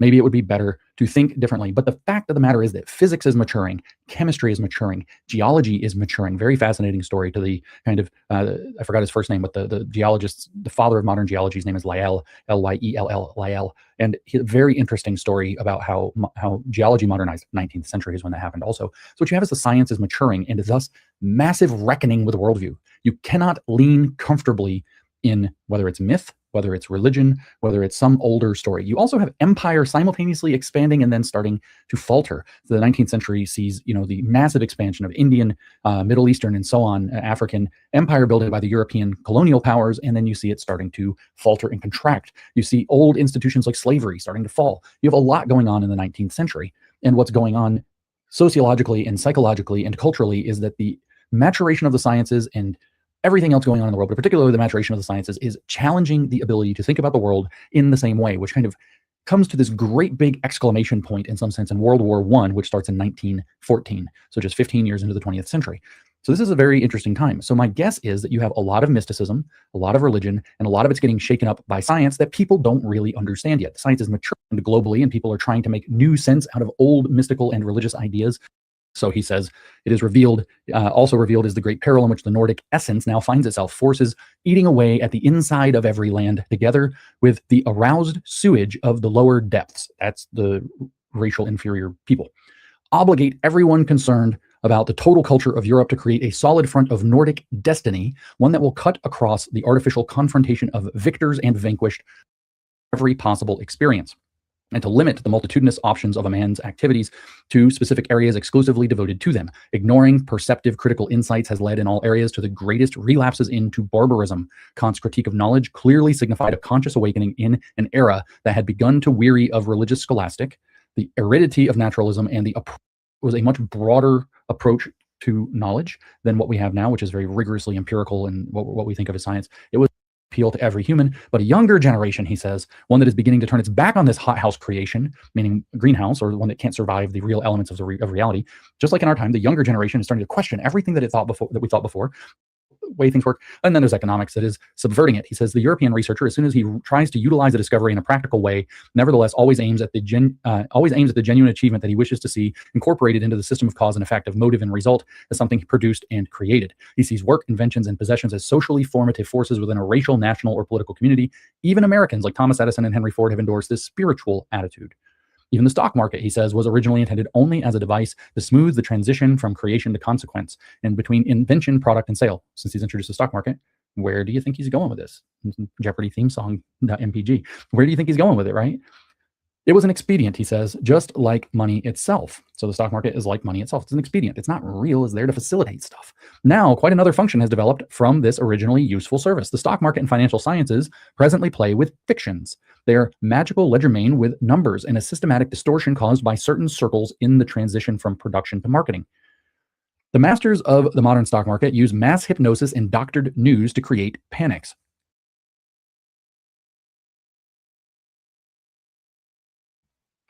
I mean, it doesn't seem like he's saying much that I didn't already know, but interesting. Into this, I just got a single question for you, Owen. How would eliminating to a net negative not? Yeah, he may have I guess maybe overlooked the greater occult stuff, right? Or the value of that in discussing. Yeah, he didn't really mention theosophy much, which kind of surprised me. I mean, I skipped around all the way to the end. He didn't really get that deep into it. So kind of like...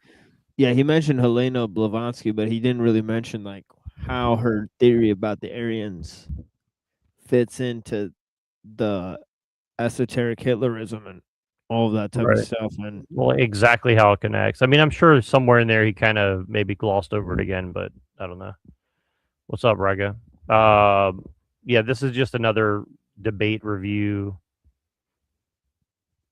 that this guy did, and I feel really weird watching this guy because like he has like no what up, blessings. Yeah, I was watching a little bit of this Mason dude, the Mason dudes. Were they both Masons? The one guy, I heard the one guy like off to the left speak more than the other dude. The two guys against Jay Dyer. Okay, so they're Masons, both they were both Masons. All right. Yeah, I thought that I was listening to a little bit of that earlier. That was it. That was interesting. Yeah. Yeah, I mean, and you know what? They're being disingenuous. They knew exactly what he meant when he said dogma. They're not retarded. They're playing. They can play. They can play dead if they want to, but we already know. Like, bro, come on, bro. Right.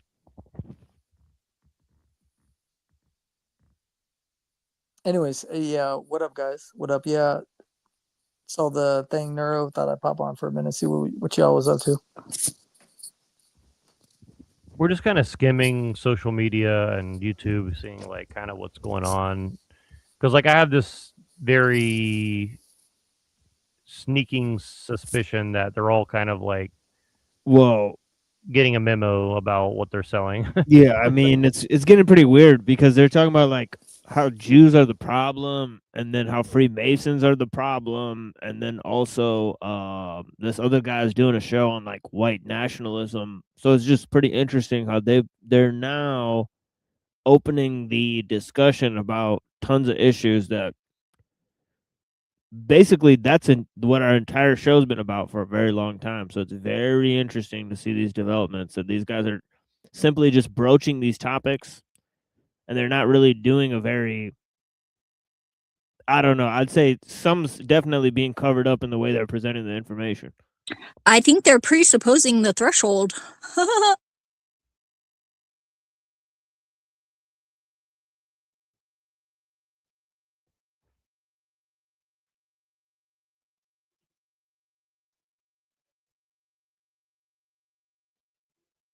Did I scare you guys? Sorry.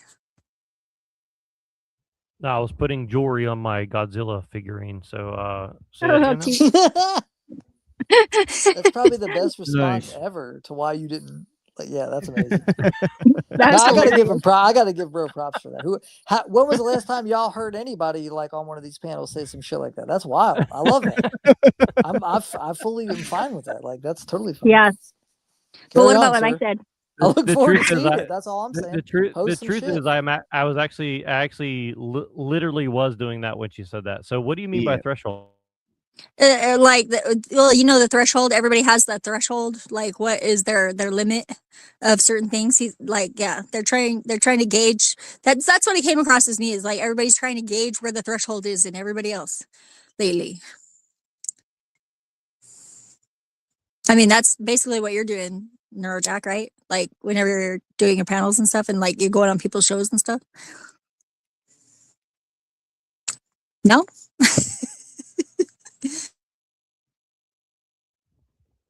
Yeah, he heard you. He'll just respond in like a minute. Yeah, it's fine. But I can be patient. yeah, but I don't know what this is on the screen. It's pretty trippy right here.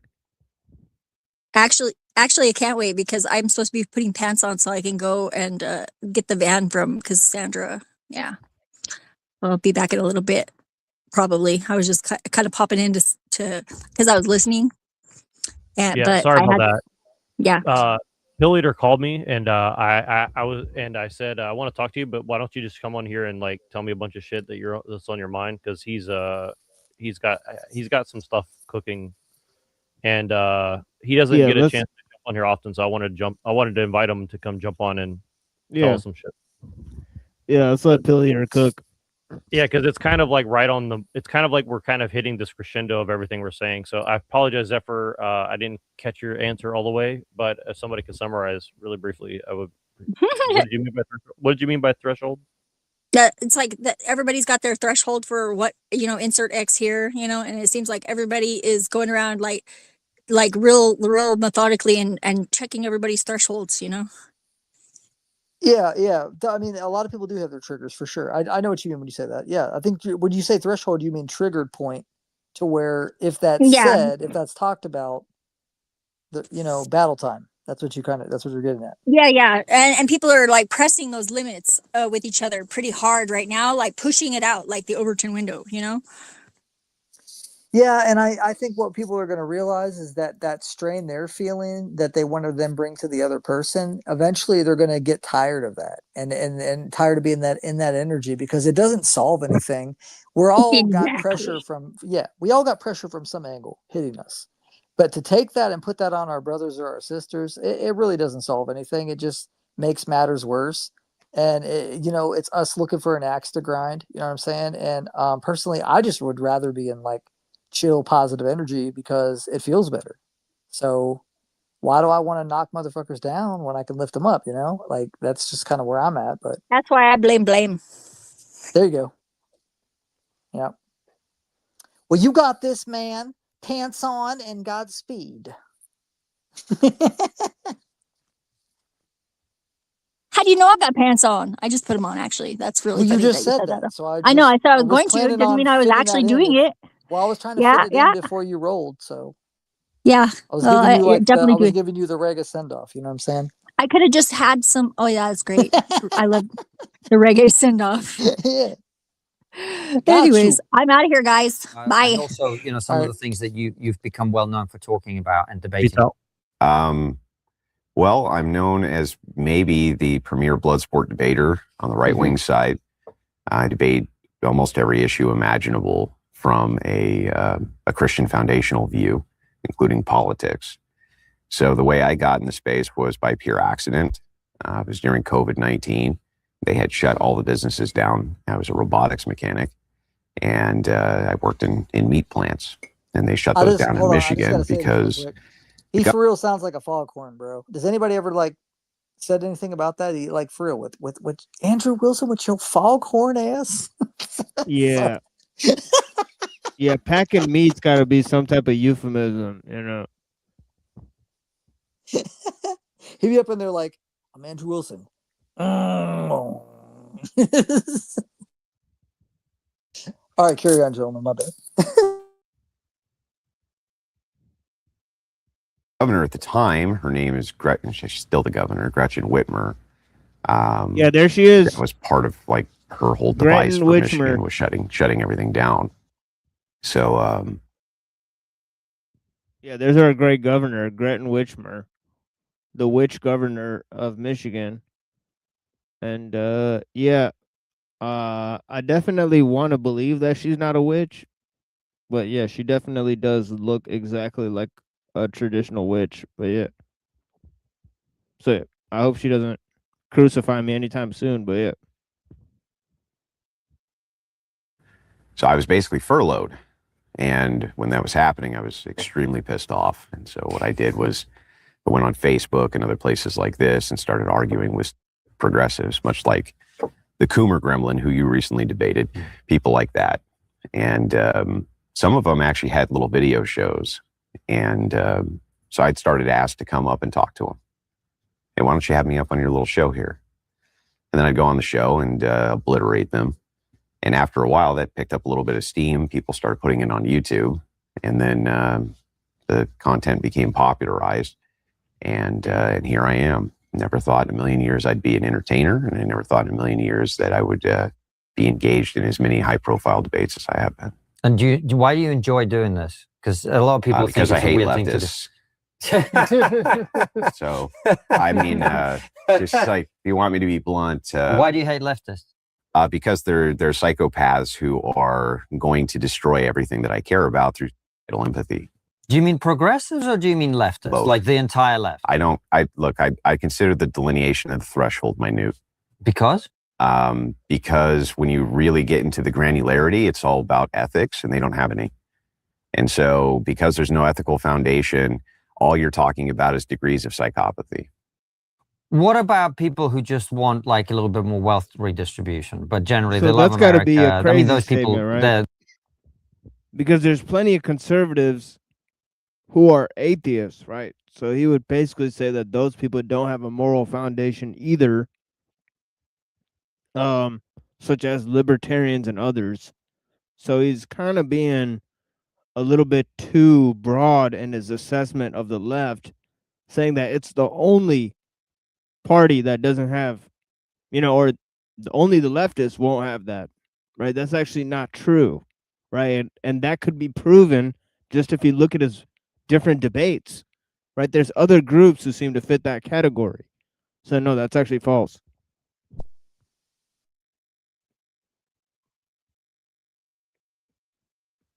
that they are decreasing in percentage on the left, but they do exist, right? Why do they want it? Because they think they have a different vision to the right of human nature, and they think that a lot of things that happen to people in life are partly about luck and structures and stuff like that. So they think that, they think the right massively overestimates the consequences of agency. So the idea that sometimes, the caricature of the right would be, well, everyone gets what they deserve because it's a matter of your hard work and talent and application and whatever. And the left, the sensible left, I think, says, well, sure, but luck is a big part of it. There, by the grace of God, go we. Therefore, if someone is struggling, not everyone is struggling because they didn't put in effort. Sometimes it happens, people get sick, accidents happen, whatever. So we should look after people a little bit more than the people who want the lowest taxes possible. That would be the Steelman argument, I think. Okay, so that makes sense. So the idea here is social safety nets, right? Right. Okay, so how come those aren't voluntary? Well, probably because you can't achieve the level of redistribution you want without applying some level of force. Interesting. Yeah. Because the entire idea of progressive liberalism is supposed to be voluntarism, and that the left-wing government does not force you or compel you to do anything. No, but that's that's the promise. No, the point of government is to make people do what they don't want to do. Completely agree. But the promise of the leftists, the promise of the progressive, the reason they demand that we have a secular government and we can't move towards Christian ethics or Christian nationalism is because secularists are going to do what's fair. And what's fair is you can do whatever you want as long as you're not hurting anybody else. We're not going to force you to do anything.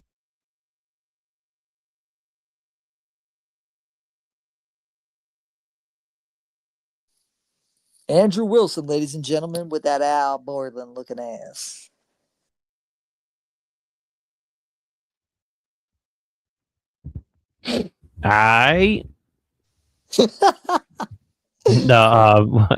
Polluter's here. I know he's got some stuff on his mind. I mean, I'm genuinely trying to figure out, like, Andrew Wilson, the alleged Trotskyist, is over here saying that he's against progressivism and all this, and like, can you hear me? Yeah. What's up? All right. Yeah, coming alive from Busan right now. It's 7 o'clock in the morning on Sunday, so kind of a different part of the world where you don't have to suffer from Andrew Wilson on Big Brother's TV set and all that, and gang stalkers constantly at you.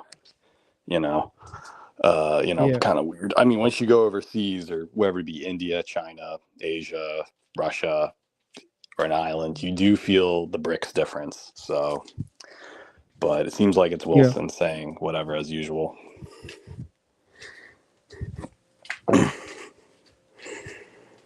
Yeah, I see the gang stalkers are sending you messages, love Right. notes. Love notes, yeah. And here's the funny part: the new gang stalkers, they don't block you.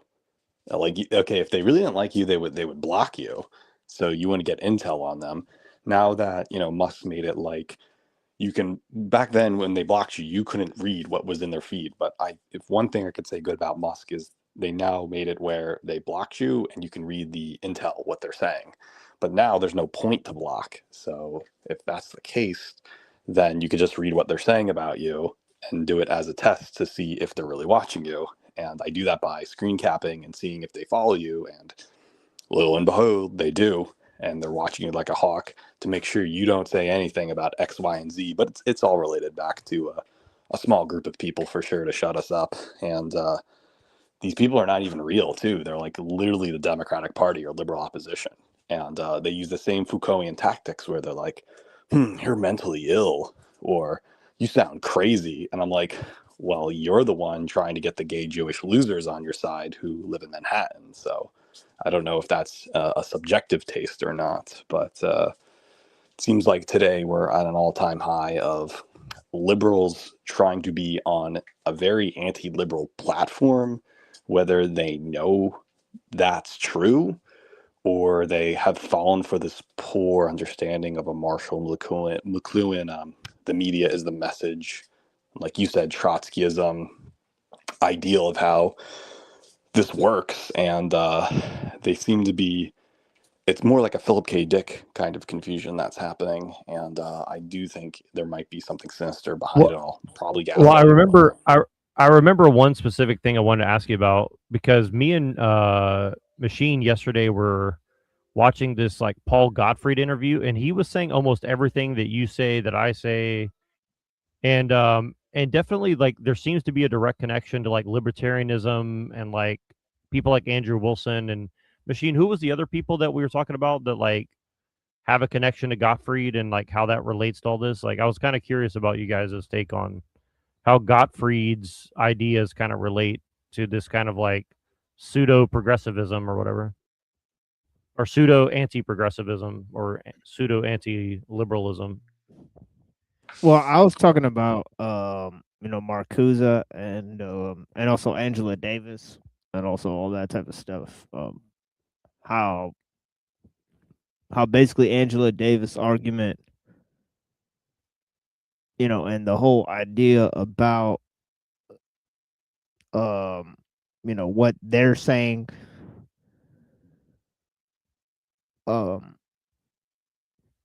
about pseudo traditionalism and so on and so forth. So that's why I brought that interview up, because I think it synthesizes a lot of different ideas, right?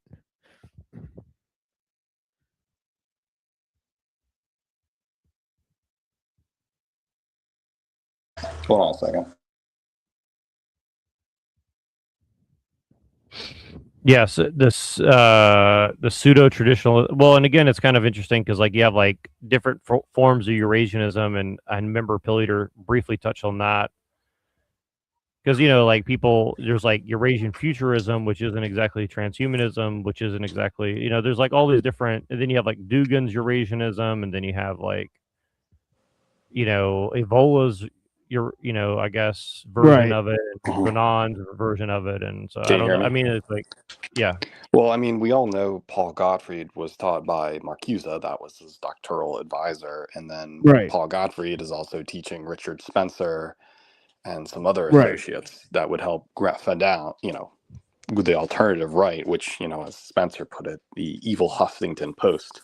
And those original posters back in 2011 were Matt Forney, Jack Donovan, Andrew Yeoman of the Bay Area National Anarchist. I mean, I was a reader of that blog back then, but I didn't think much of it. I thought it was more like Spencer's, more like alternative newspaper of sorts. That was just more his blog. Everybody was on Talkies Mag, and on Talkies Mag, you have Gavin McInnes, Jim Goad, Dane Fitzgerald, and some of the older ones were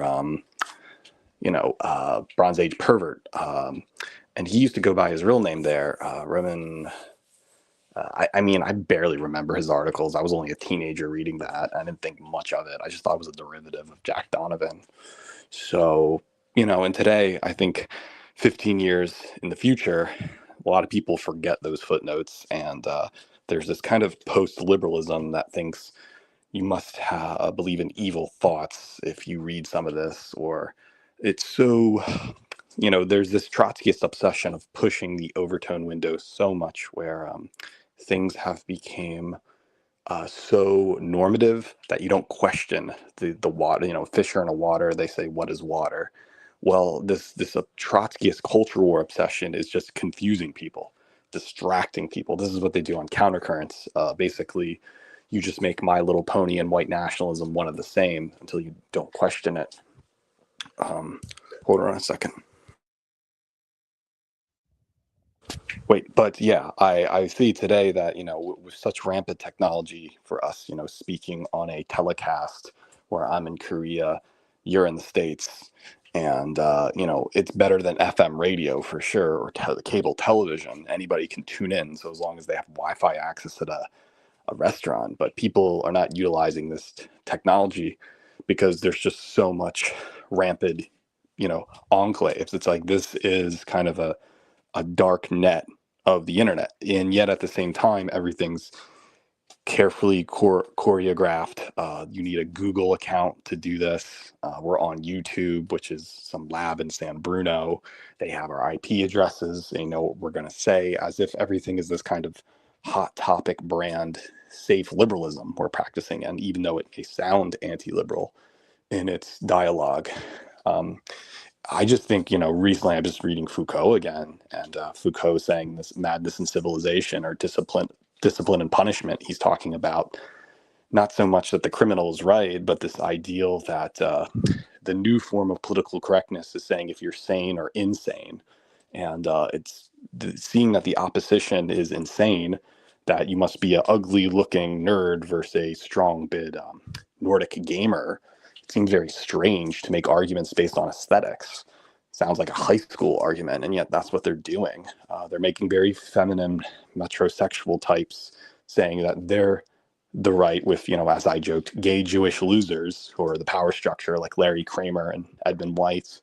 And then at the bottom, in rural Ohio or Michigan, those people are frowned upon as if they're mentally insane, mental health, and it's like this very sadist thing, like everybody's going to start a violent revolution tomorrow. So yeah, I think we should be thinking more in terms of that all arguments are not even about rational or irrational. They think it's more who's sane, who's insane, and they're definitely trying to paint us insane. But I would say that meme right there that I found on 4chan, everyone I don't like is a pedophile, still rings true, because if you can't debunk National Socialism or a socialist government with nationalist characteristics, then you have to say anti-liberalism is just raping children, which is so absurd and so crazy. They can definitely do the same thing. One little person, therefore all. It's kind of like an inversion of treating black people as all. You know, they would like to say, Well, no, not it's every black notable, person like is crazy. it's notable that we were watching Andrew Wilson debate Owen Schroyer like yesterday or the day before or whatever, and he's like, everything that they were arguing about came back to like, well, don't you want to stop pedophiles? And it's like, well, Trump's killing the pedophiles I in would like to Iran, know and who this epidemic of guys raping children is at. If they're so abundant in Pennsylvania or Michigan, then we have a problem at our hands. There's just these white men raping kids, these 5-year-olds, and uploading child pornography everywhere. You know, how did that from alternative right became something so like a burning witch trial or something like that? And that goes back to Foucault, whether it is sane or insane. And I guess someone who's insane must be the most evil thing in your thinking heaven. And in a Puritan Christian society, there's no redemption for someone who harms children. But does that really relate to National Socialism? That's kind of weird. And especially if you're an artistic way, like Dennis Cooper, who can talk about rape and child abuse in such a way that it's a form of liberation that, you know, Randy Schultz wrote and the band played on, that a majority of gay culture was formed by child abuse. So I think this is pure projection on the state, on the gay Jewish losers. And when I say gay Jewish losers, I'm not saying they're bad people. I'm saying that there is a power structure, a queer elite that run us, like Larry Kramer, and they are literally gay and Jewish and role play this William Burroughs type of lifestyle that they're punks or something, and yet they have trust funds. And if you want to be here, you want to be in the Whitney, you want to live in New York, you got to be a gay Jewish loser like me. Well, if you can't be a gay Jewish loser, how come the gay Jewish losers are saying that the normal white men are all pedophiles? It just doesn't make any sense. well, and again, it's like they're like, it's kind of like, well, Trump is killing the pedophiles in Iran, and there's like this global thing of Iranians, but then it's like, if you kind of see everything that Andrew Wilson's saying, he's also like, well, these dirty Americans, like they don't even have the taste to appreciate real fascism or real white nationalism or real Christian nationalism. So it's kind of like he's kind of like doing this thing of like shaming Americans, like they wouldn't know good taste in government if it bit them in the ass or something like that. So it's kind of like this weird, like, right, this shaming forceful tactic or something. privilege. I mean, I was just sleeping. I was thinking about, starting up new articles to write, even make little pamphlets like James T. Cheek tracts. If you go on the Wildwood Boardwalk, people would hand out little comics to say, there's no such thing as dinosaurs, or like when you go to hell, and these funny. I was thinking of like doing my new Substack articles as like little comics or something that you can also buy. Not comics, but like Christian tracts or something. And I feel like Substack articles have become types of tracts, where there are these 3,000 word arguments, you read them, and they're just ideological all the way around. And people are not utilizing analytical philosophy and logic to like what we're doing. And so to me, it's like, I was thinking to myself, I was just going to bed, it's like, why would they demonize white men who get with Asian women and have Eurasian children? The most beautiful thing you can have is a child. And there's literally gang stalkers that are saying, stop putting more Elliot Rodgers in the world. Like it's this weird Peter Singer applied bioethics ideal that harm is this giant trolley question thing. And I really think that's now a Eurocentric projection. We're not talking more about the Foucault sane and insane. They think it's now about, it's a greater good for you to kill Adolf Hitler because it would save hypothetical lives or something like that. And they're now using white nationalism as a type of property argument, that it's privilege to own what you have. And again, it goes with property, saying that, you don't own these things. The lineage of people who you Well, don't own, even under, it's kind of what you're saying is kind of what I've noticed for 20 years, and I think Machine has noticed for 20 years, and it's kind of like they bully you into libertarianism and propertarianism in order to smuggle in bioethics as like the undercover thing. Like they're kind of smuggling in like Kevorkianism like with libertarianism or something like that. Right. Like it's kind of weird. Well, it's like, I think it's just anti-white male at the end of the day. I know it sounds like a white nationalist cliche, but hear me out. Look, you're a white nationalist. You say white men have done nothing wrong, but if a white man was to have a kid with an Asian woman, he's worse than Hitler. Or here's the problem. But if let's do the inverse. It's like, well, if the white woman was used as tokens for other races, that's okay. It's this weird thing where it's only this self-hatred for men are in control, because women are a type of commodity. It's white men who are in charge, and they think this type of solipsism that the world revolves around them. And I think this is the Eurocentric projection. And they're okay. Here's the thing I was thinking about. So it's kind of like this weird analytical problem where, let's suppose your first wife is Asian, you have 2 Eurasian kids, and your second wife is white, and you have 2 white kids. Would that person then be saving the white race? Well, according to the logic, the latter kids would say yes, but you would have to deny the former. But there are some white nationalists that say, well, it's exclusive. If you have any children who are mixed, you are a sinner. So even if you have the white children later on, or in the inverse, have white children now and then Eurasian children later, you're still considered a sinner. So it seems like the logic follows a David Benatar type of, if you're not existing, you can't feel good or evil, therefore there's no feelings. Well, that's exactly the same conundrum of having both Eurasian and white children. You can't save the white race because you didn't commit to the exclusive acts for it.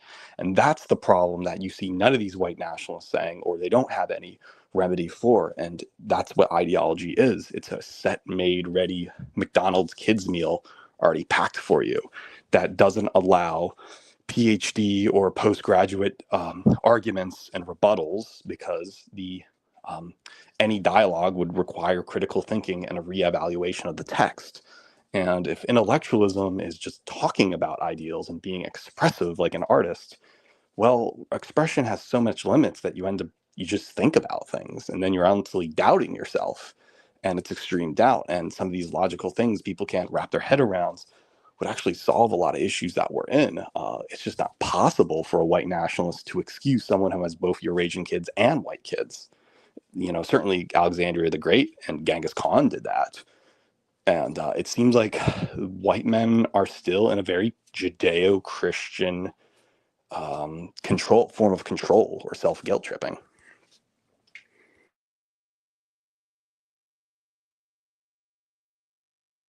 Well, they're certainly doing this thing where they're saying, like, to be a real white nationalist, you have to give up Christianity and go to the pagans. But then the pagans are like, that's bad. Which Yeah, is that's really just as weird. bad. It's kind of like I'm trying to figure out like Yeah, what's the I'm jujitsu behind not that. defending that, but that's just as bad. I'm just saying that there seems to be a Max Weberian guilt complex that perhaps it's like this. If you open up your United States passport, there's a little quote above your passport image that says, "We believe, we're equal rights. Liberty founded this country." So what's liberty? Liberty is the right for you to do whatever you want, right?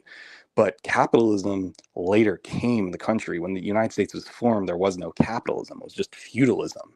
So hypothetically, capitalism is just an economic system to help perpetuate liberty. But you can't say, like some libertarians do, that capitalism is liberty. It's not. It's just one way. And this is what some of the market socialists, even Richard Wolff, argues, that socialism can increase liberty. So if it's really all about liberty, well, then it's kind of like what you're saying about the pagan and Christianity. You certainly don't want to deny yourself that, your virtue in favor of a reactionary, backwards, primitive society that seems like a Taoist monk in the mountains, rather than, what we've learned through Logos and things like that. And so, I think it's more that people are very level-headed where they have to have right and wrong binaries. It's too much for them to think about these axioms or propositions that you can have libertarianism without capitalism, or how to get rich without capitalism, things like that. Or you can have socialism with nationalism. It's just too much for the human mind, and that requires reading books. And there's some people that have an IQ cap. And I mean, this is not to justify social Darwinianism or this kind of, might is right ideal. I mean, I do believe there's a bell curve, but I wouldn't say that should be judgmental to hurt poor or lower forms of people. I mean, that's how Hindus do the caste system and whatnot. But yeah, I think it's unfortunate that you have people. Hey, nah, I'm gonna challenge that. That IQ shit, bro, that's from the system. So you want to talk about IQ levels and numbers? That's all from the system. That does not equate wisdom, knowledge, or real understanding or understanding. I overstand that bullshit right now, bro. Nah. IQ. I was about to say, is this JG? No, this is no JG, bro. This is Ragamuffin, bro. Oh, Ragamuffin. Okay, I was about to say JG. I'm like, JG would come in the chat and say, Christ, I gotta challenge that, bro, because the IQ, these levels, these numbers that you're going off of to look at that, to even equate someone's knowledge base, it's all rooted in bullshit. It's not rooted in true knowledge or wisdom. You can't evaluate somebody off of a scale from a series of tests and protocols somebody puts somebody through to evaluate their IQ levels. It doesn't work like that. That's what the system says it works like. Just like the system classifies race and says white, black, yellow, those are different races. No, it's one race, while they hide the other interdimensional races they don't tell you about. That's what it is. That's the real shit. I just want to be careful here. This is why I was doubting myself, saying I don't subscribe 100% to the bell curve, but I do think the bell curve is useful for understanding how the elites would think. I believe that the elites are very social Darwinian, they're Malthusian, and like you said, they do believe the system in these numbers, so they can unfairly crunch down people who are, smart and above. I appreciate that response. I appreciate that response. And what's interesting is that the primary target of white nationalists is other white people. They want to kill off people like me and Pill Eater because we don't want to go along with their thing of well, these people are really dumb and bad because even though they're white, so we'll just use them up and throw them away and use their kids as cannon fodder in a war because they are basically our enemy, even though they say that they're all about white people. Truthfully, they don't really believe that ultimately. You know what I mean? It's kind of I think the more that we keep on using terms like white people, black people is part of the problem.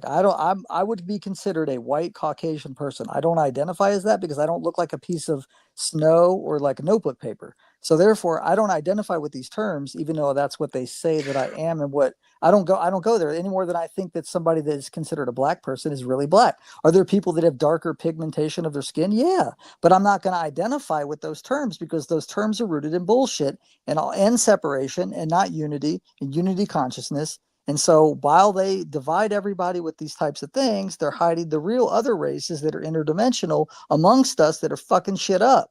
And those with eyes to see it, motherfuckers. We understand and overstand it, and we gonna deal with your ass. So fuck off. But anyways, y'all, I'm much love, and for real, Pill Eater, I do appreciate that last response. What you had to say. So yeah. Here's the thing. I wrote an article about why I didn't subscribe to the white people term either, and many white nationalists hated me for it because, like you said, and like many say, white is a Malays term. Anybody could be white, including someone who is half white. And then everything's in binaries. It's like you're either this or that. So, and this is the problem with Pan-Asianism, is that there's a Pan-Asianist movement that thinks Chinese, Koreans, and Japanese are just all going to be Asian, and they don't understand the historical histories that it just can't do, because Chinese want to be Chinese, Japanese want to be Japanese. And so within the, I think people like Corvid, who we talked to the other night, I joked and said, Corvid is basically a white nationalist defense to white genocide, whatever that means.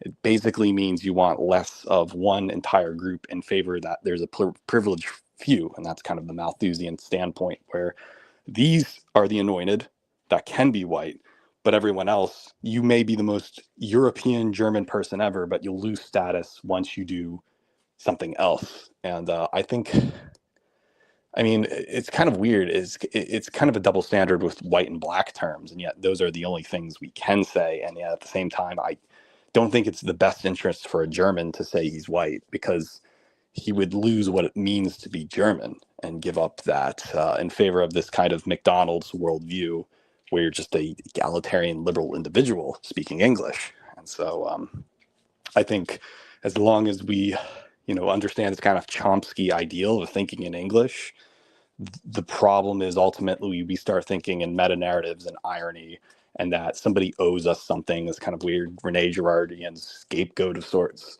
And so it turns out that people who speak English who are non-white blame it on whites, who then perpetuate a system of this kind of pseudo-feudalism equity state of sorts. And I think that's what we're under right now.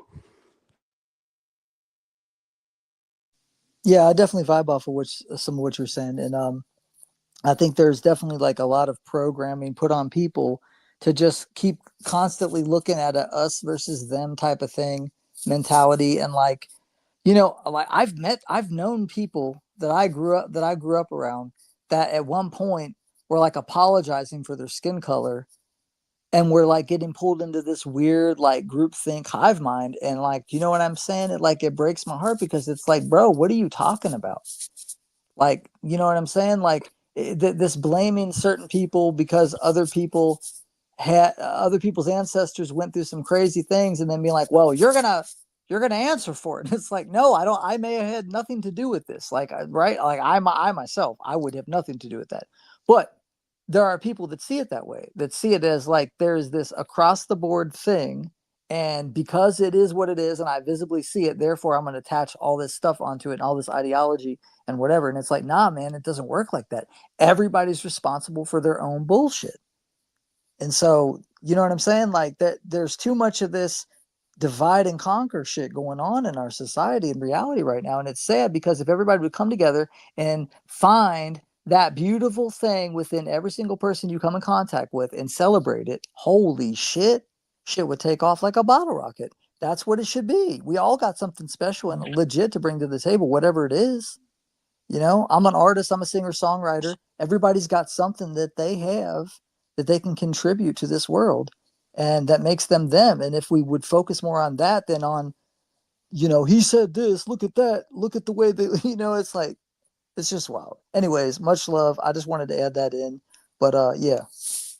I would like to, well, my position, where I am right now is, my background is right now I'm in Korea with my wife and children, who I would not be sort of accepted in the United States. It's just, I just don't think the United States or the G7 project is going well. And like many of the problems that you're seeing, it's kind of manifested in this state where it's actually beyond capitalism, but in this very postmodern ideal that it's this kind of ideology of sameness, trying to make sure everyone is dependent upon this weird system of self-hate and guilt. And I think in the outside world, BRICS, you have more freedom. As much as they love to talk about freedom of speech in the United States, it turns out in a meta-narrative, you have more freedom of speech existing outside the United States while being informed about what's everything's going on. I think the United States is doing its best to make sure you don't leave. And they get really upset if you do that. And especially if you have any forms of sincerity. If you're sincere and you're willing to die for a cause, like for your family, for your tradition, for virtues of right and wrongs, you're now considered an enemy, because I believe liberalism cannot have any wrong to it. It has to accept all forms of acceptance. And I think it's kind of a self-defeater, and yet at the same time, it's also a type of technological singularity that's being built, and they're trying to program everyone to be. And so as long as you are anti-liberal, you're perhaps the worst thing you are in the world. Yeah, I appreciate that. Yeah, I think I think they are pushing people towards the singularity thing. And yeah, yeah, I'm with you on some of that for sure. You're making total sense about the U.S. It's this Western ideology thing, man. And I appreciate you sharing that about living over there. that's got to be a whole night and day difference from probably what you originally grew up around. And I think that's really cool. So, Well, it's because it's like this. As we talk about oneness, that would get away from ethno-pluralism, that you do have a specific identity that you made through the ironic notion of having liberalism. If liberalism believes you are different, and yet at the same time, we're supposed to be a collective of saying we're all different. So that's kind of a redundant glitch. So it needs difference in order to perpetuate itself. It's liberal in the mind, but difference in reality. This is why you have in the last decade people talking about, human biodiversity, or I don't exactly like that term anymore because it refers to evolutionary psychology, and I think it's more than that. I think what's happening is that the American mind has made sure that there's only a few group of people that can operate it. Particularly managerialism is kind of James Burham post-Trotskyism, that you operate the system. Capitalism is kind of this old operating system that doesn't really work anymore because the profit in command is not aligning with virtue whatsoever, and capitalism has, in a very Nick Land term, has become a sentient being, that capitalism exists outside of liberalism. And like I said before, it's just a vehicle that helps liberty, but is not all of liberty. And so this is why you see, socialist oppositions, and it's true, it's a technological advancement. And so I think what's happening is that you kind of have this old world ran by older people in the United States that are not open-minded to different possible worlds, kind of like another Alvin Plantinga thing, a possible world thing, or a Deleuzian rhizomic happenstance. You can be half white, half black and exist here. You can be Eurasianism, white Asian, and exist here. But they think it must all be the same. And if it's all the same, well, then it destroys difference. And I think that's how you explain philosophies of Alain de Benoit or Alexander Dugin, or why we're here talking about people like Andrew Wilson or Jay Dyer. yeah, word. Hey, Pill Eater, are you on Discord? You do the Discord thing? I don't like Discord. I'm on Telegram. I just think Discord just is intel collecting, and I think Telegram is more illegal. So you can do more things on Telegram. That's why. But if I do go on Discord, it's under an alt account, because from what I understand, Discord is just spying on people and collecting intel and screen capping their comments, which I've all seen. It's crazy. I want to add something to that. They may be, but to my knowledge, they aren't, because I've been on there. Your boy's been on there since 2018, and I've been putting all kinds of controversial shit on the server that I currently have and the other one, and they don't do shit about it as long as it's not publicly listed. And I don't rock the boat like in some kind of crazy fashion, but like I'm outspoken about things that go on right there. Well, what he means is that the people that pretend to be your friends are spying on you. That's what he's talking about. He's not talking about the app. And that may go on anywhere though. But I just mean that the Discord themselves, they're not monitoring shit, or else I'd have already been like smacked around.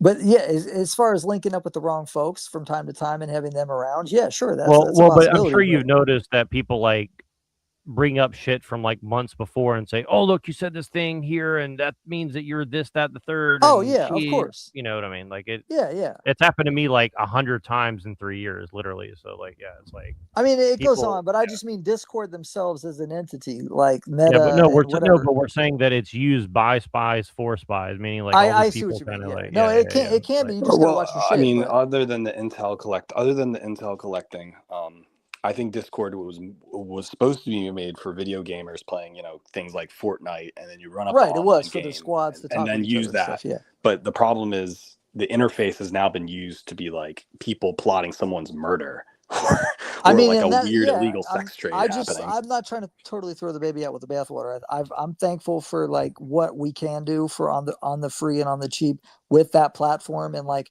the anonymity that you already get. There is some shit that goes on for sure. I just mean that as a whole, you're not dealing with like ads and all this nonsense like you are in other social media, the way they run. Well, the main reason why I use Telegram is that it's data free. You can use it in most BRICS countries, and Discord is heavily like Silicon Valley based. And right. so it also eats your data up. Unless you're on a computer, sure, you can use Discord, but Telegram's going to promise you data free transactions any part of the world, and then you can be encrypted. But that's just me, and that's why I use Yeah, Telegram. no, And you that can that's upload logical. data. That makes a lot of sense. Yeah. Another thing I love about Telegram is that it's basically a data server. You can upload any video, any stuff, and send it to another server, so as long as they have a public access to the Telegram link. So that gives you more access to things. But, that's just me. That's how I'm able to, share my videos and things like that and music. People are not utilizing that, but it shows you here's the word. A lot of the leftists today, or you would say post-Marxist, are talking about a multipolar world. And basically that's in opposition to the nationalist ideal of ethno-nationalism. And multipolarity believes there's now hegemonic powers that are diverse, that are not G7 based. In other words, we are not suffering from globalism. There's multiple globalisms. And if that's the case, well, it's kind of meaning that there's a different universe in this world. And I think Telegram represents that opposition. But the nationalists just believe it on a domestic. They call it ethno-nationalism. They think people are going to nationally divide themselves within the globalist frame. And I think that's the problem. I subscribe more to multipolarity. And I think this is where the white nationalists get it wrong. It's like this. People like Haas and Jackson Hinkle, they use the word multipolarity to use it as a buzzword or a dog whistle for white nationalists invested into ethno-nationalism to get them on their side. To say, if you want ethno-nationalism, you're a little white-topia, just be a multipolarity guy and start reading Alexander Dugin. And it kind of works, but I don't think it's this libertarian notion where we're just separate and go to your rooms.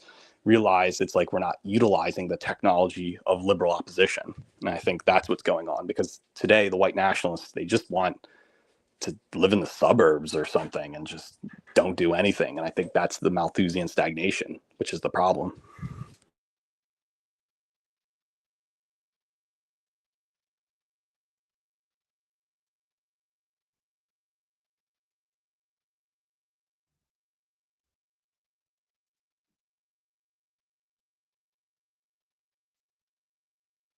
What do you what do you think? Do you think Gottfried is a part of the Malthusian white nationalist, or do you think he's like, or do you? I mean, like, I definitely think he's trying to. I think he's a paleoconservative, meaning that he believes might is right, but not so enforcing. It's more like there's natural parts of the world, there's nature, and that if you want to live the best life, if you're a Jew, when you read scripture, being a Hasidic Jew in New York is just as good, and you don't have to do no more, no less. And I think that's kind of related to Malthusian ideal of less is more, and there's a threshold and we can't build spaceships to the stars. But this ideal is really grounded, I think, very in religion. I think it's this is why, the best way that the argument that the nationalists and the race realists are having is that they're just a green faction of the left. So if you can't be anti-left, you can't be anti-liberal, you're that or just a leftist saying you're trying to save endangered species of owls. And therefore, if you cared about saving this endangered species, you must care about white people, as if everyone is in a zoo. You go on X and they say, you can't be with a beautiful Korean woman. She would destroy their race. So let them be. Well, that just assumes that there's going to be in a zoo that you can pet them and look at them, while just like red pandas, or maybe they'll breed once in every other year. There's no point of natalism or wealth growing whatsoever. And that's the problem, is that eventually you're just going to have, I think what you're saying is you're going to have this kind of 4D chess psychological operation, or this glitch. This is not going to work, because you'll have too many possible worlds and they'll all collapse because nobody wants to make things better. Like, the reason why Korea is reaching out is that it has both the Korea diaspora and a means to say, here's our women, increase us. We want more half Koreans. So therefore, if you're half Korean, you're going to be more apologetic to the Korean peninsula. That's what it works. And Japan's not doing that. Japan has been colonized by the G7 forces. And so if that doesn't mean anything and you stagnate, that's Malthusian. So I think for the green people who believe in an alternative right, what was Gottfried's plan 15 years ago, that alternative seems to be just hippies or crust punks thinking they want to you know, loft, you know, a squat in an abandoned building and have their DIY bike garden or something, which is really goofy, and it doesn't really solve geopolitical issues. It's like existing in a bourgeois state without doing anything. It's kind of like saying respect my, it's the same problem of liberalism. So yeah, to make a long story short, you have to have wealth and natalism, and you can't just live your best life, because that's just following the mantra of consumerism.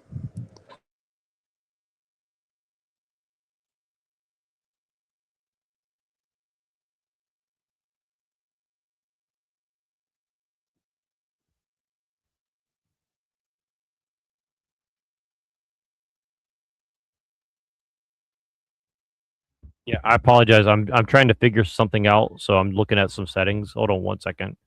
But no, I definitely want to write more articles. Now that I'm here, I should write more articles instead of doing the college DJ. I feel like DJing is like this is off topic, I know. I feel like DJing today is the worst possible you can do in the arts. I mean, you can curate other people's art, but you're just not making it. And I think that's different from being like a dance DJ like Richie Houghton to like a college DJ with no transitions, and you're just playing music that you think you like, you think other people, and it's just very pretentious. I think if I made a mistake in the last 6 months was being a DJ for a New Jersey college radio station, I'm just like, well, that's not going to get you anywhere. That's just class prejudice of Umberto Eco signs and signals for nothing. People are not actually learning music theory or making composition, you know? Can you remind me what we were talking about with Umberto Eco? Because you and I were talking about how like the sign and signifier. Because Avian brought that up a lot of times, and I was very interested to get him on that subject, and I have not had a chance to bring that back up with him. But could you do me a prelude to like what you were saying about Umberto Eco and like how that relates to kind of technology? Because you're talking about how like signs and signifiers kind of relates to like. I'll have to call you back, but yeah, Umberto Okay. Etna sign and signifier, but I'll call you back in a bit. I'll talk to you guys later. Just Yeah, have to no do problem. something. Appreciate it. Thanks. Cool.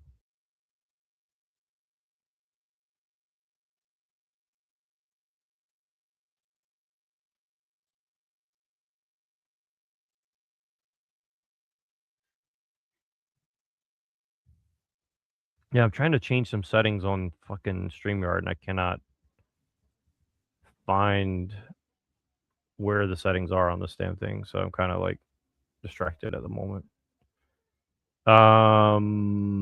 Very frustrating. Edit. No.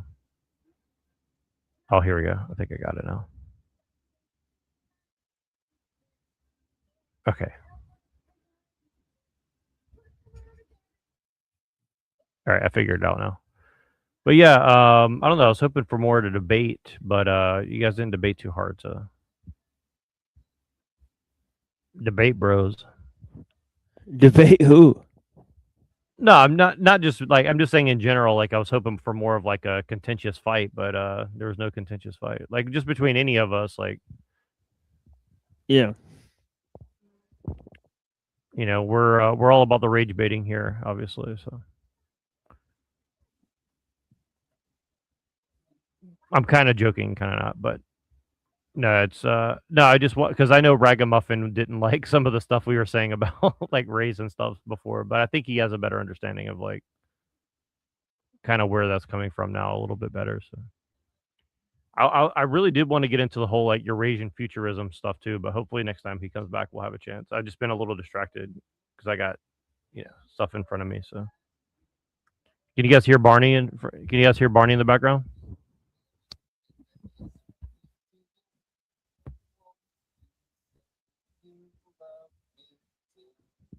You guys like that song? I don't hear anything. Oh man, I gotta play it for you guys. I love you, you love me. We're friends like friends should be. You don't know that song? Come on, man. Yeah, I know it. If you didn't watch Barney, you ain't American like me. Did you ever have to watch that in school or anything?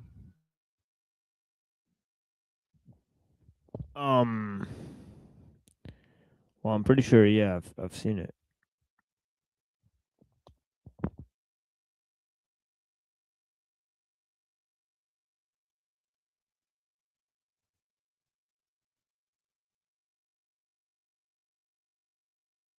Yeah, Barney's kind of weird. Like, I'll never forget watching that as a kid, and we used to all like make fun of him, like tell gay jokes about Barney and stuff at like 6, 7 years old. But 6, 7, get it?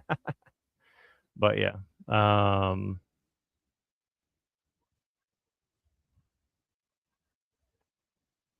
that was funny back in the day. Let's see here. People.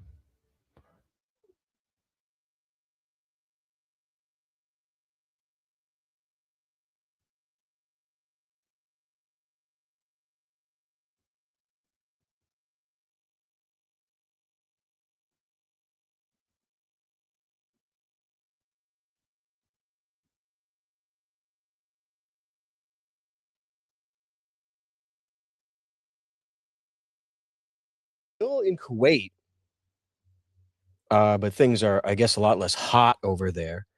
Just an update on the family and everybody. If I'm not to that sort of thing. Does anyone give testimony to God in the sauna? Well, you don't really need to. We're all already living testimony. Welcome, everybody. Welcome. Macro, what's up, Nasty? How you doing? A legend of the realm. I really appreciate that, Fox. You're an OG kind of guy, aren't you, Fox? So I'm back on streaming. Got a show and some videos getting prepared for everybody. Just a quick update. But I really feel sick if I'm not streaming for a while. If you stream too much, you feel sick. If you don't stream enough, you feel sick. The family is still in Kuwait, but things are, I guess, a lot less hot over there. Just an update on the family and everybody. Rotated. So this is Sam Hyde's like writer and producer of his shows and stuff, and he's an Orthodox Christian, and his wife is like from Kuwait or something like that. So he lives basically in the Middle East right now. So pretty interesting fellow. Yeah.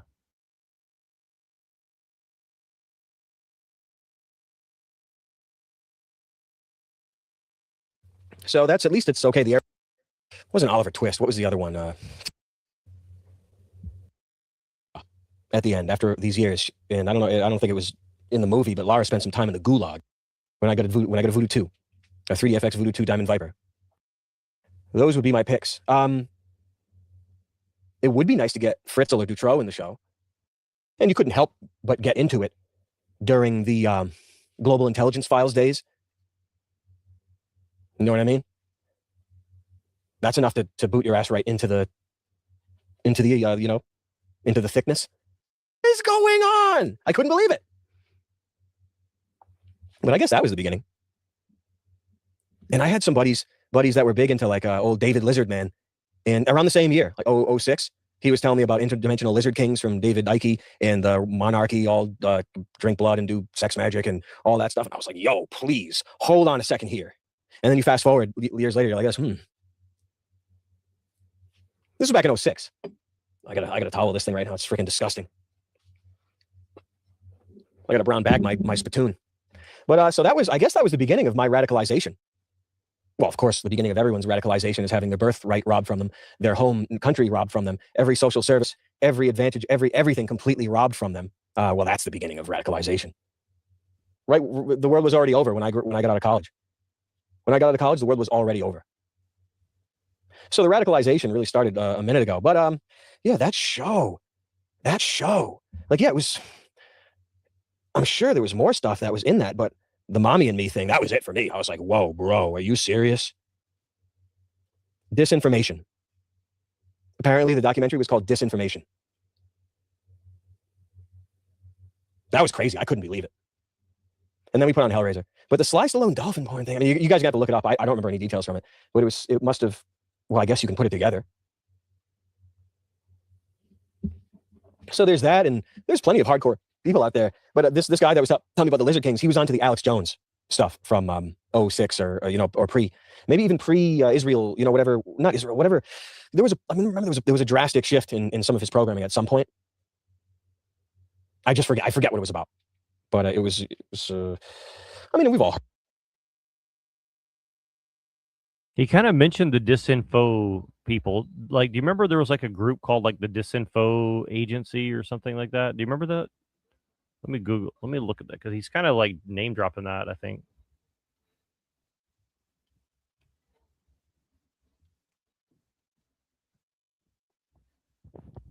Yeah, I forget exactly what it is, but I think it tied back to like Alex Jones and Joe Rogan or something like that. Yeah, exactly. Yeah, that's exactly right. Alex, because I know that Shane Bugby and people like that were like kind of into that shit too. Like, I think Bugby did a whole like thing with them. Welcome Perditis. We're happy to have you back here now.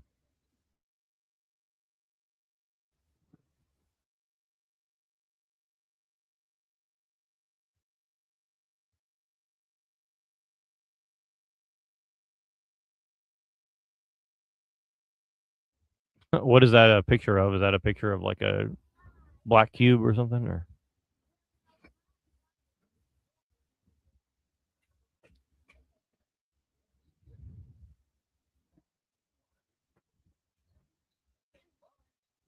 yeah, I'm trying to find out what the name of that that group was. But No, I'm it's Googling just this my right now. avatar. It's just the avatar.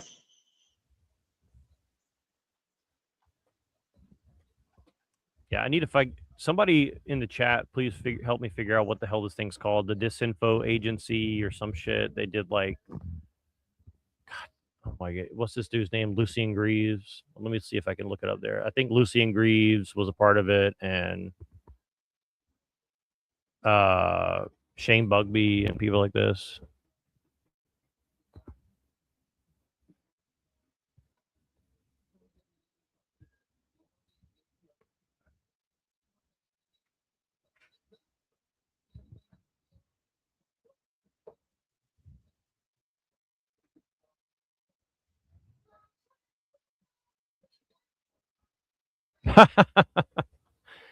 Oh my gosh, here we go. What did you think when Gabriel, my producer, first reached out to you with the request to meet about potentially collaborating on a documentary with me? Oh, I think my first thought was no. When you're making a film like Here's the World, right? You have all the options in the world. You can do reenactments, you can do interviews, you can do anything. And it really just came back to the idea for us that nobody knows anything about Satanism and Satanists and who they are. And so we figured that was the focus. Let's talk to them. I had the hope that we could do some kind of project like this, of course. I just didn't have very high hopes for it because we had gotten people pitching documentaries to us quite a bit.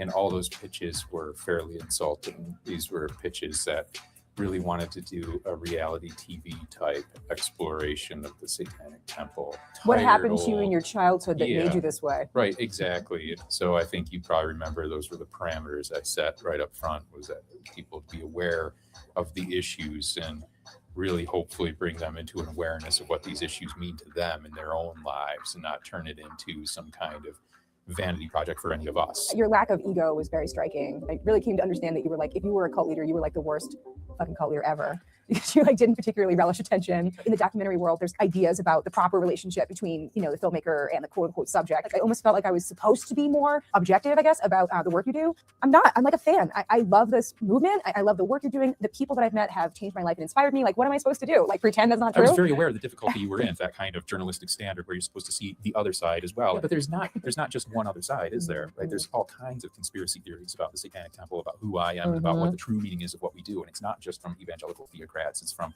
even sometimes other Satanists. Yeah, right. How did you think about the idea of collaboration in relationship to me and to the film? Oh, we had to collaborate, right? And it's not just me. A lot of people who work with the Satanic Temple, they did so at their own peril, especially in the 80s and 90s during the Satanic Panic. A lot of people going to prison on ludicrous claims of satanical crimes that they never had any part of, that never actually took place at all. So it certainly is a real liability to identify this way.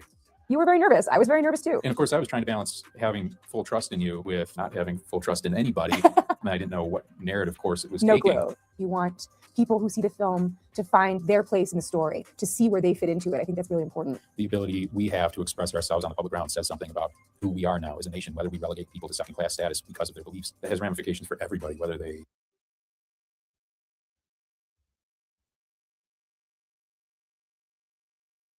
Major developments in court today surrounding the singer David, accused of killing 14-year-old Celeste Rivas Hernandez. I'm David Ono. I'm Giovanna Lotta. Newly released court documents reveal troubling details about what prosecutors say unfolded around the murder. Eyewitness News reporter Rob Hayes is live in downtown LA with the graphic details. Rob. Yeah, no cameras in the courtroom today. The prosecution filing a legal brief today, and what it contains is beyond disturbing. Take a look at this. In that brief, prosecutors say Celeste Rivas Hernandez and Burke first met when she was just 11 years old, and they have explicit photos of the two. The brief also spelling out that Burke stabbed Celeste several times and watched her bleed to death. Then he purchased tools to dismember her body. Amazon delivering 2 chainsaws, a body bag, and a blue inflatable swimming pool to his home, all ordered under a fake name. Also in the brief, prosecutors say Burke cut off 2 of her fingers because one of them had a tattoo of his name on it. Also in the evidence are text messages that discuss sex between the two, her pregnancy, and an abortion. Celeste texting Burke, quote, "All we do is have sex and just hang out, man. I want more than that for myself." Burke is accused of killing Celeste, who disappeared last April. Her remains were found in September in plastic bags in the front truck of a Tesla registered to Burke. Former federal prosecutor Nima Rahmani believes Burke's defense will most likely argue that Celeste accidentally died from an overdose and Burke panicked, cutting up and hiding her body. If you're looking at the 3 sets of charges, the mutilation of a corpse is the least serious. So if they can somehow fall on that and avoid either the sex crimes or the murder itself, that would be a huge win for the defense. Now, also in the brief, prosecutors allege that surveillance video shows that Burke was the last person to drive the Tesla where Celeste's body was found. He is due back in court on May 12th for a procedural hearing. Then, So there's satanic panic, but this guy literally like chainsawed his girlfriend who was 14 years old in half and like stuffed her body in a thing in LA. I mean, I don't know. So I never heard of this guy before this whole case, but like this dude is like extremely famous and popular apparently. So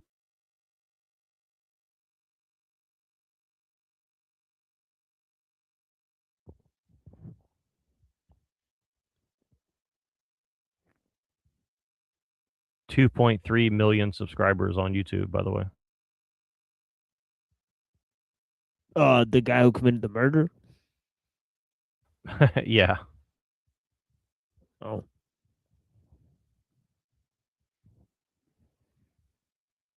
Yeah, I think people are discounting how like something like that from this guy's past could be overlooked for him to make all of those connections to be that prominent of a person, and then also you have to question what would push somebody to commit a crime like that. It's not like you're just sitting around and you're like, oh, somebody just overdoses. You're like, oh, we'll just chop their body up into pieces, and you know. Yeah, exactly. It's yeah, clearly he was a part of some you know, whatever you want to call it, I don't know, but yeah, it's pretty.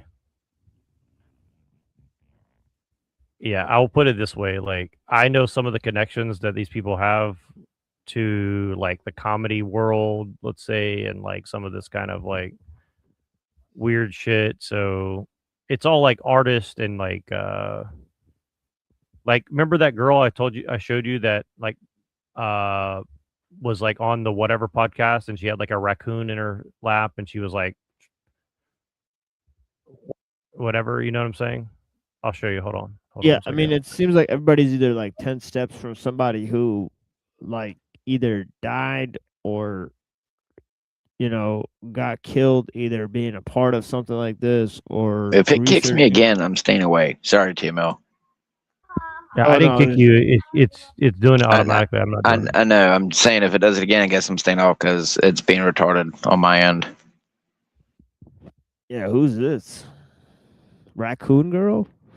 Well, this is the satanic girl who goes like satanic rituals in LA. That was on whatever podcast. And with a Bible over his private parts. Yes. Don't you think it's a bit disrespectful to Christians to? I'm Christian. Actually, And or I figured if is that people your- like to look at naked men, this is a good way to promo the Bible. Would you be willing to do that with the Quran? Yeah, why not? Okay. You set up a photo shoot where you put a Bible around a man's genitalia. Yes. What was the point of that? Oh, to promote the Bible. I feel like kids these days don't read enough books. As a Christian, do you know what the word sacrilegious is? Yeah, I'm not that type of Christian. I don't believe in that. What type of Christian are you? Not the type that you just said. Yeah, I don't know what that means though. What type of Christian are you? Oh, I believe that there is a God and he controls the simulation, and that's about it. That's I not believe it to be Christianity. no. I That's believe some- him to be like, you know, like the old white dude, God. Yeah, are you in Scientology? Yeah. No, I don't fuck with make, Scientologists. Didn't God make bodies? Shouldn't we celebrate bodies? What's so bad about bodies? You took a photo. Like, if I pull up this girl's Instagram right now, you guys will be like even for people with like a lot of experience, like you guys will be. I guarantee you'll be shocked by what you see. She's like, I am shocked by nothing in this world anymore. She's literally like pouring blood all over herself and like holding like animal body parts in her hand, and like, yeah, it's like totally insane what she's doing. You know what I mean? Like, it's not. I mean, not really. Witch covens have been doing this since, American Horror Story came out. They were just putting it in your face. I mean, witch covens do this shit like daily. They get naked but and my have point is orgies in that blood. My point is that whatever podcast and Andrew Wilson were like hanging out with her, talking about this stuff. So that's kind of what I'm getting at, right? Like, I mean, yeah, because they want you to be a part of it. There you go, case closed.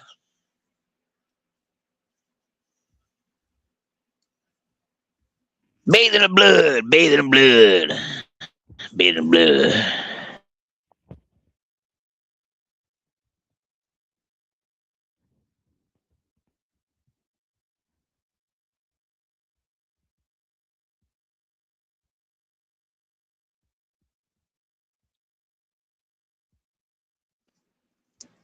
I guess you must have for me, you missed the point of what 28 years later was putting in your face with the Jimmys and Mr.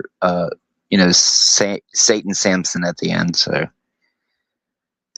I mean, this points back to that all the horrors.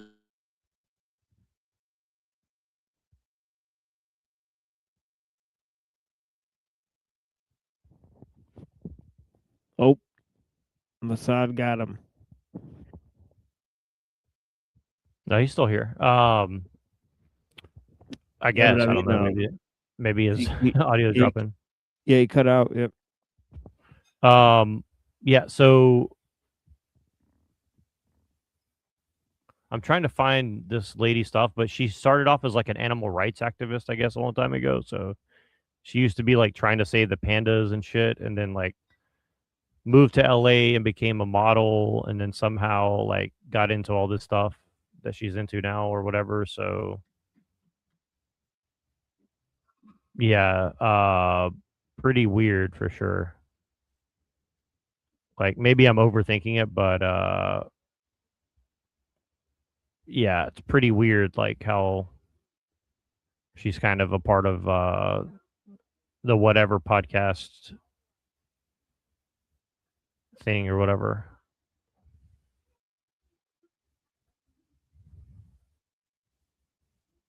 I'm trying to find some stuff that she did, but like, okay, I know that she's on this one channel. I didn't want to play it, but I guess I'll just double check and see if it's on there. But because he did a bunch of stuff with her in the recent past year. So let's see here, see if I can find it.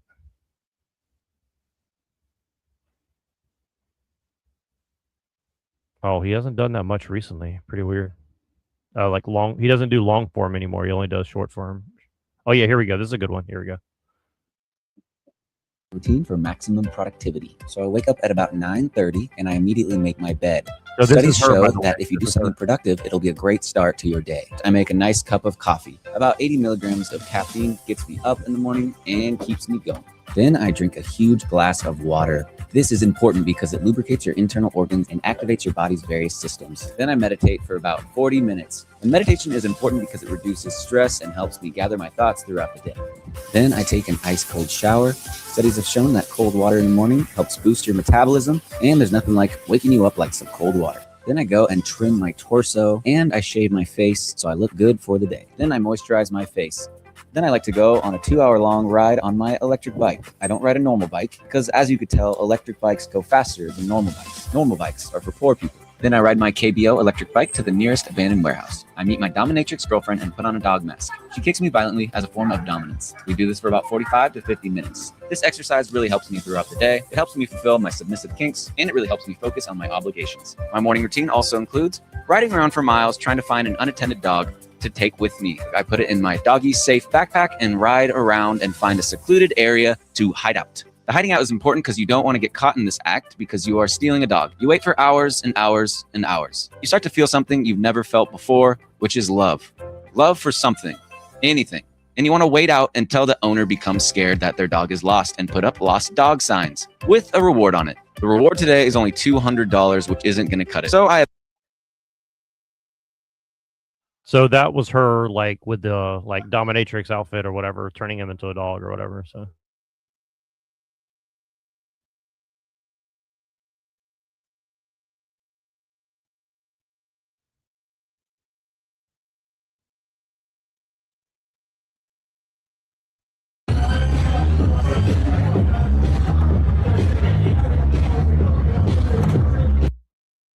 Here's your drink. So I drink half of yours on the way over. Okay. Not again. There's one favorite kid that you have. It's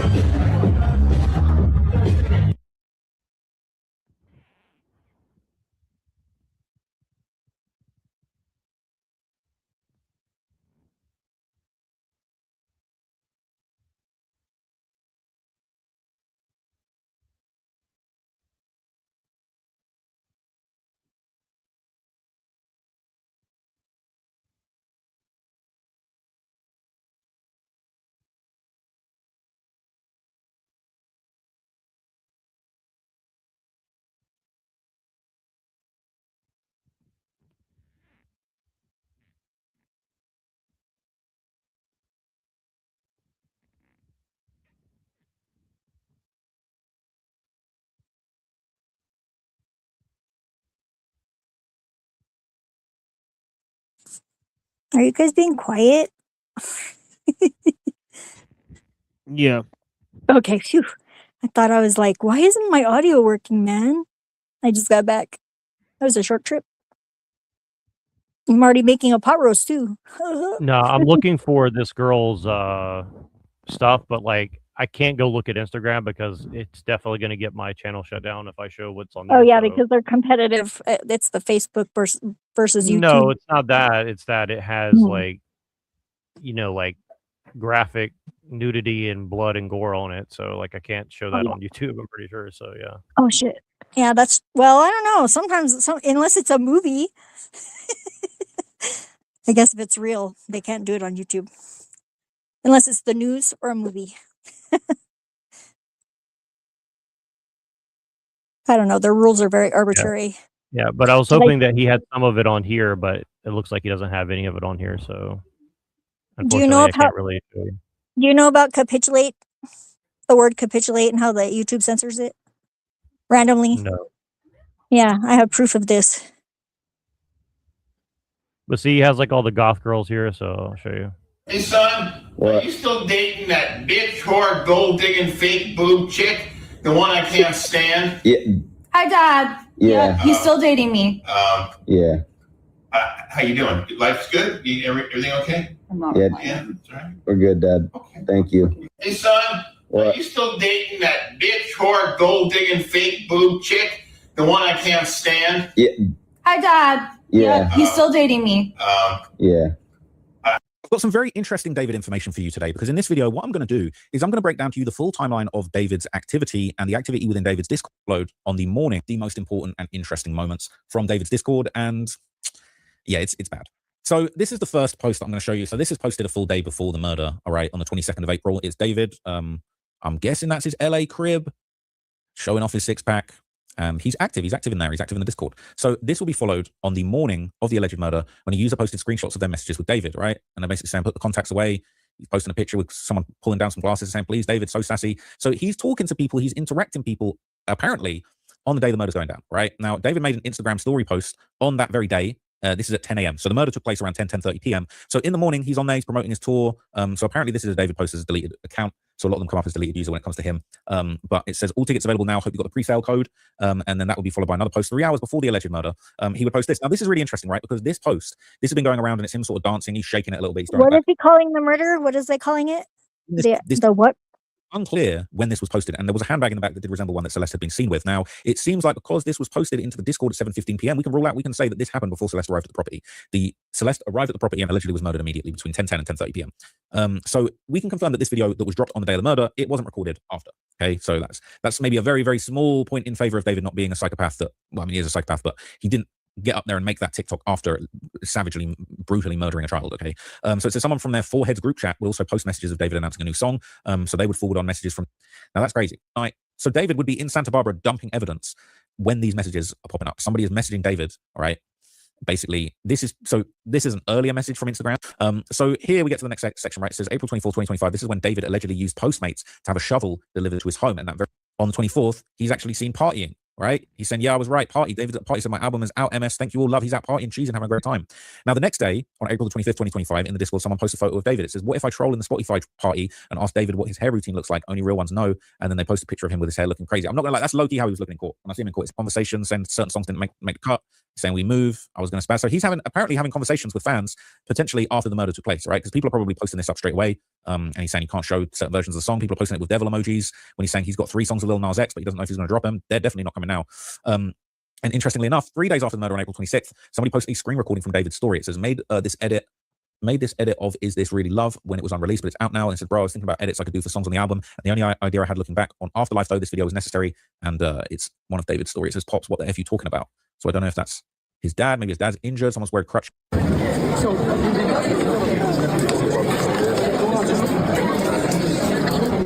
Bro, and he's having a great time. That's on me right now. Wow. You already know? Tell me all your non-negotiables when you're dating someone. Understanding. No, I feel like I haven't found the right person. I want you to look at each other and tell each other what you like about each other. Oh my gosh. Thank you. And your hair too. Thank you. That's on me right now. I like your eyes too. That's the first thing that I saw. Hey. And I like your nails. Those are tough. You already know? Yeah. Tell me all your non-negotiables when you're dating someone. Understanding. You gotta be able to listen. You gotta be able to be respectful. Yes. Funny. Good conversationalist. Charismatic. I love all the good stuff. What's the energy of a sweetheart? Doing stuff without being asked. Like, thoughtfulness. Yeah, the thoughtfulness. What's the sweetest thing someone's ever done for you? Valentine's Day note. I love flowers. So flowers. Valentine's Day note. I know who he spent the last couple of Valentine's days with. Missing persons posted doesn't count as no Valentine's Day note. That's crazy. Stuff without being asked. Like, thoughtfulness. Yeah, the thoughtfulness. What's the sweetest thing someone's ever done for you? Valentine's Day note. I love flowers. So flowers every week. Whoa, every week? On rotation. You think you can do that for me? Yeah, flowers. I mean, there's flowers everywhere in New York. It's springtime. You already know. Yeah. What's one question you typically wouldn't ask on a first date? What do you see yourself in 10 years? Like, bro, the date you go on and the guy murders you and he's talking about where do you see yourself in 10 years, he would never ask that. I don't know, maybe I'm reading too much into it. Successful. Fire. Where do you see yourself in 30 years? I'd probably still be doing music. Maybe I'd like move to like another country or something. Yeah. It's now time for the shit. Boys, we'll find out if it's yes or no to a second date. Friends, we have a streetheart friendship!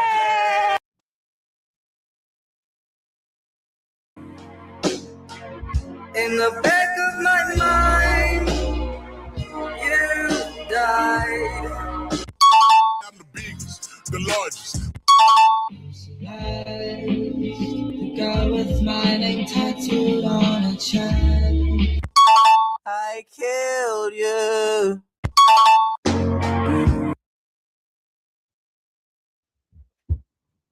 Damn.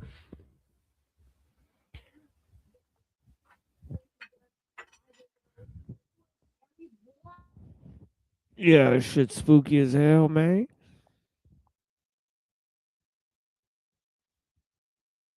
I couldn't understand what he was saying. It sounded like he said the something murders, but it's like it sounded like he said electric or something. I don't know. It was weird. I was trying to hear him, but he was talking so fast on X speed, you know, whatever speed it was. Faster than normal. Yeah. So I thought I didn't maybe want you to suffer his satanic incantations too long. So. Oh, I already know about this case, dude. I just didn't know what they were calling it because I was like, what the fuck is he calling it?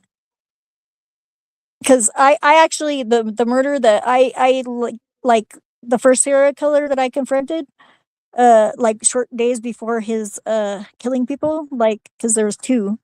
that murder was called the eclectic murder. You could look it up. And they never even questioned me.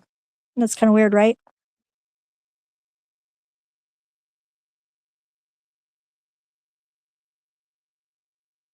Because I was like part of that friend group and everybody got interviewed.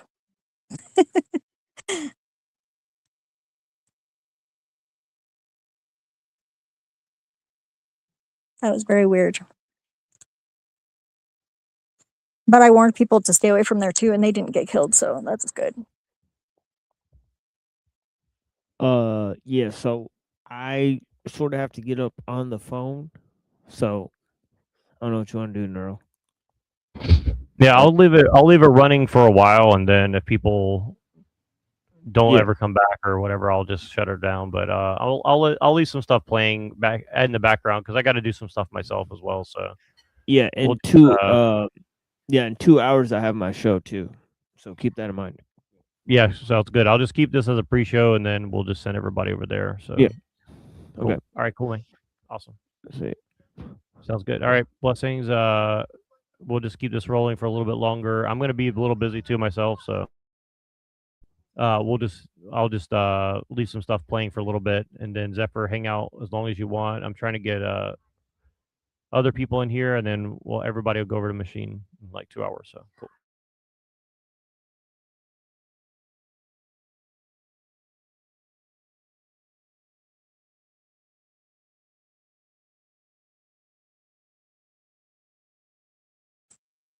Sounds good to me, bro.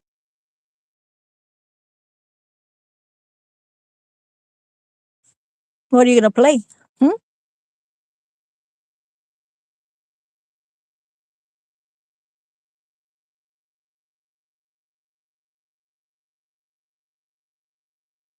I like the picture in the back, by the way. That's a nice change.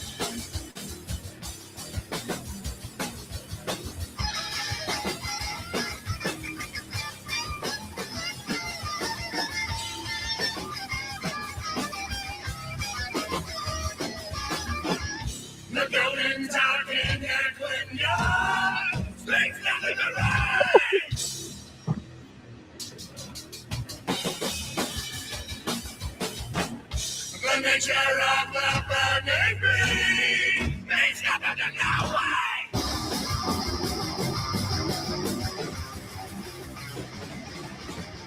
The burning talking nowhere near ain't nothing to me.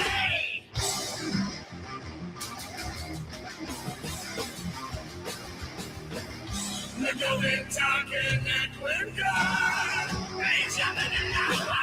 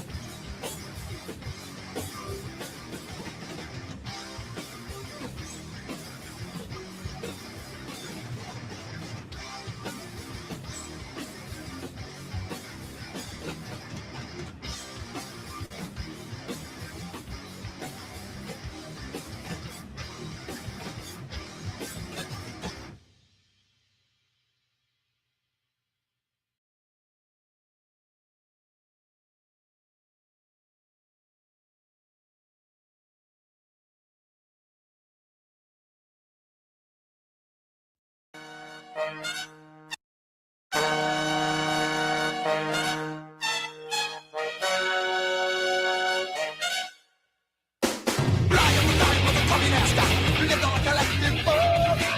was a part-time antichrist, a sex man up like a vibe.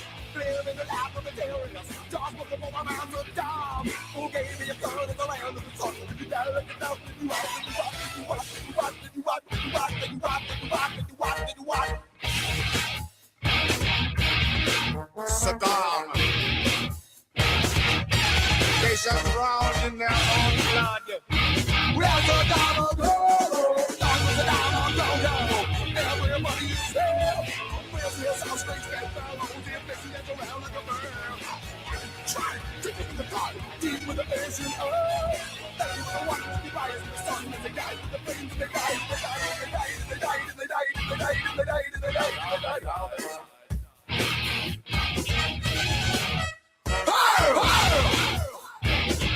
The running paper tiger chases its own tail. Was someone who was there for people like me.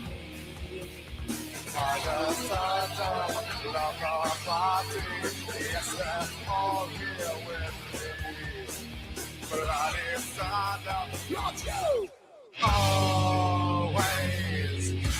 Always I think. Bloody Saddam, even though that stuff is making me sick. That really sick on my roots.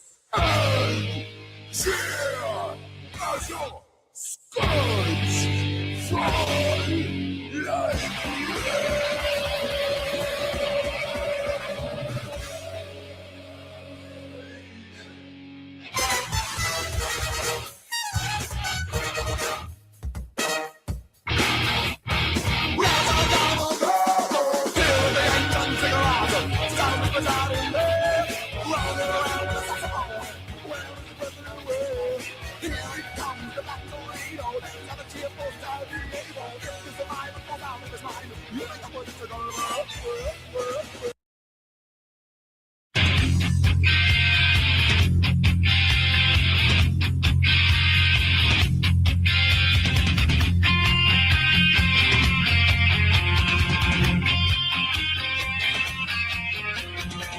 smell your feet, they stink, you never take a bath. Your nose it runs, you bust the punch, you always finish last. I'm so sick, so sick of you. I'm so sick, so sick of you.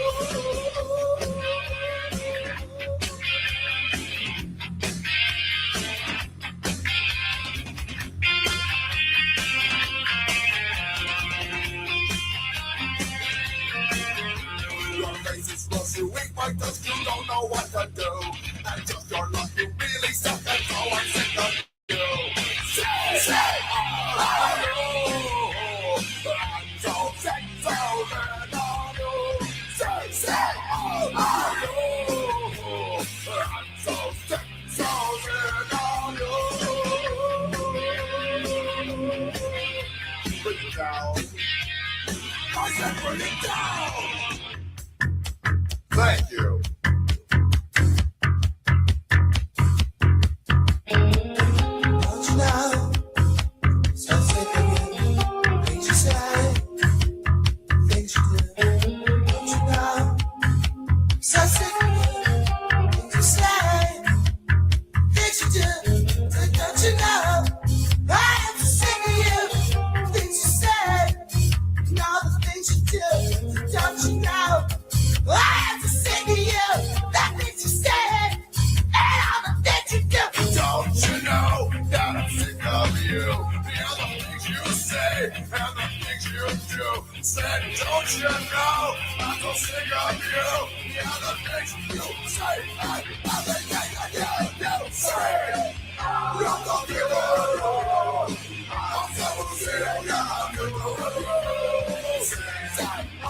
so sick of you. I'm so sick of you. I'm so sick of you.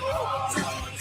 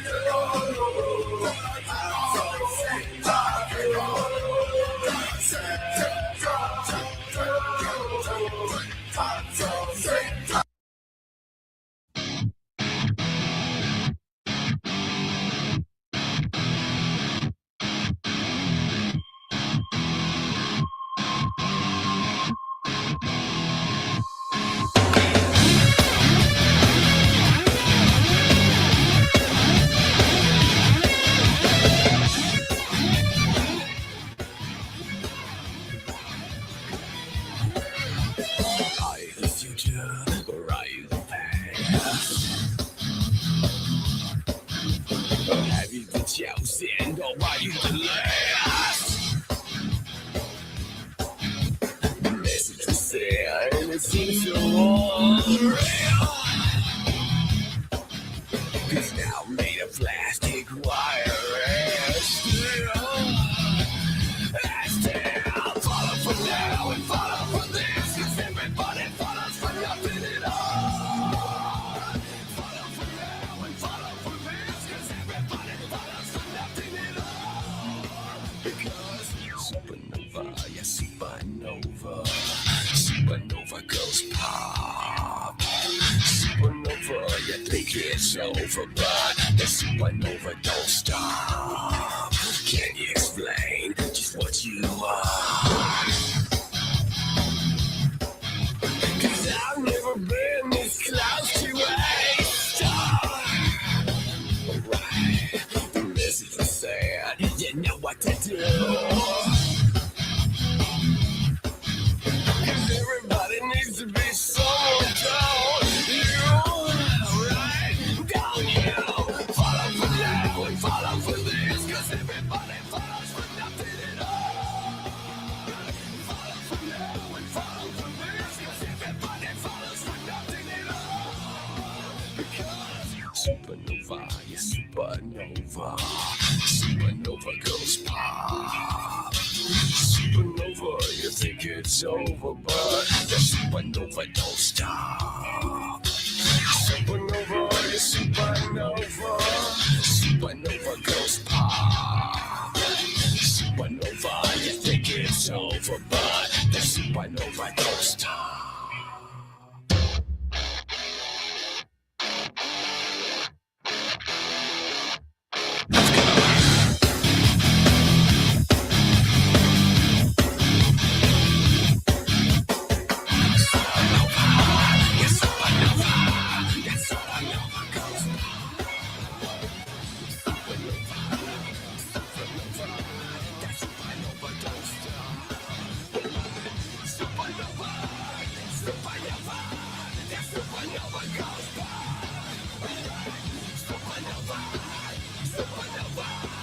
Supernova down and down and down.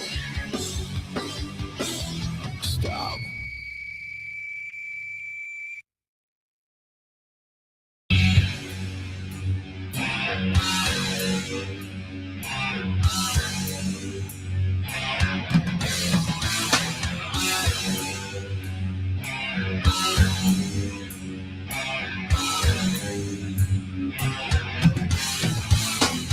I'm a manager with the mostest. I do the bumps from the guts it closest. I make it snow up while noses. So now they follow me like I'm Moses. I'm not a Jew, but God has chose us. So now I'm sitting on the riches of closest. I'm sweetie and I think you ought to know this. Girls love me because the way the night closes. See the poses when you strike the right poses. Pull my pants down and you ask me, can you blow this? I say yes if you want halitosis. I can't help my post-matriganosis.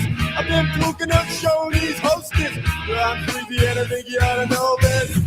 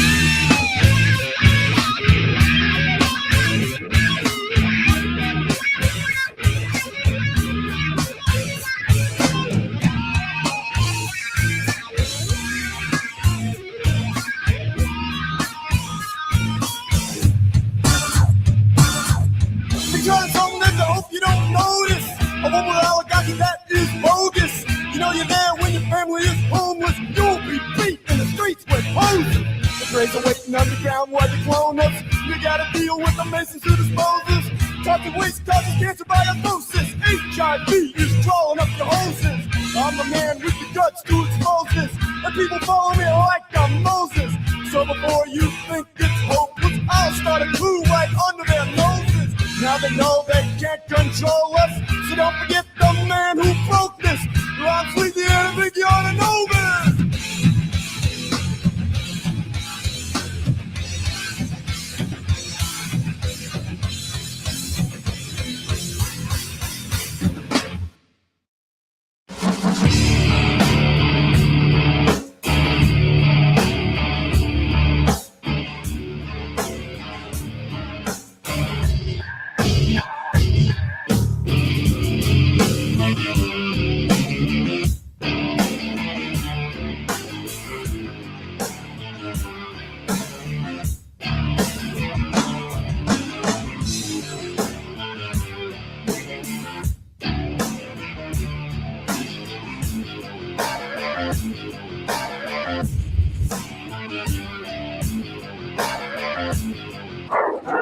I've seen it done like the way the dogs do.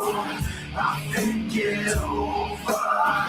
We're standing into your phony life, but now it's all dry. Can't take it. You will see, not more than others. Your phony life.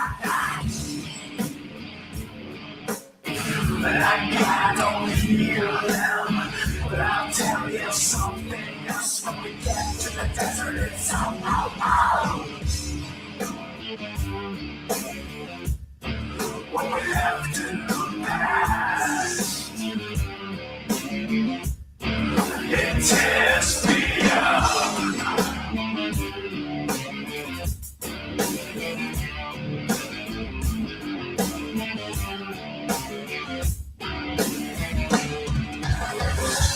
Until I try to stop, my luck is over.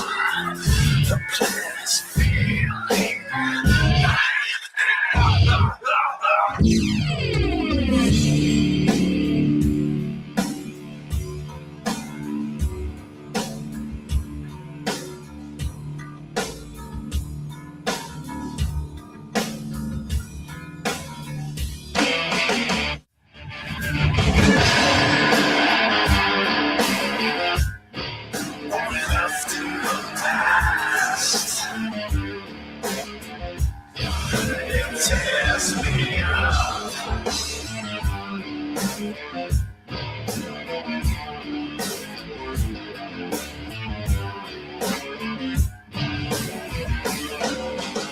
it's not what you're used to.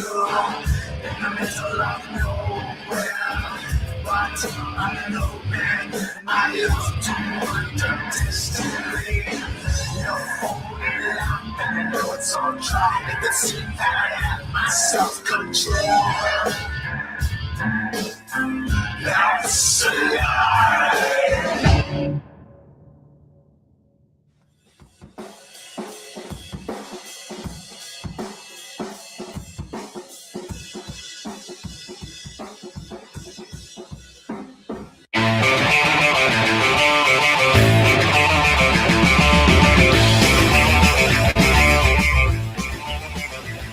To a party, and it's all night. And then 16 beers in the side of the fight. When I'm trading, you're out of luck. I'm rolling down the stairs, too drunk to fuck. I'm too drunk to fuck. You're too drunk to fuck. Too drunk, too fuck. I'm too drunk, too drunk, too drunk to fuck. I like the stories. I love your guns. Shooting after twice as I love the world of fun. Right in my room. Wish you were dead. You fall like a baby in a razor head. I'm too drunk to fuck. I'm too drunk to fuck. Too drunk, too fuck. It's all I need right now. Too drunk to fuck.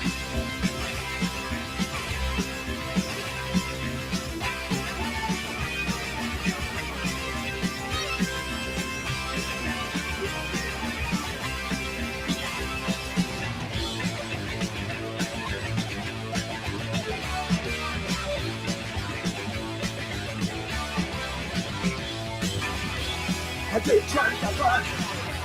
You took a run to back. 2 times to the back. I said stop it.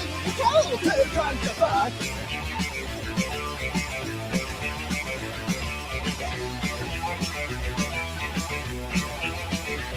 I got a truck. My head's a mess. The only salvation is I'll never see me again. You give me a hand. It makes it worse. Take out your fucking routine and put it in your purse. I did jump the fuck. You took the right to fuck. 2 times, 2 fuck. It's all I need right now. Alright, hey, I'm feeling like an ass baby pop. Alright, hey, and now I got diarrhea. Did jump the fuck. Yeah, yeah. Yeah, yeah. Yeah, yeah.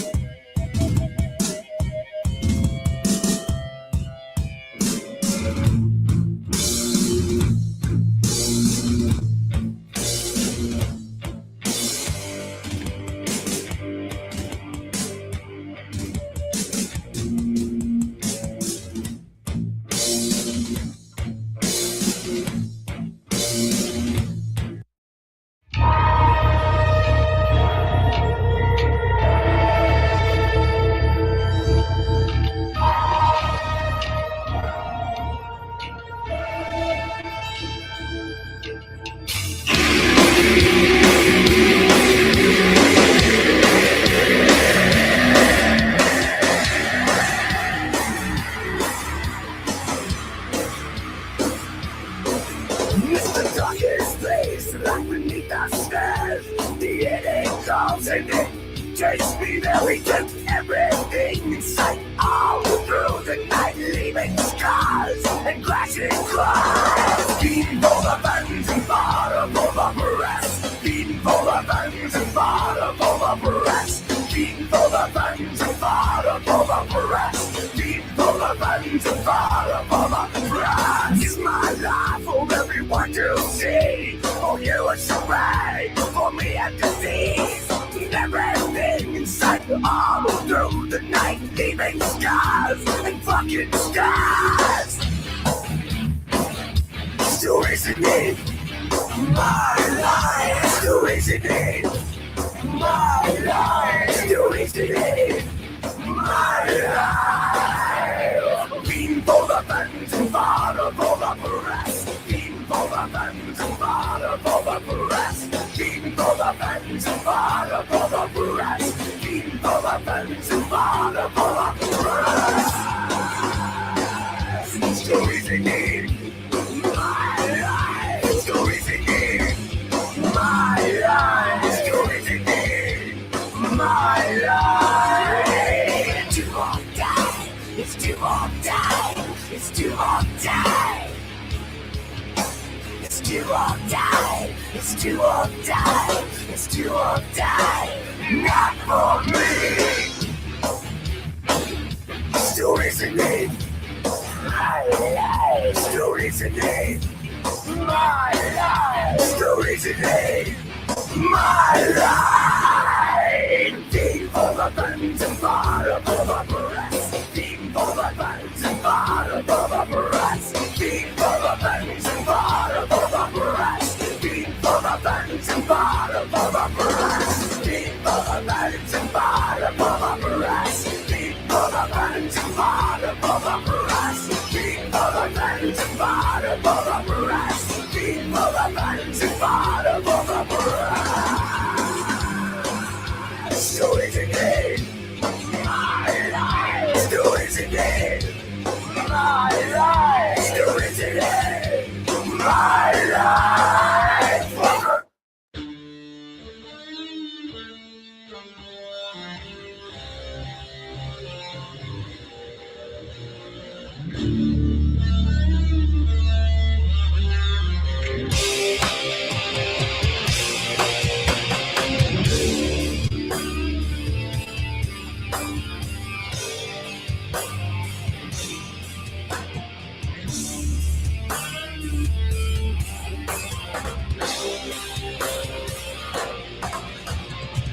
Well, some people don't know what is wrong, so they need deep in sorrow.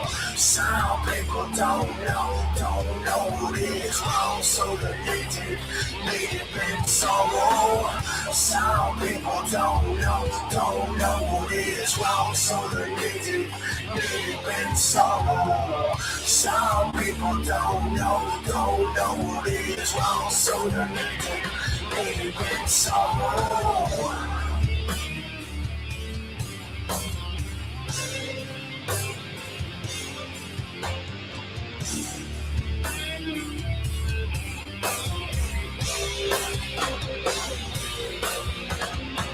Well, some people don't know what is wrong, so they need deep in sorrow. Some people don't know what is wrong, so they need deep in sorrow.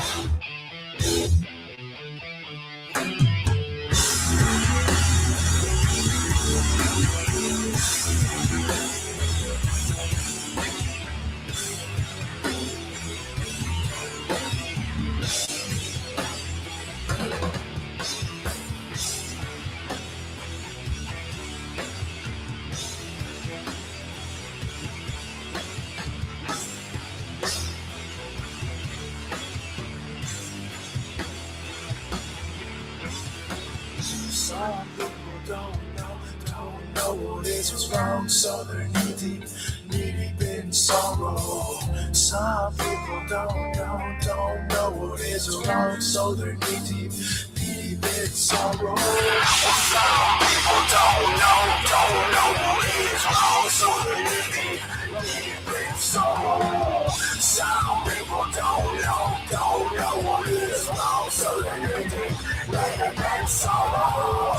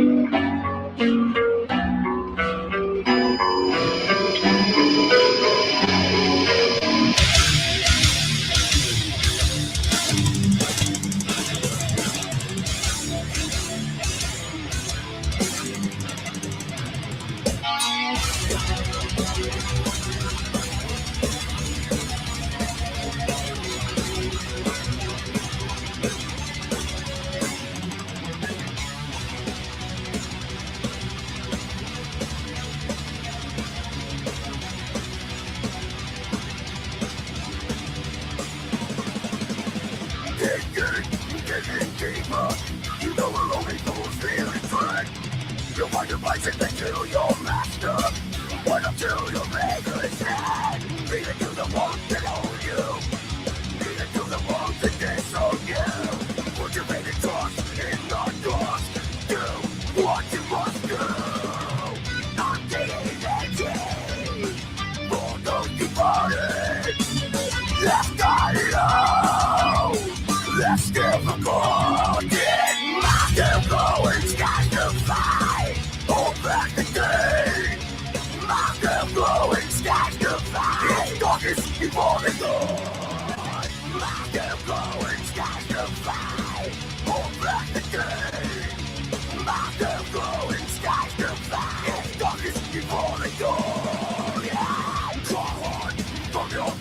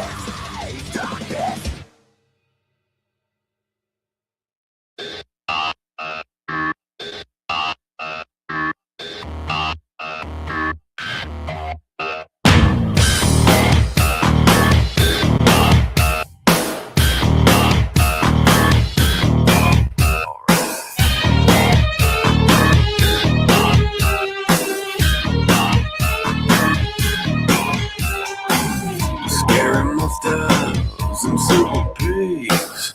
The more you dream, the less you sleep.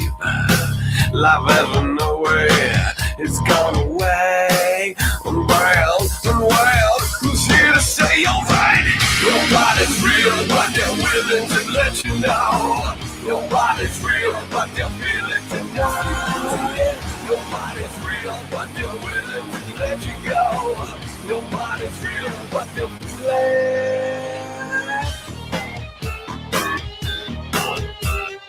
Nobody's real. Could you predict? Could you foresee? Artificial by necessity. Rockets and robots can save your life. When you don't care about what's really so right. Alright. Nobody's real, but they're willing to let you know. Nobody's real, but they're feeling tonight. Nobody's real, but they're willing to let you go. Nobody's real, but they're feeling.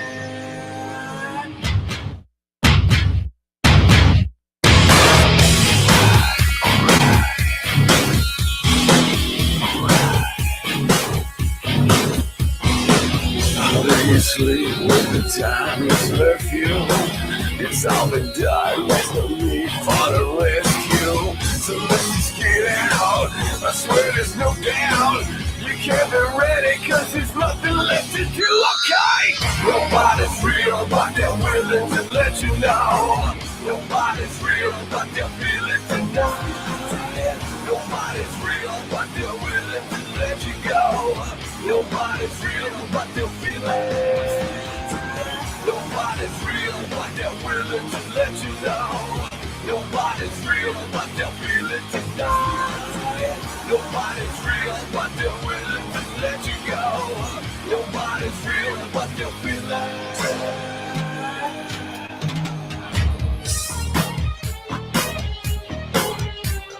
Nobody's real.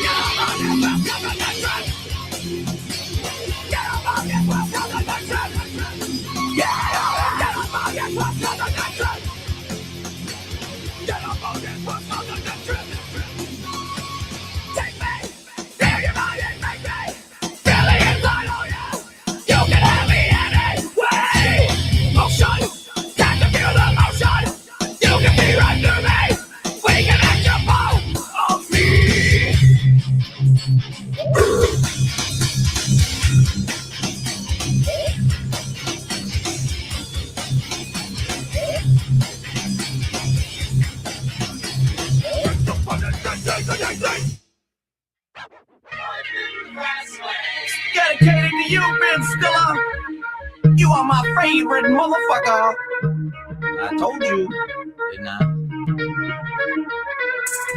Drama makes the world go around. Does anybody got a problem with that? Yeah, my business is my business. Who's guilty? Can I get a witness?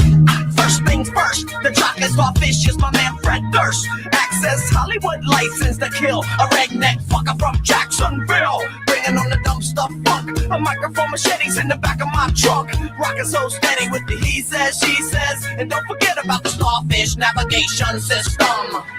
Don't hate me, I'm just an alien with 37 tons of new millennium. Dum diddy dum, where's it coming from? Mrs. Aguilera, come and get some. Oh no, which way to go? Through the dance flow, it's still a stereo. Baby, no mind. I seen the Fight Club about 28 times. And I'ma keep my pants sagging. Keep a skateboard, a spray can for the tagging. And I'ma keep a lot of girls on my bandwagon. Cause I don't give a fuck, living life in the fast lane. I'm just a crazy motherfucker, living it up, not giving a fuck, living life in the fast lane. Another crazy motherfucker, living it up, not giving a fuck, in the fast lane. Take two. Now who's the star sucker? I'm the starfish, you silly motherfucker. Puff puff, give the marijuana cig. Oops, I don't even smoke, but I love the way it smells. Here's a toast to the females. Sipping champagne from a seashell. I think it's counterfeit and pop his ass like it's it with the starfish navigation system. No cheap thrills, baby. Fill the briefcase with $3 bills. I'm just an ordinary run-of-the-mill fella, spitting out hella mic skills. And I'ma keep my pants sagging, keep a skateboard, a spray can for the tagging. And I'ma keep a lot of girls on my bandwagon, cause I don't give a fuck, living life in the fast lane. I'm just a crazy motherfucker, living it up, not giving a fuck, living life in the fast lane. Another crazy motherfucker, living it up, not giving a fuck, in the fast lane.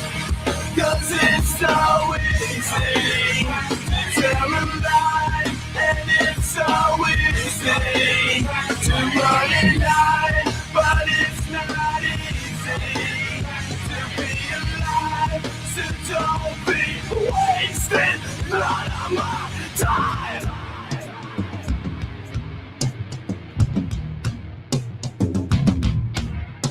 This world's like a cage, and I don't think it's fair, and I don't even think that anybody cares.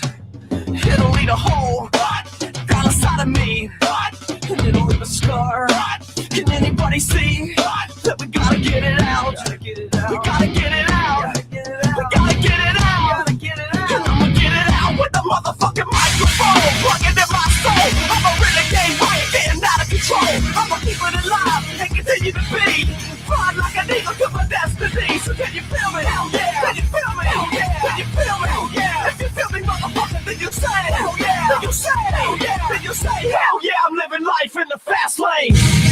Cause it's so easy to tell a lie, and it's so easy to run and hide, but it's not easy to be alive, so don't be wasted none of my time. Yeah, bring it on. I'm just a crazy motherfucker, living it up, not giving a fuck, living life in the fast lane. Another crazy motherfucker, living it up, not giving a fuck, in the fast lane.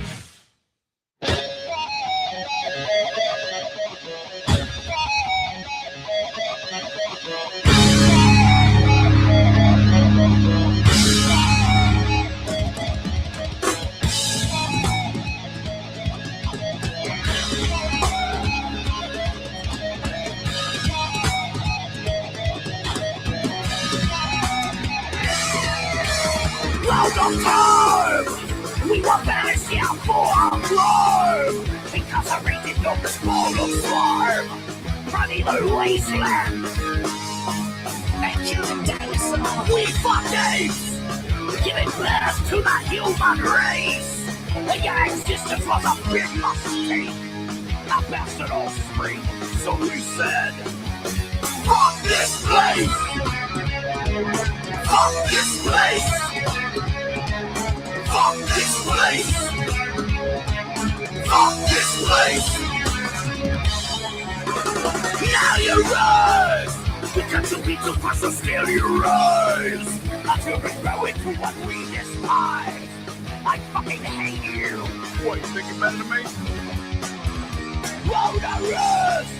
You left us stranded on this world of past! And I guess you'll have no faith in us! This planet fucking sucks! So insane! I'll bring you pleasure, I'll bring you pain, I'll bring you truth like a bullet to your brain. And set your lies, but you kiss, your bitch is dead, still you scream resist. Oh, liberty, what did they do? They ripped your dress and put a message to the shit on you. You watched you rise, you made us fall. Stupid humans brought an end to it all.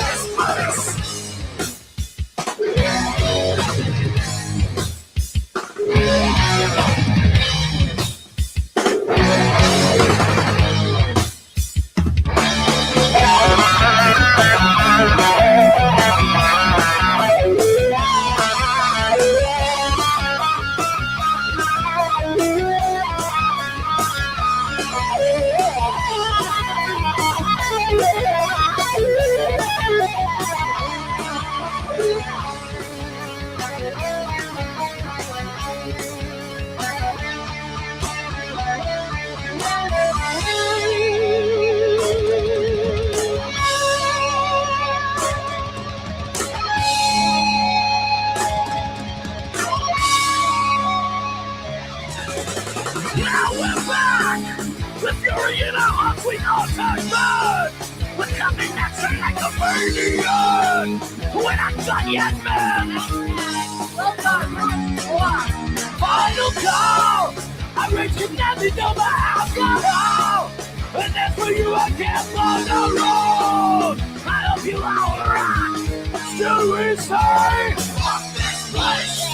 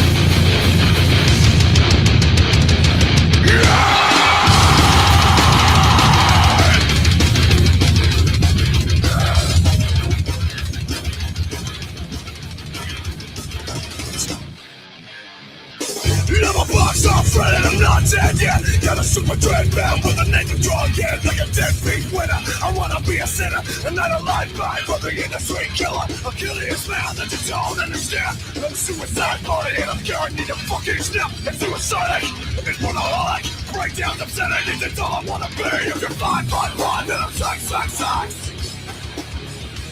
you're 5'5", I'm sex.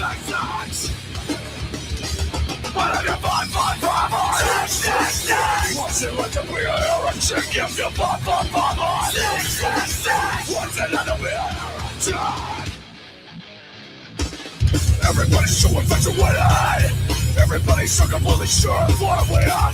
Everybody down for me from miles away. But face to face, I haven't got nothing to say. I bleed for this and I bleed for you. So you look at my face like I'm somebody new. Joy, nobody wants anything I've got. Which is probably because I'm made of everything I'm not. If you're 5'5", then I'm sex. If you're 5'5", I'm sex.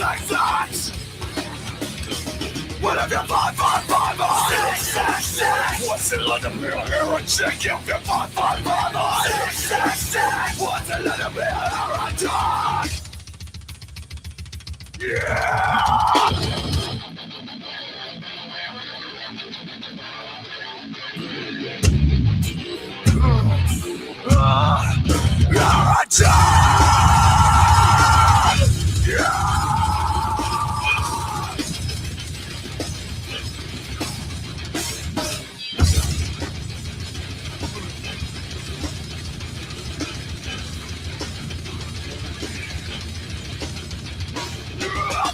Sex ain't fun, let me tell you why. I haven't the slightest to teach you prices. The listen ain't clevery.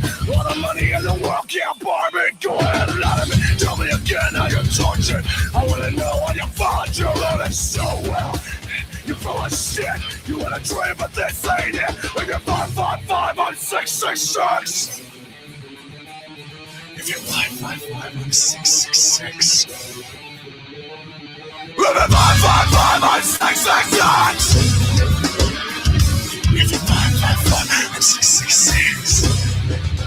No, if you're 5'5", I'm 6'6". What's it like to be a heretic if you're 5'5", I'm 6'6". What's it like to be a heretic if you're 5'5", I'm 6'6". What's it like to be a heretic if you're 5'5", I'm 6'6". What's it like to be a heretic?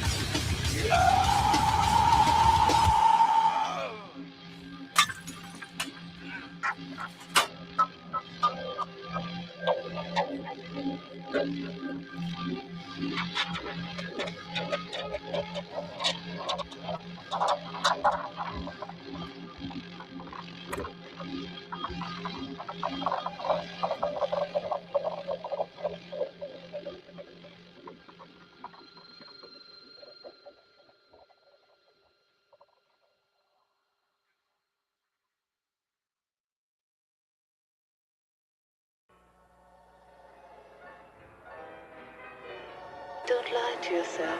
It gave you pleasure.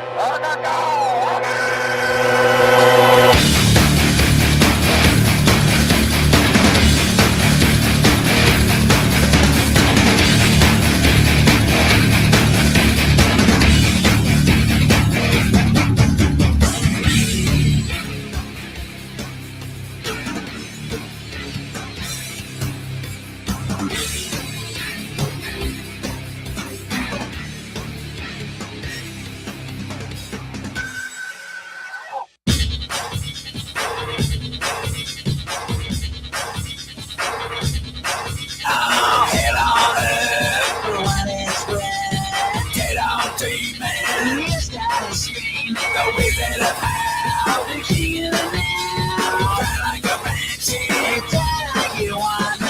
Violator, desecrator, turn around and meet the hater. Violator, desecrator, turn around and demonic, but now I'm made it now. Get it out, get it out. Demonic, but now I'm made it now. Get it out, get it out.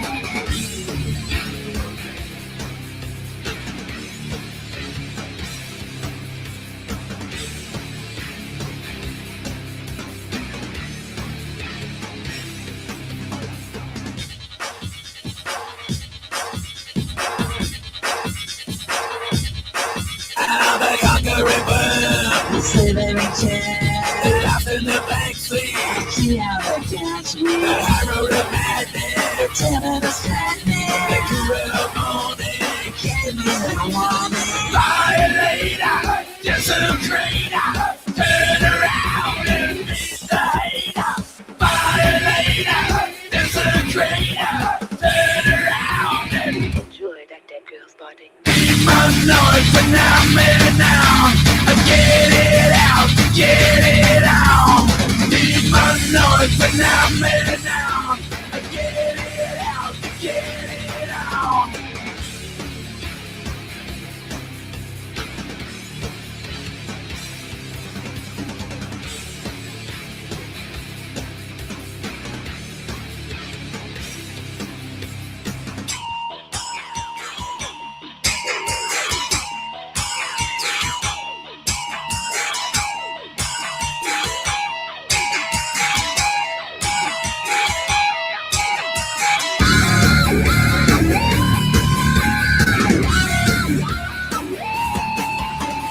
Violator, desecrator, turn around and meet the hater. Violator, desecrator, turn around and demonic, but now I'm in it now. Get it out, get it out. Demonic, but now I'm in it now. Get it out, get it out.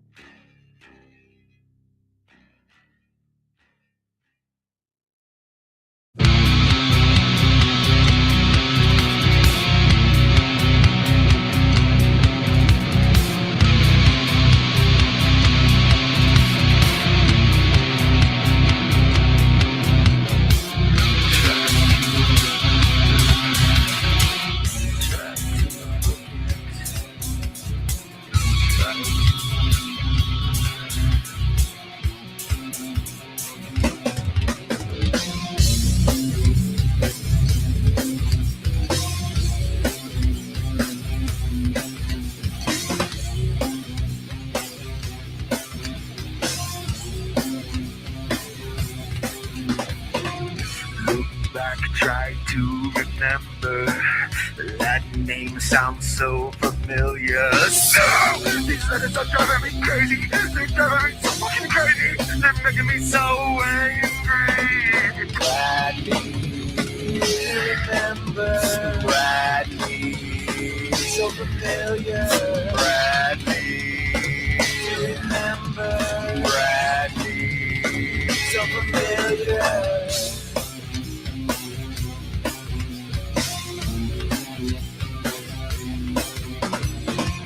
One more year, do something, make something from nothing. So, these letters are driving me crazy. They're driving me so fucking crazy. They're making me so angry.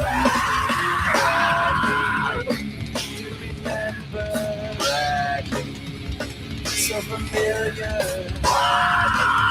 These letters are quick, but driving me crazy. I'm buzzing kids. Why? Why do you remember what you said? That's so familiar, what you said. My life is mine, I'm gonna take it back. My life is mine, I'm gonna take it back. My life is mine, I'm gonna take it back. My life is mine, I want it back.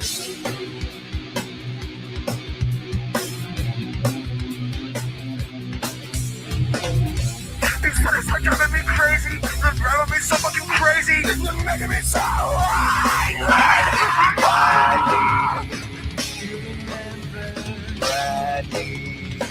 So familiar. These letters are Christmas are driving me crazy. I can't control. This is the Christmas. This is the Christmas journey. This is the Christmas journey. This is the Christmas journey.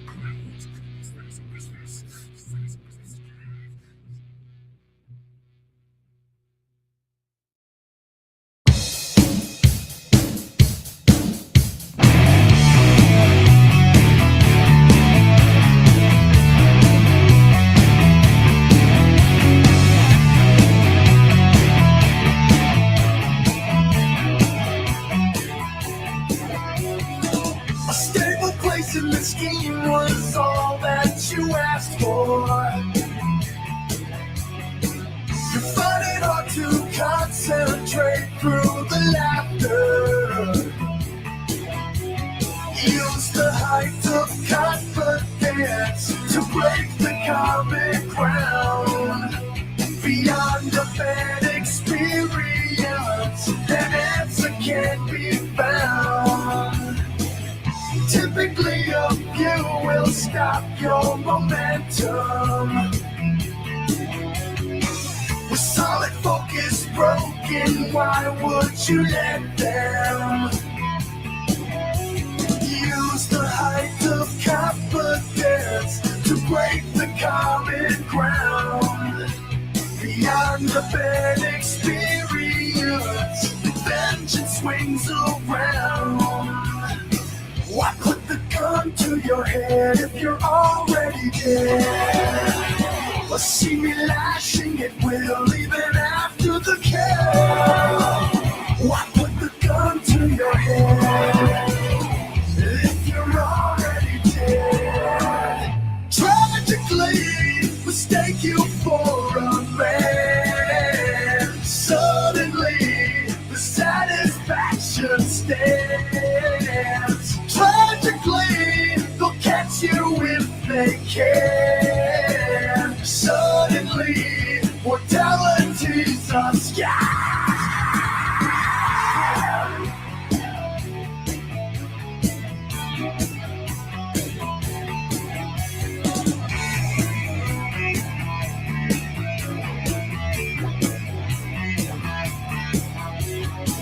A sad attempt at escaping from all disaster. Complications restraining all that comes after. Use the height of confidence to break the common ground.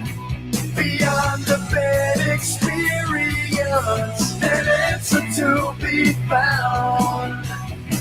Why put the gun to your head if you're already dead? I see me lashing at will even after the kill. Why put the gun to your head if you're already dead? Tragically, mistake you for a man. Suddenly, the satisfaction stands. Tragically, they'll catch you if they can. Suddenly, mortality's a scam.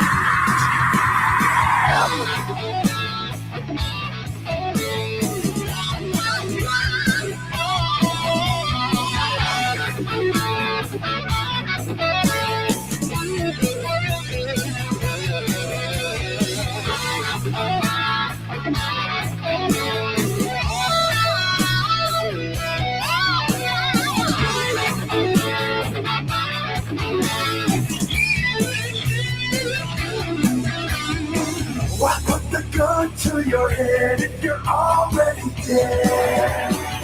I see me lashing it will even after the kill. Why put the gun to your head if you're already dead? Tragically mistake you for a man. Suddenly the satisfaction stands. Tragically they'll catch you if they can. Suddenly mortality's a scam.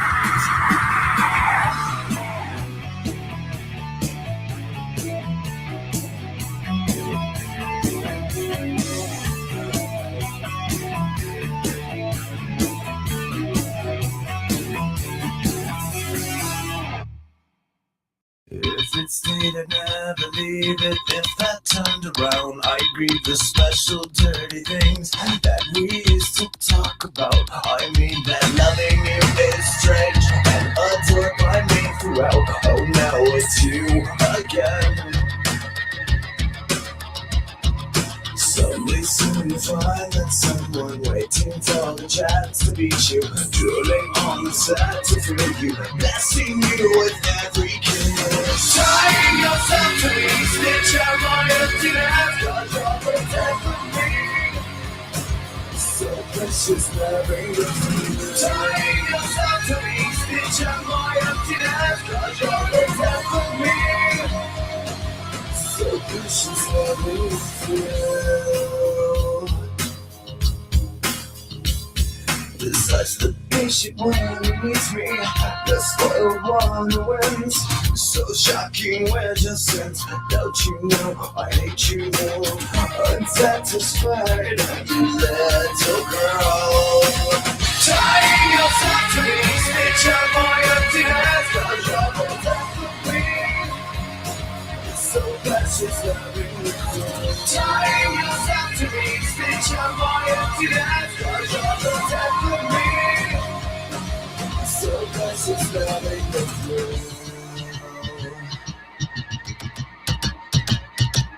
Rolling dice, Jimmy queer, bastard love, a sick affair. Let's see what new disease you'll fetch.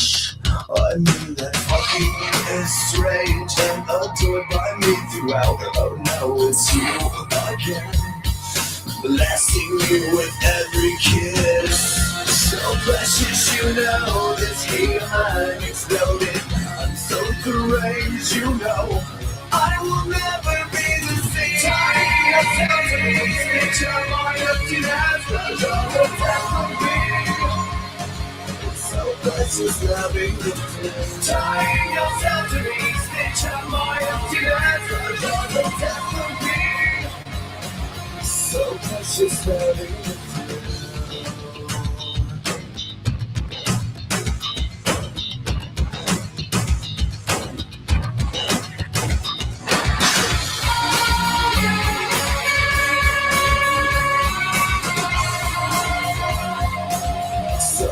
Just loving with you.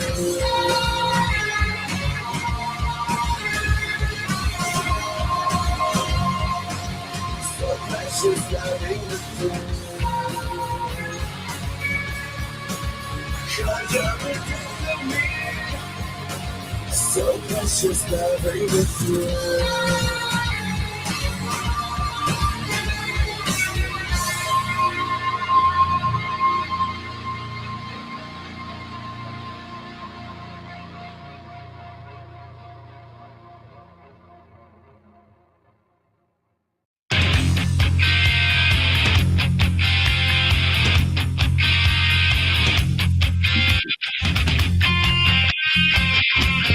Oh yeah, I'm back here.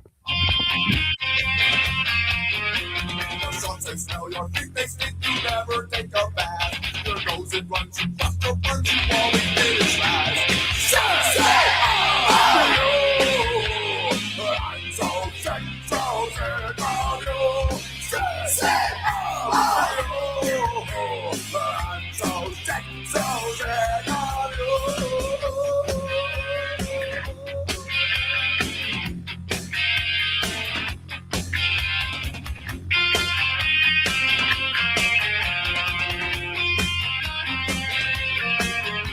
Your face is rusty, weak, why don't you don't know what to do? And just your luck, you really suck, that's all I'm sick of you. Say, I'm so sick, so red on you.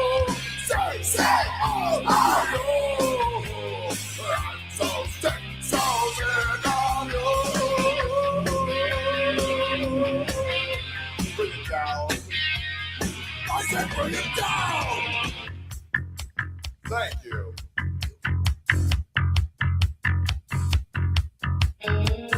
Don't you know? So sick of you. Things you say, things you do. Don't you know? So sick of you. Things you say, things you do. So don't you know? I'm so sick of you. Things you say, and all the things you do. So don't you know? I'm so sick of you. That things you say, and all the things you do. Don't you know that I'm sick of you? The other things you say and the things you do. Say, don't you know I'm so sick of you? The other things you say and everything that you say.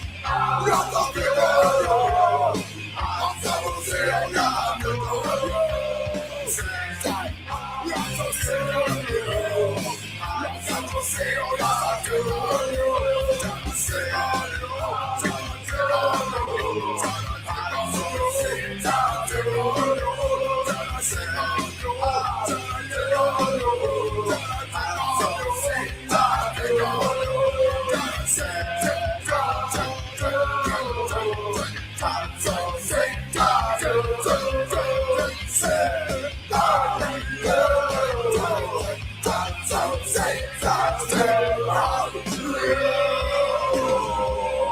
Human filth.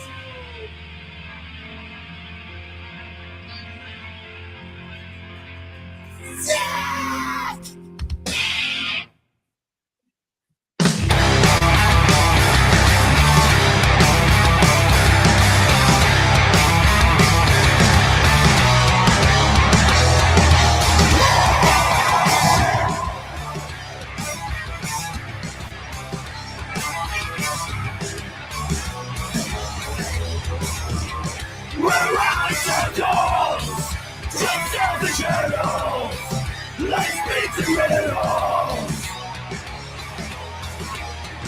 This world is started, from death is started, true world is started.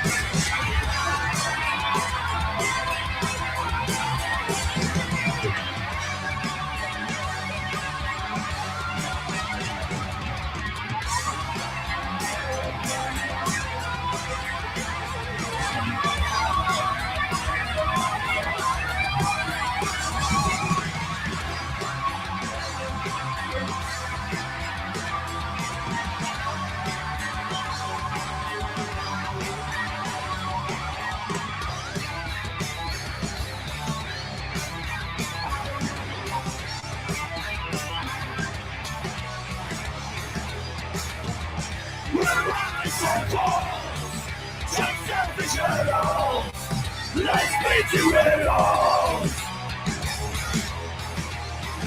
This world is started, from death is started, true world is started.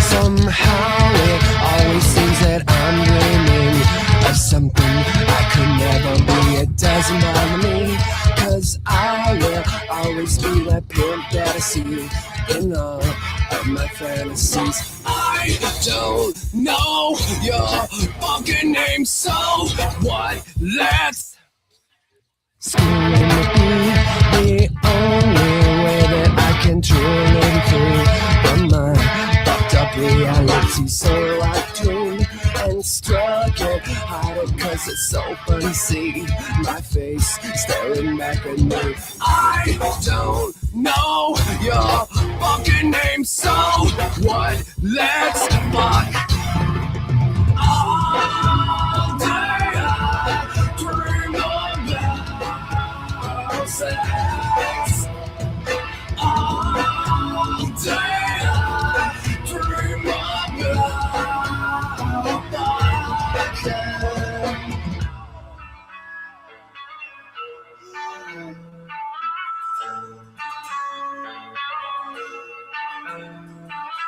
All day I dream about fucking. All day I dream about sex, yes, all day. I dream about sex and all day. I dream about sex, yes, all day. I dream about sex and all day. I dream about sex, yes, all day. I dream about sex and all day. I dream about sex, yes, all day. I dream about sex all day. Dream about sex all day. I dream about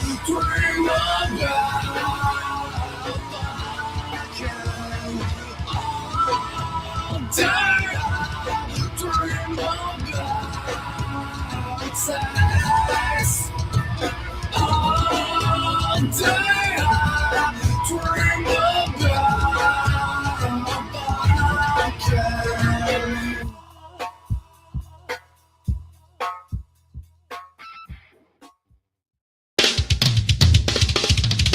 When I saw you pissed on the run, my heart flooded and I knew it was love. True.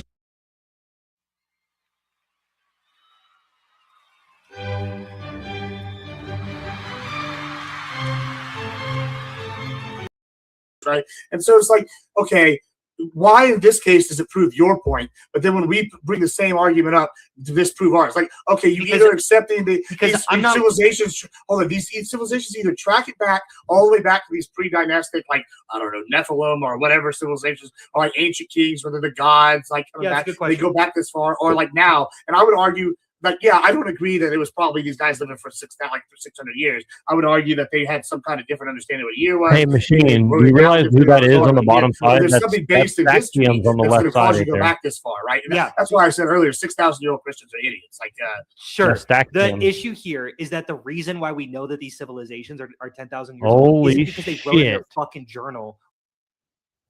I just want to point out that is Staxiums and Gnostic Informant and Sarah the Raging Tomato on the same platform. Holy shit. I don't know if Machine is there, but yeah, that's incredible. Typically, these archaeologists are able to date this, but they do date this not through the facthood of the journal keeping, but by the No, rocks they and the guess. textures and the. No, they don't. Okay, They sure. did. There are guesstimates, but it's within a margin of error that is never within like 6,000 years. yeah, but okay, so let me ask you a question. Why do we have coca plants in Egyptian tombs if there was no pre-trade with the like Americans, right? Like, so this is the same kind of thing. Rich Like, people like cocaine. sure, but the coca only grows in where? Like South America, right? So how the fuck did they get coca plants in Egyptian tombs? How do we have examples of tobacco in Egyptian tombs? So are we just saying like there are history, but we don't understand how I don't shit's even know if not that's here. true, first of The all. issue with We- this I can- debate all right, is like well, you another way. could just say anything, Yeah. and it's like I don't know how to take this one step at a time, like because it does feel like we just jump from point to point when it doesn't, like, instead of just honing in on one point. I don't know about those cocoa plants. I've never heard of this. Okay, I'm sure that maybe it was confusing to historians until they figured it out, or maybe it's still a question mark. Okay, maybe we're just using God of the Gaps arguments. I don't know. Can we hone in on one argument? Pre-dynastic. There's pre-trade before we know. But like, But once Gibbs, again, you also concede that the Earth is 10,000 years, or sorry, is like what is the actual Earth age of the Earth? I don't know. billions of years old. Yeah, no, I know. I just wanted to see 4 if billion. there with your argument, Gibbs. There's an argument to be had that that the pyramids and all those in the tombs, things like that, it was built during an Egyptian wet period. We don't really know what they grew. So there could have been coca other places. Yeah, why don't we just do that? Why don't we just make up things and then you have to go fact check them? Yeah. I mean, I'm just pointing out historical examples actually, that we they have. did trade with them. Actually, there was. I would argue they did have trading trade. that happened.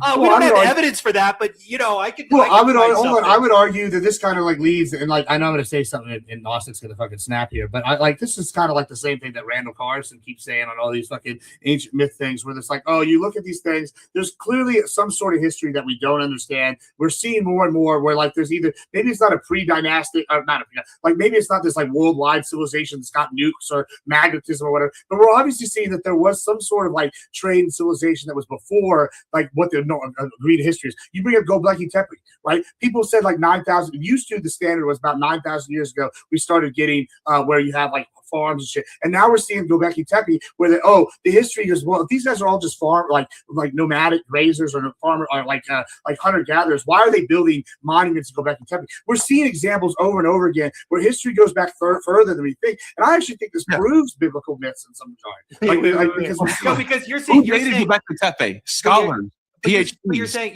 look, mainstream. sometimes it goes back further than 10,000 years, right? By the way, Randall Carlson is the same guy who said that the word Levite in the Bible, which is a Semitic word in Hebrew, means levitate, which is a word that comes. Yeah, well, I don't agree with everything he says. I'm just using it as an example. Like, I think there is something here with this idea that there were civilizations older than 10,000 years, and there was some sort of catastrophe that they, like just wiped out a majority of them. I don't know if it's one civilization or it's 50, but I think there's plenty of evidence starting to come up that there was something going on more than just hunter and gatherers 10,000 years ago. And I really don't know if that's like even really that widely a controversial thought now at this point. And if that is true, then that leads to the credence that Bible is real history because it mentions a lot of this stuff in reference to it. And I think this is, once again, even if they're getting told this stuff at a later date, they're referencing real events, which is real history. Just like with Troy, we use the mythology of Troy to find Troy. Like we're finding these over and over and over. We use myths to discover the history. That is real history. I don't understand why y'all disagree with that. Do you disagree with that? Like, well, the Younger Dryas theory is actually widely rejected by most scholars in that field. They don't think that there was some impact. And the guy that the guy that did the pyramids is like also got like all sorts of stuff that like is not based on total like modern Egyptology is not based on like anything like concrete either. So like all of this is theory. Like I mean, I'm hoping to be changed. We don't have an example of macroevolution, but I believe evolution happens. Do you disagree with the theory of evolution? You're missing the motivation. There is a very weird survivorship bias that's happening here, where you're recognizing that some myths do get confirmed sometimes because people are motivated to look where there's there's Mormon pressures for you. revisionism. Like, oh, well, I heard about this myth. I want to go see if that's accurate.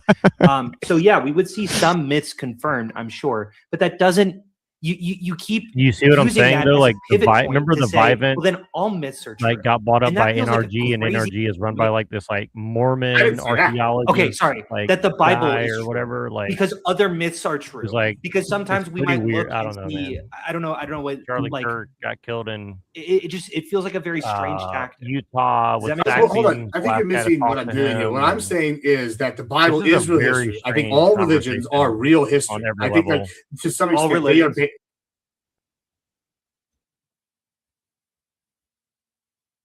This is so creepy on every level, in my opinion. Yeah.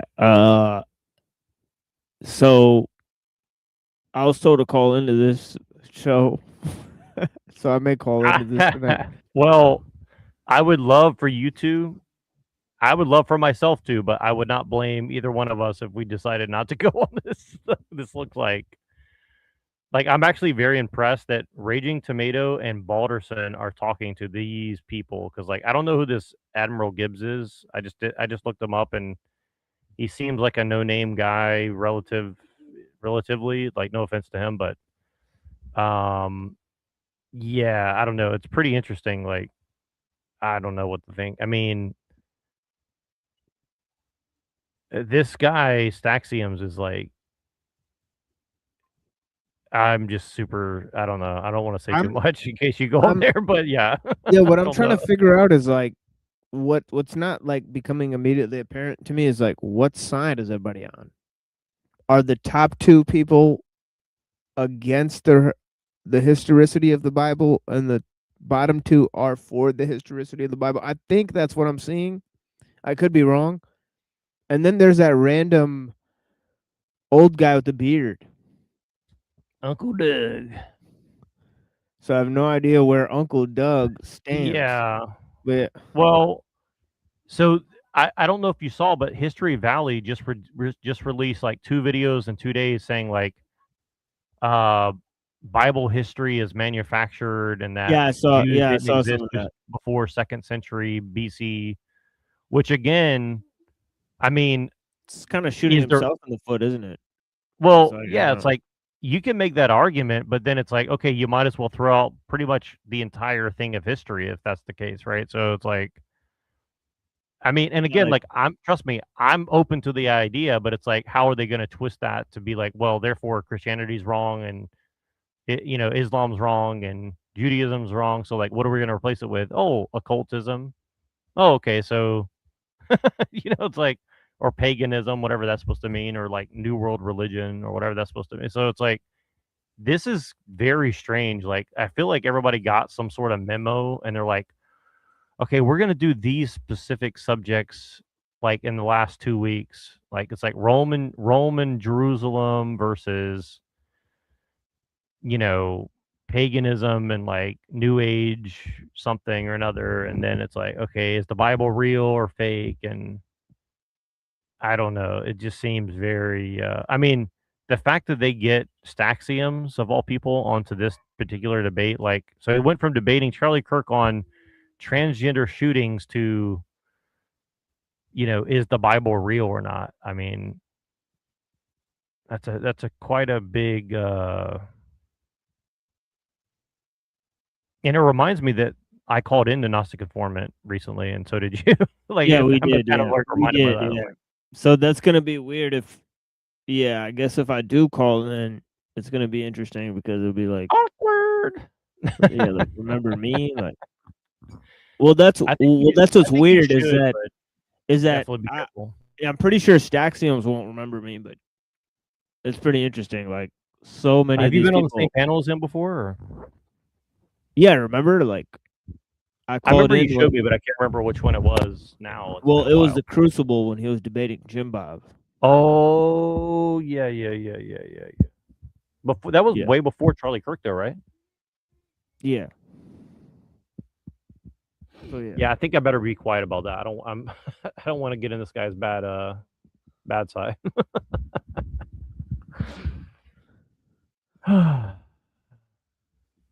Yeah.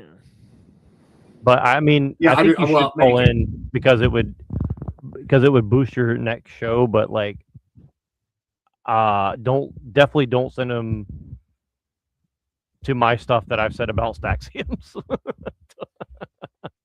That would not be good. They would definitely not be happy about that. So I don't know.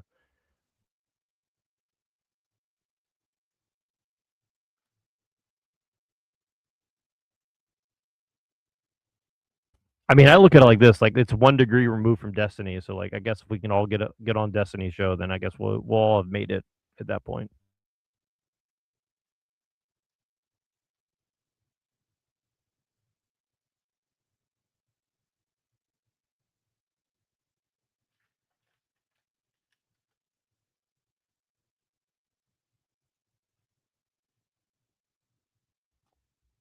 Scientology? Yeah, no. So, but like Islam that's a real religion. Yeah, I would say they trace Well, their to be lineage back to fair, Esau. by your opening statement, Wait, where it was pause it. prolific, how widespread the Bible is.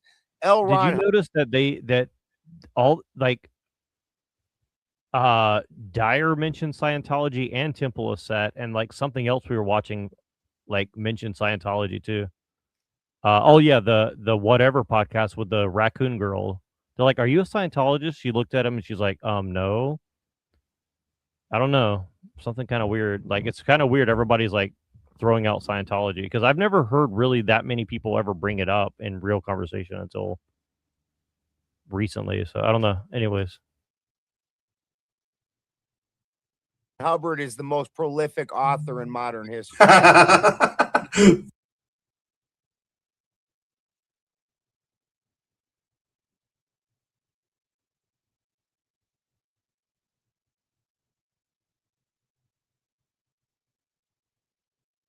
Opening statement where it was prolific, how widespread the Bible is.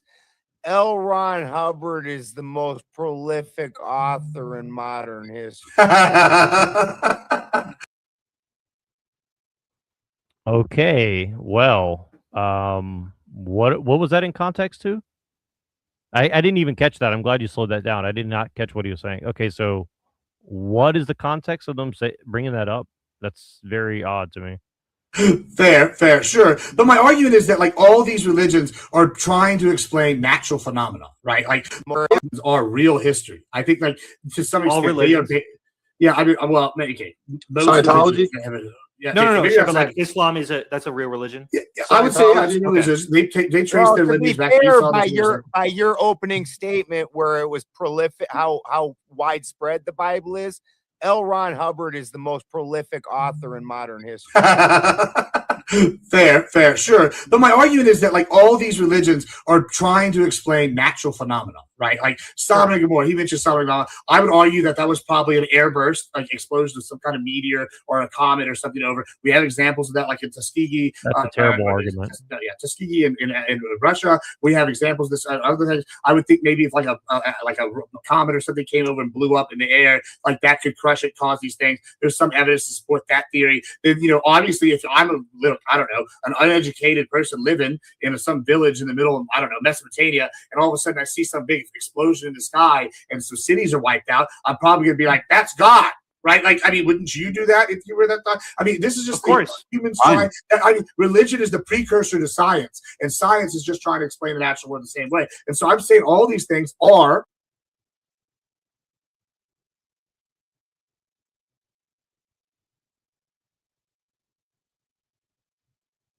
person living in some village in the middle of, I don't know, Mesopotamia, and all of a sudden I see some big explosion in the sky and some cities are wiped out, I'm probably going to be like, that's God.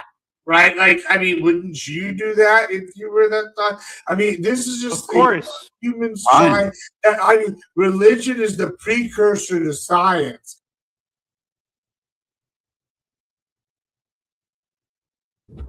Yeah, Andrew Wilson's live, by the way, chill stream. But this argument that this guy is putting forth is very dubious, I would say. But let's continue.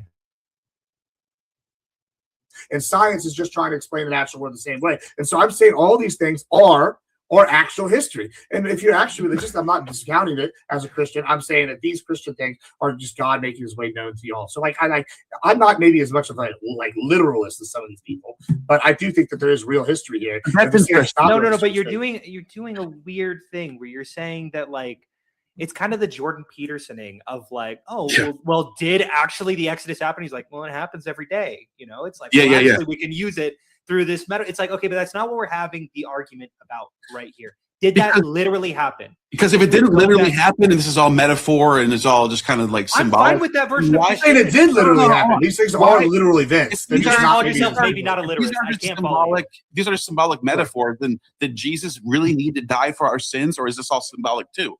Because if this didn't literally happen, even Jesus in the Gospels is saying, So think about it, right? So this guy is saying, did it literally happen? He's asking the question. Admiral Gibbs just said religion is a precursor to science. Gnostic Informant said definitely doesn't think it's on point. Benjamin Balderson doesn't think the Bible's on point. So I think this whole panel might be denying that. Right? The history. Right. It seems like everybody's basically like F Christianity, F, you know. Yeah, I don't see one person defending the historicity, so I don't know. That's what I'm getting confused about. I was like, I'm trying to figure out who is defending the historicity, right? It doesn't actually make sense, right?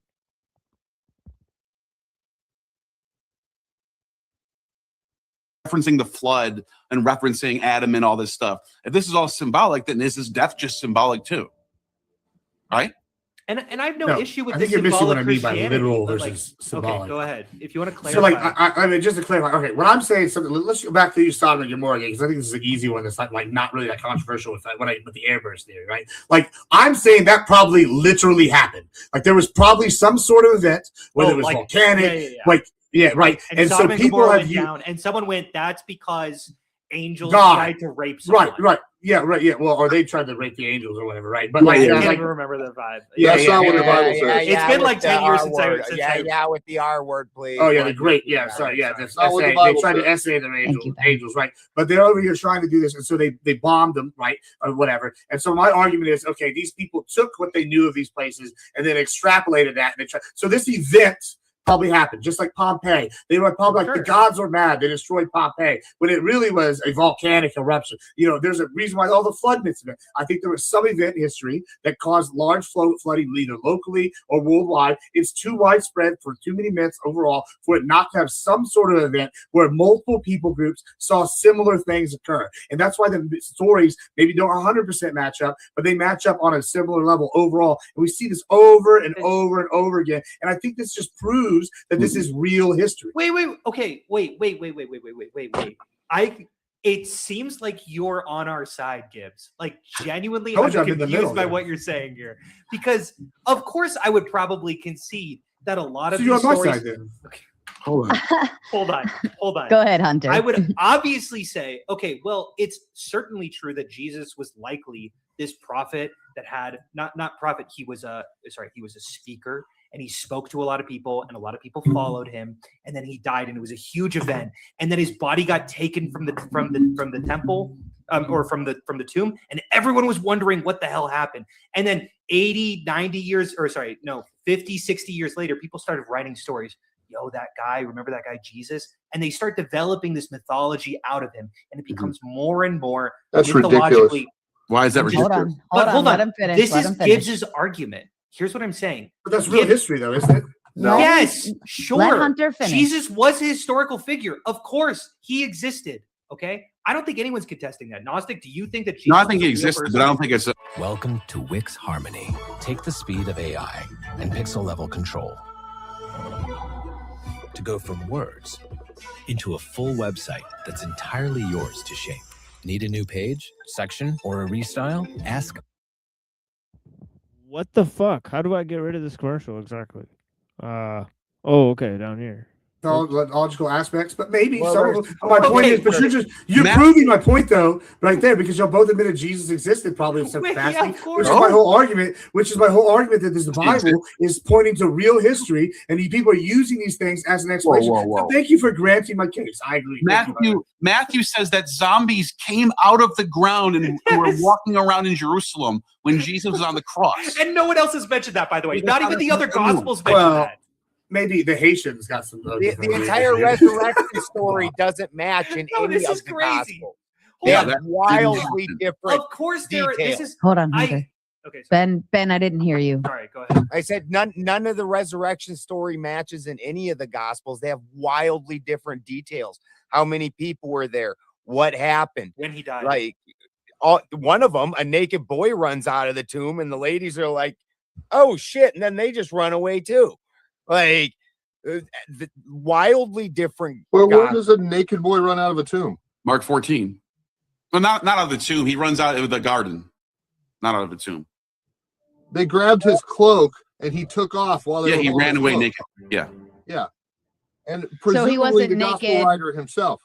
Okay, so he I'm wasn't gonna- naked when he ran out. No, It's he wasn't they grabbed standing around him. the garden. He was wearing a That, sandal. that doesn't exist in any of the other ones. It wasn't the tomb. There's that feature happens in all of them. There's huge parts of the story that don't match the other ones.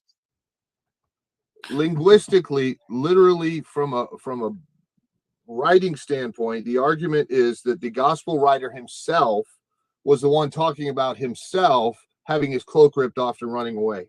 So how did he know about all the other events if he wasn't there? If he's just in that one scene, how does he know about all the other stuff? Because he interviewed lots and lots of people. Oh, no. Or because he based it off of Mark's testimony. Yeah, because well, Mark's the original. Yeah. Go ahead. That's what I Uncle said. Ben. Yeah, he's basing it off of Mark's. I'll be Go ahead, honest. Doug. I had a conversation with an atheist one time, and I said, "What would it take for you to believe that God exists?" And he said, "If God would vaporize the entire universe in front of my eyes and then recreate it all back the way it is, then I'd believe." So, which is an which is care. which He is said. a crazy, insane bar. I'm not an atheist, Doug. Wait, hold on. You don't- Who you don't here have said that? kind of requirements. Yeah, this When is I a look at red a herring. chair, I don't I know. judge whether it's going to hold me up or not. I don't require Doug, I'm not even an atheist. recreate Or whatever. I don't care about that. Okay, you're missing the whole point. The point is nothing, no matter what, is going to change some people's Evidence. mind. Evidence would change my mind. That's what I'm Okay, asking. I met Jesus in person. He runs my life every day. I ask him what shirt to wear, what to eat. He pays my bills. I've been Really? totally dependent on God for 20 years. Jesus Seriously. is real. Odin Every day. never did crap for me. Thor never did crap for me. Buddha never did crap for me. The difference is you Jesus never has been believed in taking those care of me individuals. for 20 years. I've seen demons, I've seen angels, I've been to heaven. Either I'm a raving loony or I'm telling the truth, because that's the way Jesus was. Either he was the son of God as he said he was, No. or he was a raving loony. False He couldn't dichotomy. be a wise No, prophet. that's He a false can't be anything dichotomy. else. He never even False claimed he was dichotomy. God. It's a false Eyewitnesses, dichotomy. my turn. It's false Go ahead, Eyewitnesses Doug. that walked with him gave their lives. Nope. They wouldn't do that for a lie. It wasn't 50, 60 years later. Yes, it was. Immediately. And where's the body? The government didn't have it, or they would have shown it. The disciples didn't have it. What? Immediately, these people went all over the world and gave their lives for something. You don't do that if you know it's a lie. You don't do that for a literary fabrication. There's plenty of examples of why this is real and why it's the best way to run the world. Why the stuff Jesus said is a better way to establish culture, to live together, to play nice with one another than anything else man has ever created. There's wisdom there we don't have anywhere else, unless it's derivative of that. So You realize the proofs that you listed were also in the literary, it only exists in the literary work that we're questioning? So first of all, wait. Can I go? Can I go? I Can said go? in the beginning. Also, I want to respond to that super reality. chat. I'd like to the go. super chat. The super chat. I would like to Okay, respond to. let Previous. me. We will do all of the super chats at the very end. But again, let me give you guys all the kind reminder when you were given the. So yeah, dude, this is pretty crazy, dude. Actually, this is a pretty hostile panel towards believers in the Bible. I think like, but I could argue both sides. I think to argue either side is pretty fallacious. I mean, to argue either side fully. But I do have to run now, man. Yeah, because it's only No, 15 minutes before my shit. It's a trap either way. I mean, you can't because if once you try to make an historical argument, I mean, it's like, what are you really saying there? It's like, again, it's like Right. so what I don't know. It's a trap. It's just a trap through and through. I mean, I had an idea. Well, so you're going to do your presentation for 2 hours, right? I don't know. I was kind of planning on like just presenting the entire time if nobody comes by, but we'll see what happens. Okay. I'll probably come by. So just send me the link when the time comes, and I'll probably Yeah. come by a little bit. So, what do you? Yeah, what, if you what do you? wanna. What, yeah, I'll just play it by ear. But now I was Yeah, I'm thinking. gonna I like try to. responded to her in NPC's Discord saying, how do we call in? And she said she's going to drop the link. So I was thinking maybe if people wanted to go call in there. Yeah. That'd I might try to like finish up early my shit. Like maybe I'll do it like maybe 4 or 5 hours and then I'll call in. But I'm pretty sure like nobody's gonna come to my show today. I'm pretty sure like. Well, everybody is live right now, so it's like. looks Yeah, like I'm pretty. everybody's going- Yeah, I'm going pretty live. sure. Like, yeah, I'm pretty sure I'll have ample time to just talk. I'm pretty sure like even Buddha and Reddington might not come by, most likely. So I'll be pretty surprised if anybody does call in. And so Yeah, yes, we'll I think it'll be just me and you. But yeah, we'll definitely send me the link. I'll definitely be calling in Yeah. at some point, but I want to listen more for a while, so and just see Yeah. see what you're covering before I call in, probably. So, all right, cool, man. All right, I'll go ahead and end this thing here. I don't think anybody's really watching anyway, so.